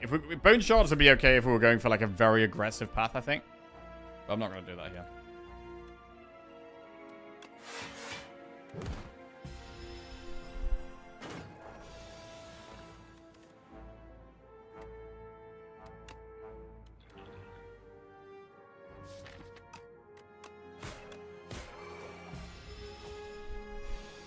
We need to get to the boss? Oh, I forgot we needed to get to the boss. Damn, I should have taken bone shards. Right. Shit, if only I'd remembered we need to get to the boss. Delay. Alright. Enchant a basic strike on event with Spiral or heal 21 HP. I mean, it's a pretty big heal, although Spiral Defend is also not bad.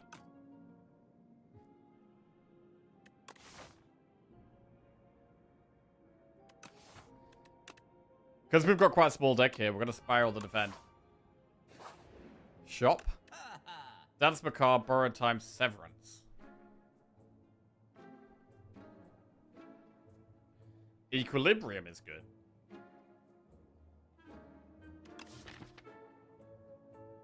We could remove another strike and just keep trimming the deck even smaller. Dance Macabre can be insane, so can Borrowed Time and Severance. They can be super strong. And Severance can work very well with Death March. If we could take all three, we'd probably take all three, but we could only take two here.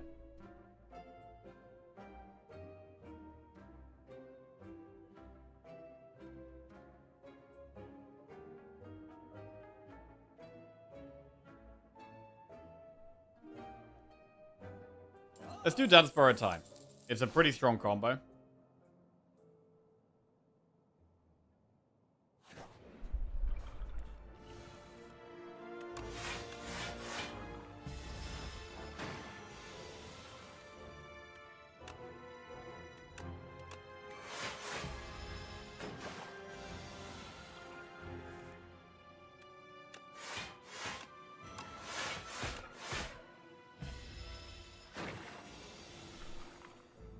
Delay.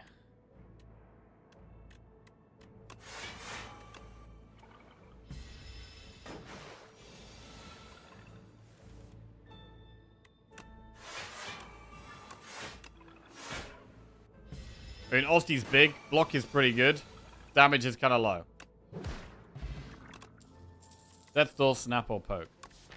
Snap, you can hold Borrowed Time for the right time. You can also give Death March Retain, which could work quite well. Let's take a Snap. Upgrade Bodyguard.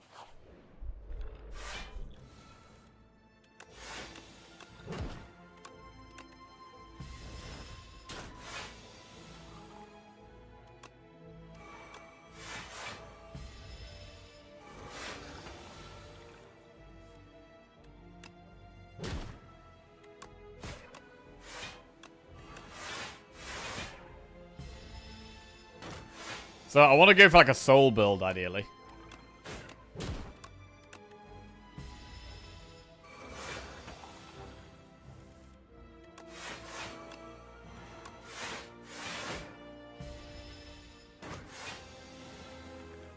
Right, Bodyguard, Unleash. Weak Pot. Death's Door, Spur, or Defile.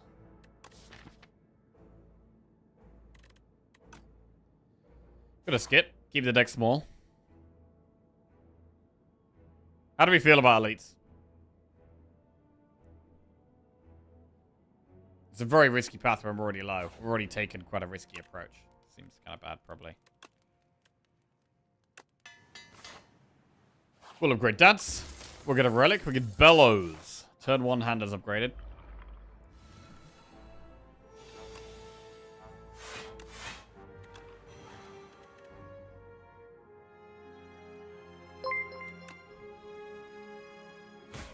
Griffin just resubscribed for 65 months. 2 months to go, Cap. Hey, Griff, welcome back to the Jackoffs. Cheers, mate. Thank you very much, bro.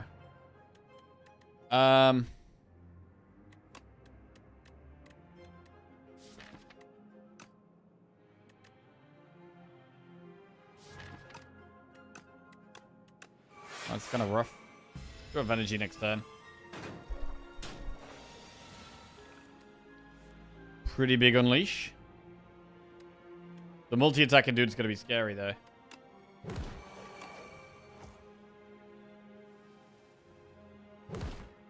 But we're going to have to block it next turn. One way or another. Borrowed time helps.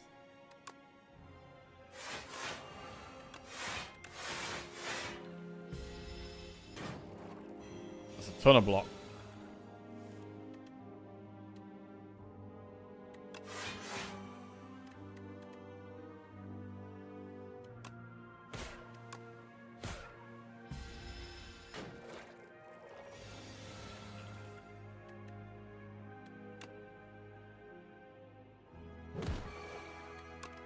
On borrowed time.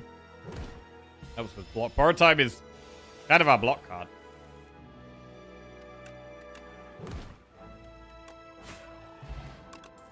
Poke, fear, sow. Skip.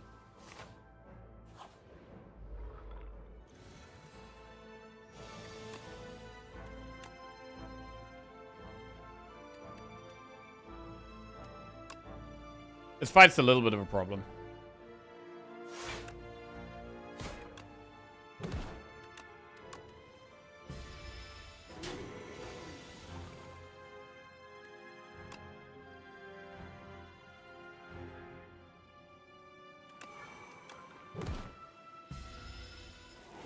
I mean, delay gives us loads of block. We could probably just outblock these guys.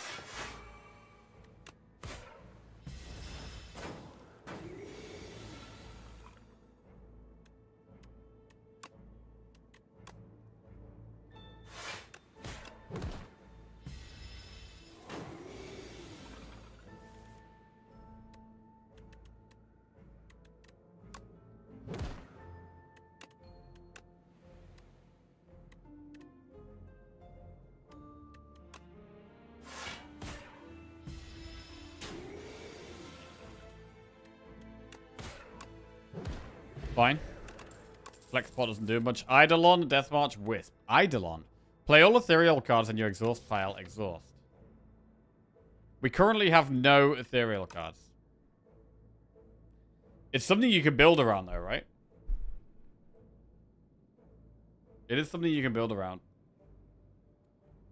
But a second Deathmarch is all what we already have. Right, we're gonna go full Deathmarch build. Full Deathmarch. We need some card draw, though. Until we get card draw, it's useless. What's the upgrade on Eidolon? It goes from 2 to 1 energy.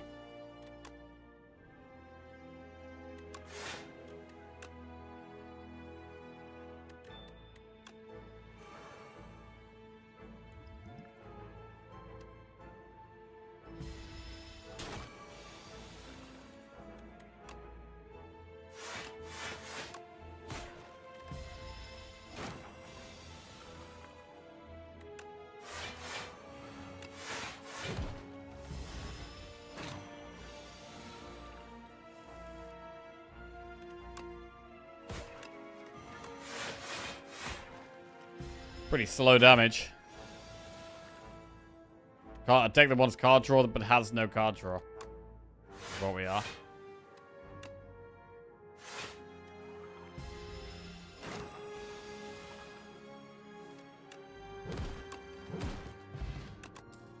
Defy, negative pulse, or drain power. Defy is just a solid card that we can put in. Right, choose 2 of 8 random common cards to add to your deck, or lose 14 HP for the chosen cheese. We've got to go with the common cards. None of these draw. Which is pretty brutal. How are we going to kill Waterfall Giant? To be honest, we probably need to get big Osti. So maybe it's Pelagro here. Reeve does put a soul in the deck. Let's do Pelagro, Reeve. Osti should be big enough to survive this. We should, probably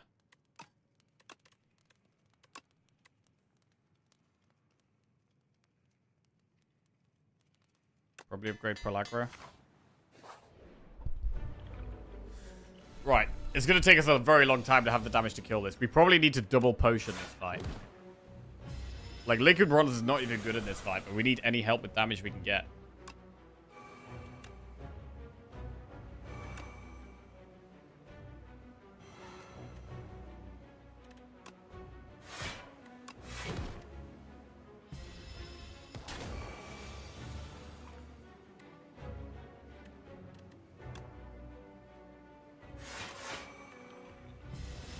We could potentially kill it with Unleash eventually, with our summons.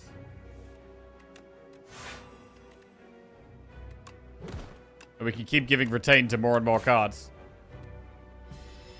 Until we just retain everything.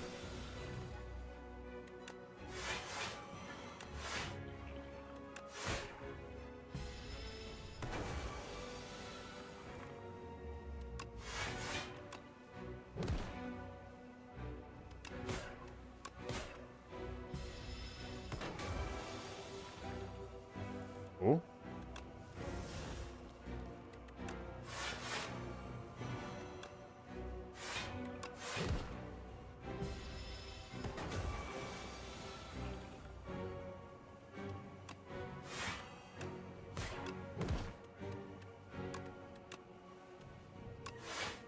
Alright, got 3 cards we're retaining right now. Osti's very large.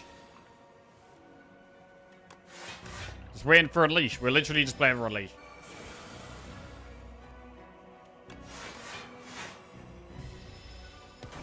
Any Unleashes? 59 damage. 66 damage.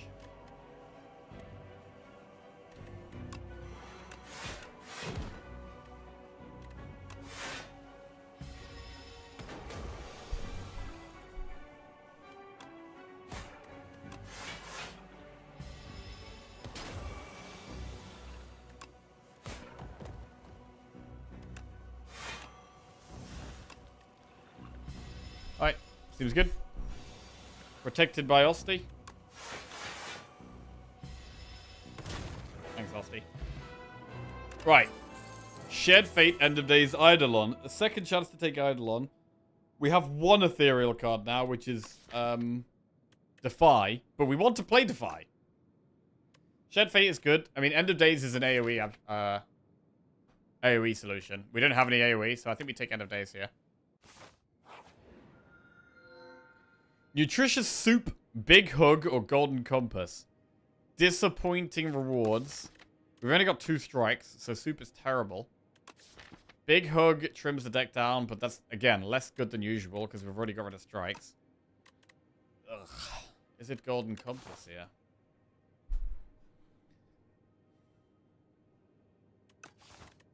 Alright.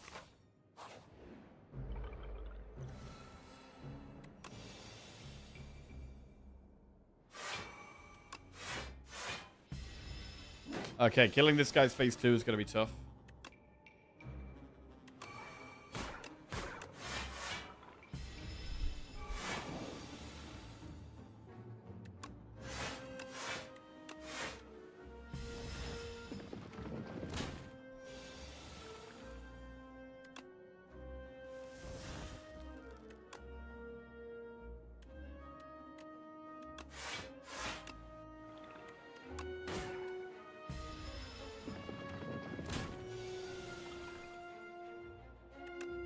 Defend.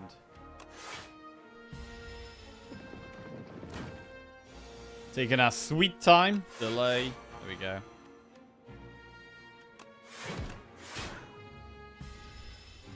Right, got through it, but now we're going to start again.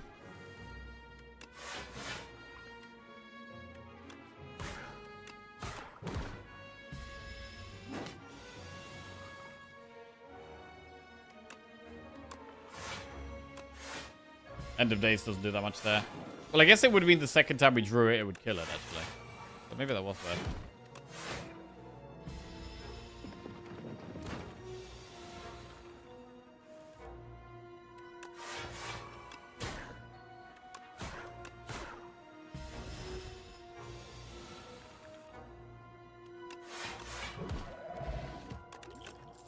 Wisp plus Fear or Flatten. Wisp is okay if we have some more draw. I mean, it is upgraded. I will take the Wisp. We are going to be looking for more draw. Swift. Okay. That's some draw. Swift right there. Actual draw. Okay. End of Days kills the back one. Wait. We can kill both. Huge draw. Berry, Bone Shard, Snap. Berry. Potentially borrow time in a berry.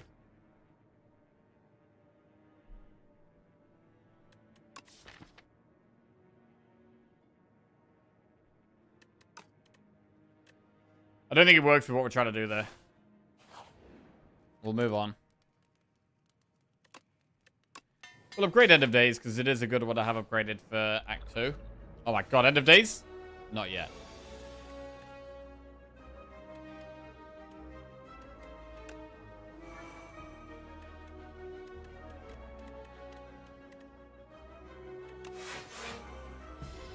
Okay.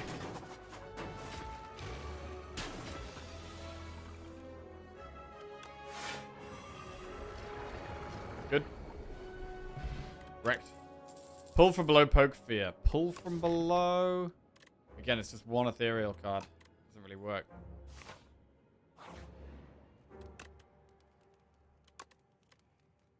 Right, we're going to upgrade Death March. Lose weak pot for 10 max HP. Enchant an attack with Vigorous. Nothing we want to put Vigorous on here, really. So I'll go for the max HP. Get a relic. Akabeko. That would have been good with the Vigorous attack that we don't have. Add Clumsy or gain 51 gold. To be honest, I kind of like want to see the shop here.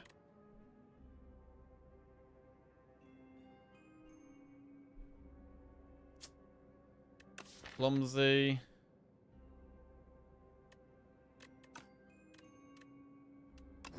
Now I'll get relic. Ice cream. Well, that's an interesting one. Joss Paper can be card draw. Heal 25 HP, add Metamorphosis. Don't really want attacks that cost 0.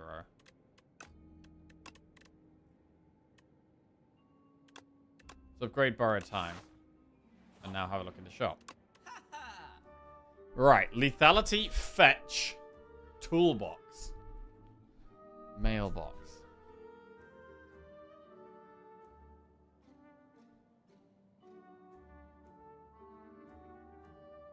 Lethality and Fetch kind of work, but don't work with each other. Fetch can give us bigger Death Marches, but Lethality, we want to use that on Death March, but we're using Fetch to draw first before we're playing the Death March, so it kind of doesn't work.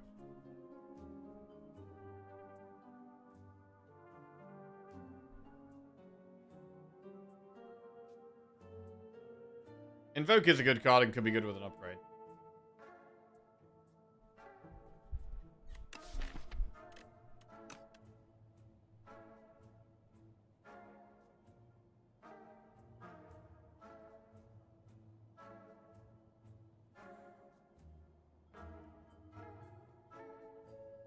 We could do Invoke Lethality Remove.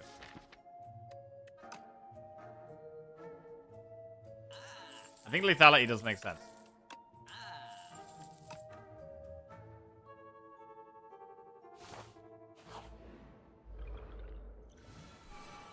Millipede. The End of Days is 37. So it'd be nice to put one to that health total. Like this.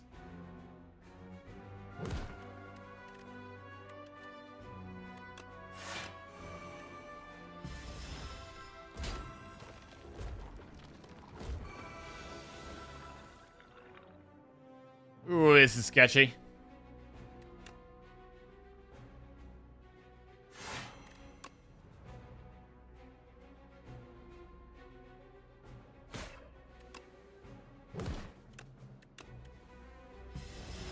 We're dying here.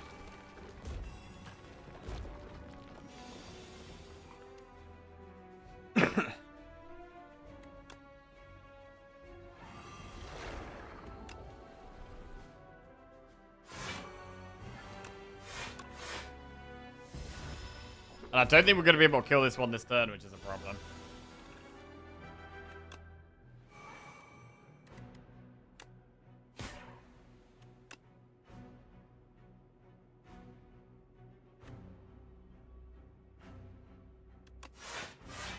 Save our energy.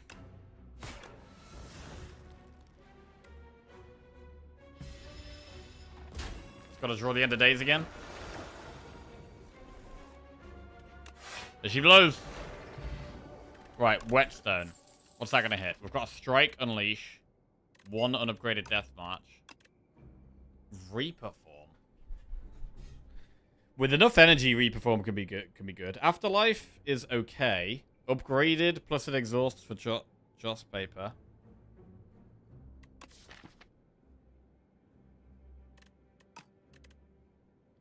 I'm going to take Reaper Form, although it's hard to use.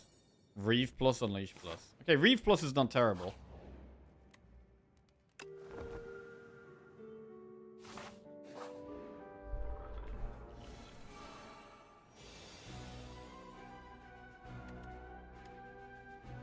Want to strength pot this fight?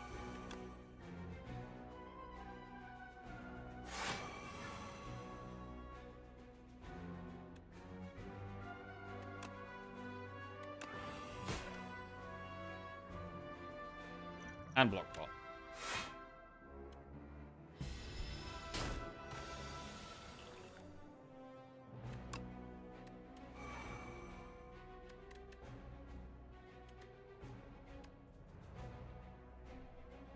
Vent is kind of sketchy.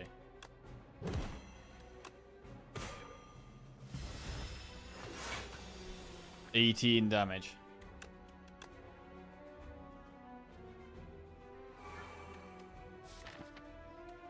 Invoke does kind of hurt us here. I think we might have to just skip. We could snap the invoke.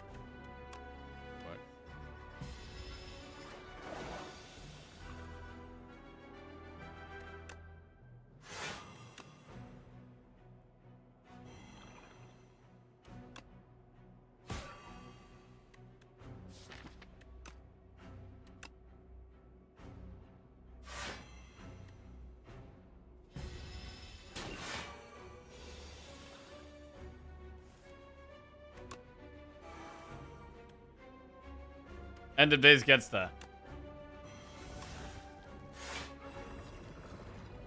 Just about. Kind of sketchy. Bone Flute whenever Rusty attacks gain 2 block. Another delay, Wisp or Sculpting Strike.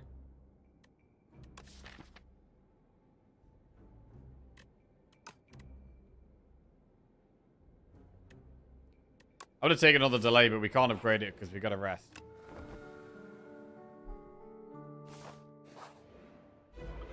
Alright, this is getting kind of sketchy, bro. We've taken the double death march, tried to get some card draw shenanigans going on.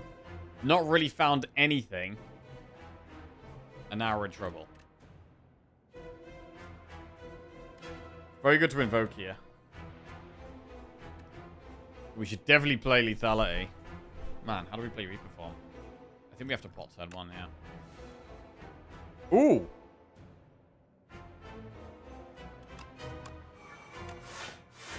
Good draw. Reaper Form is in play.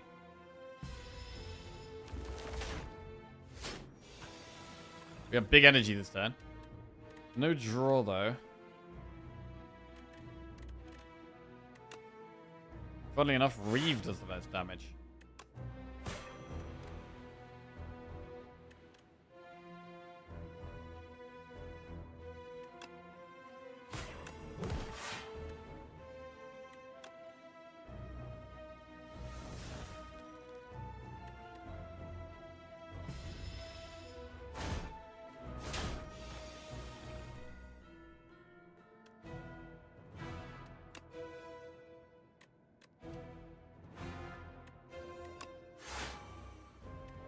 Death March is our only way of turning around.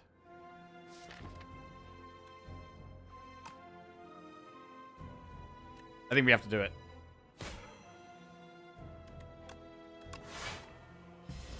Pretty scary here, though. 57 damage. We get to Dance Macabre. It could be Delay Defy. See what we draw.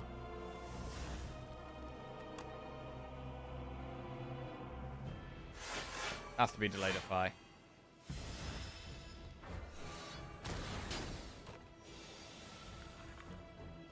Bro, the Joss Paper could be so good with more souls as well.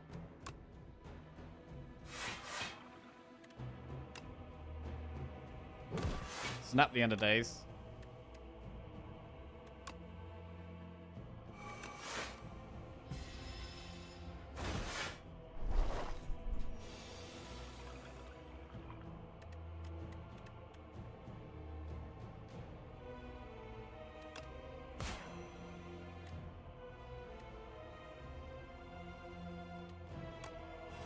Let's get more block.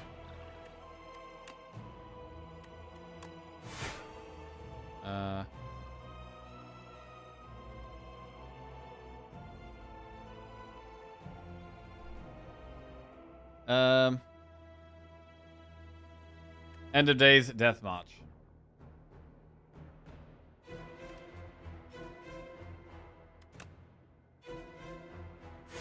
Cool. Down goes one claw.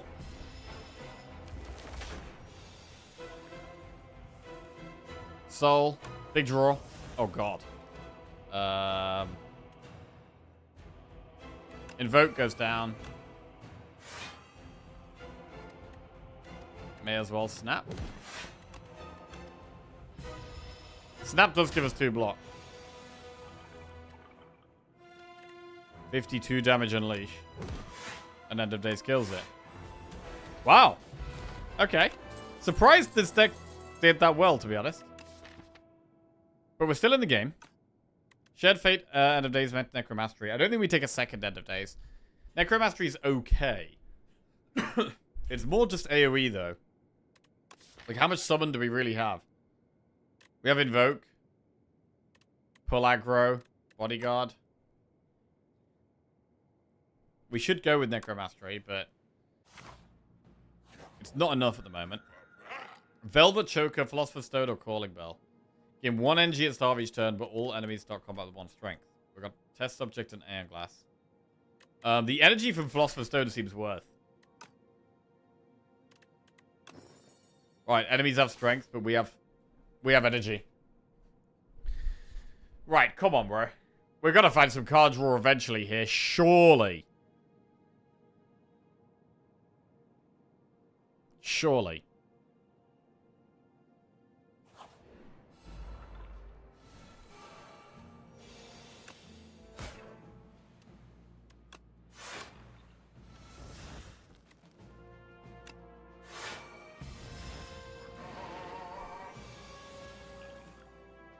Soul.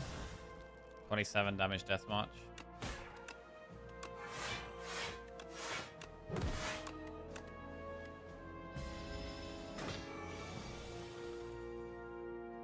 Dance Macabre. Oh.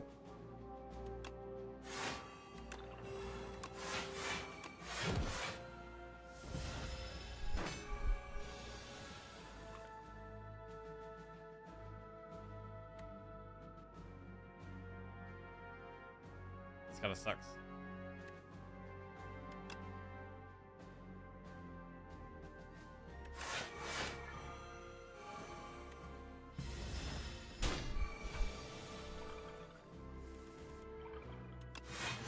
Delay times 2.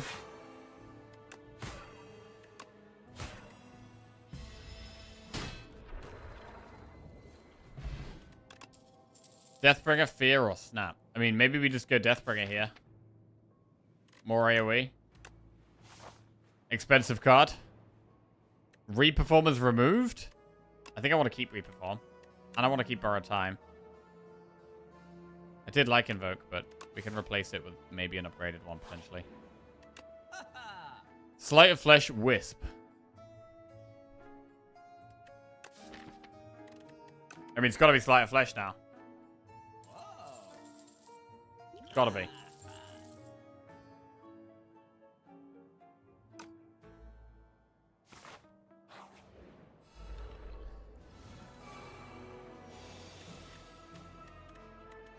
This is bad. Your roll.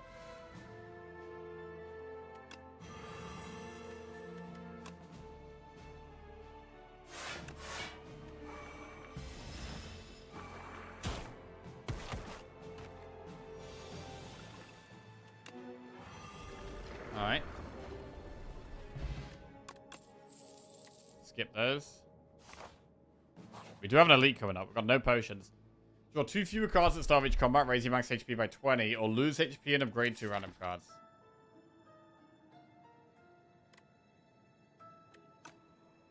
I don't like drawing less. It's bad with Bellows as well. But honestly, losing 15 health HP seems really bad here. They're gonna draw less, get max HP.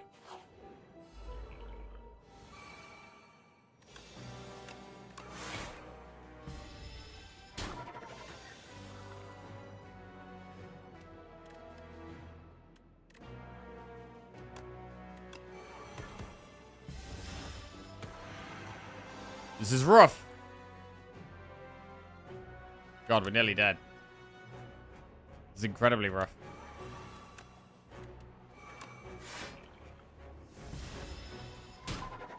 $11 health. Jesus Christ. Are we dead here? Maybe dead here. I mean, we've played this run very casual. We kind of deserve to die, really. Okay. Yeah, I really should have called it a day after that last run. We were rushing a little bit in this one. But, yeah. That's the way it goes sometimes. Necro streak back to 0. It was only on 1 anyway. But we're definitely going to call it a day there. Try and preserve our streaks and other characters. And start again tomorrow. Build on Defect, build on Ironclad, build on Silent.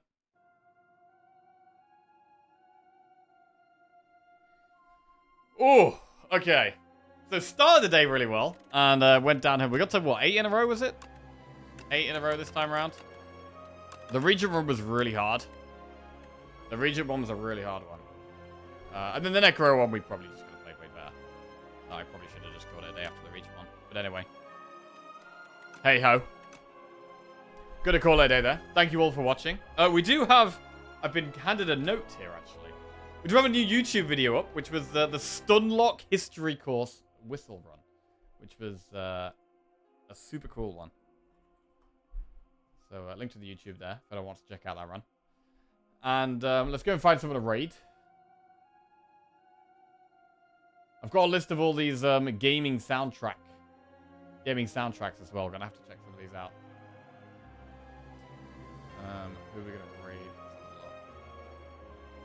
Well, sometimes I accidentally click on the Slay the Spire page instead of the Slay the Spire 2 page. We're 15 viewers. There's 15 viewers on the Slay the Spire 1 Twitch page. Wow.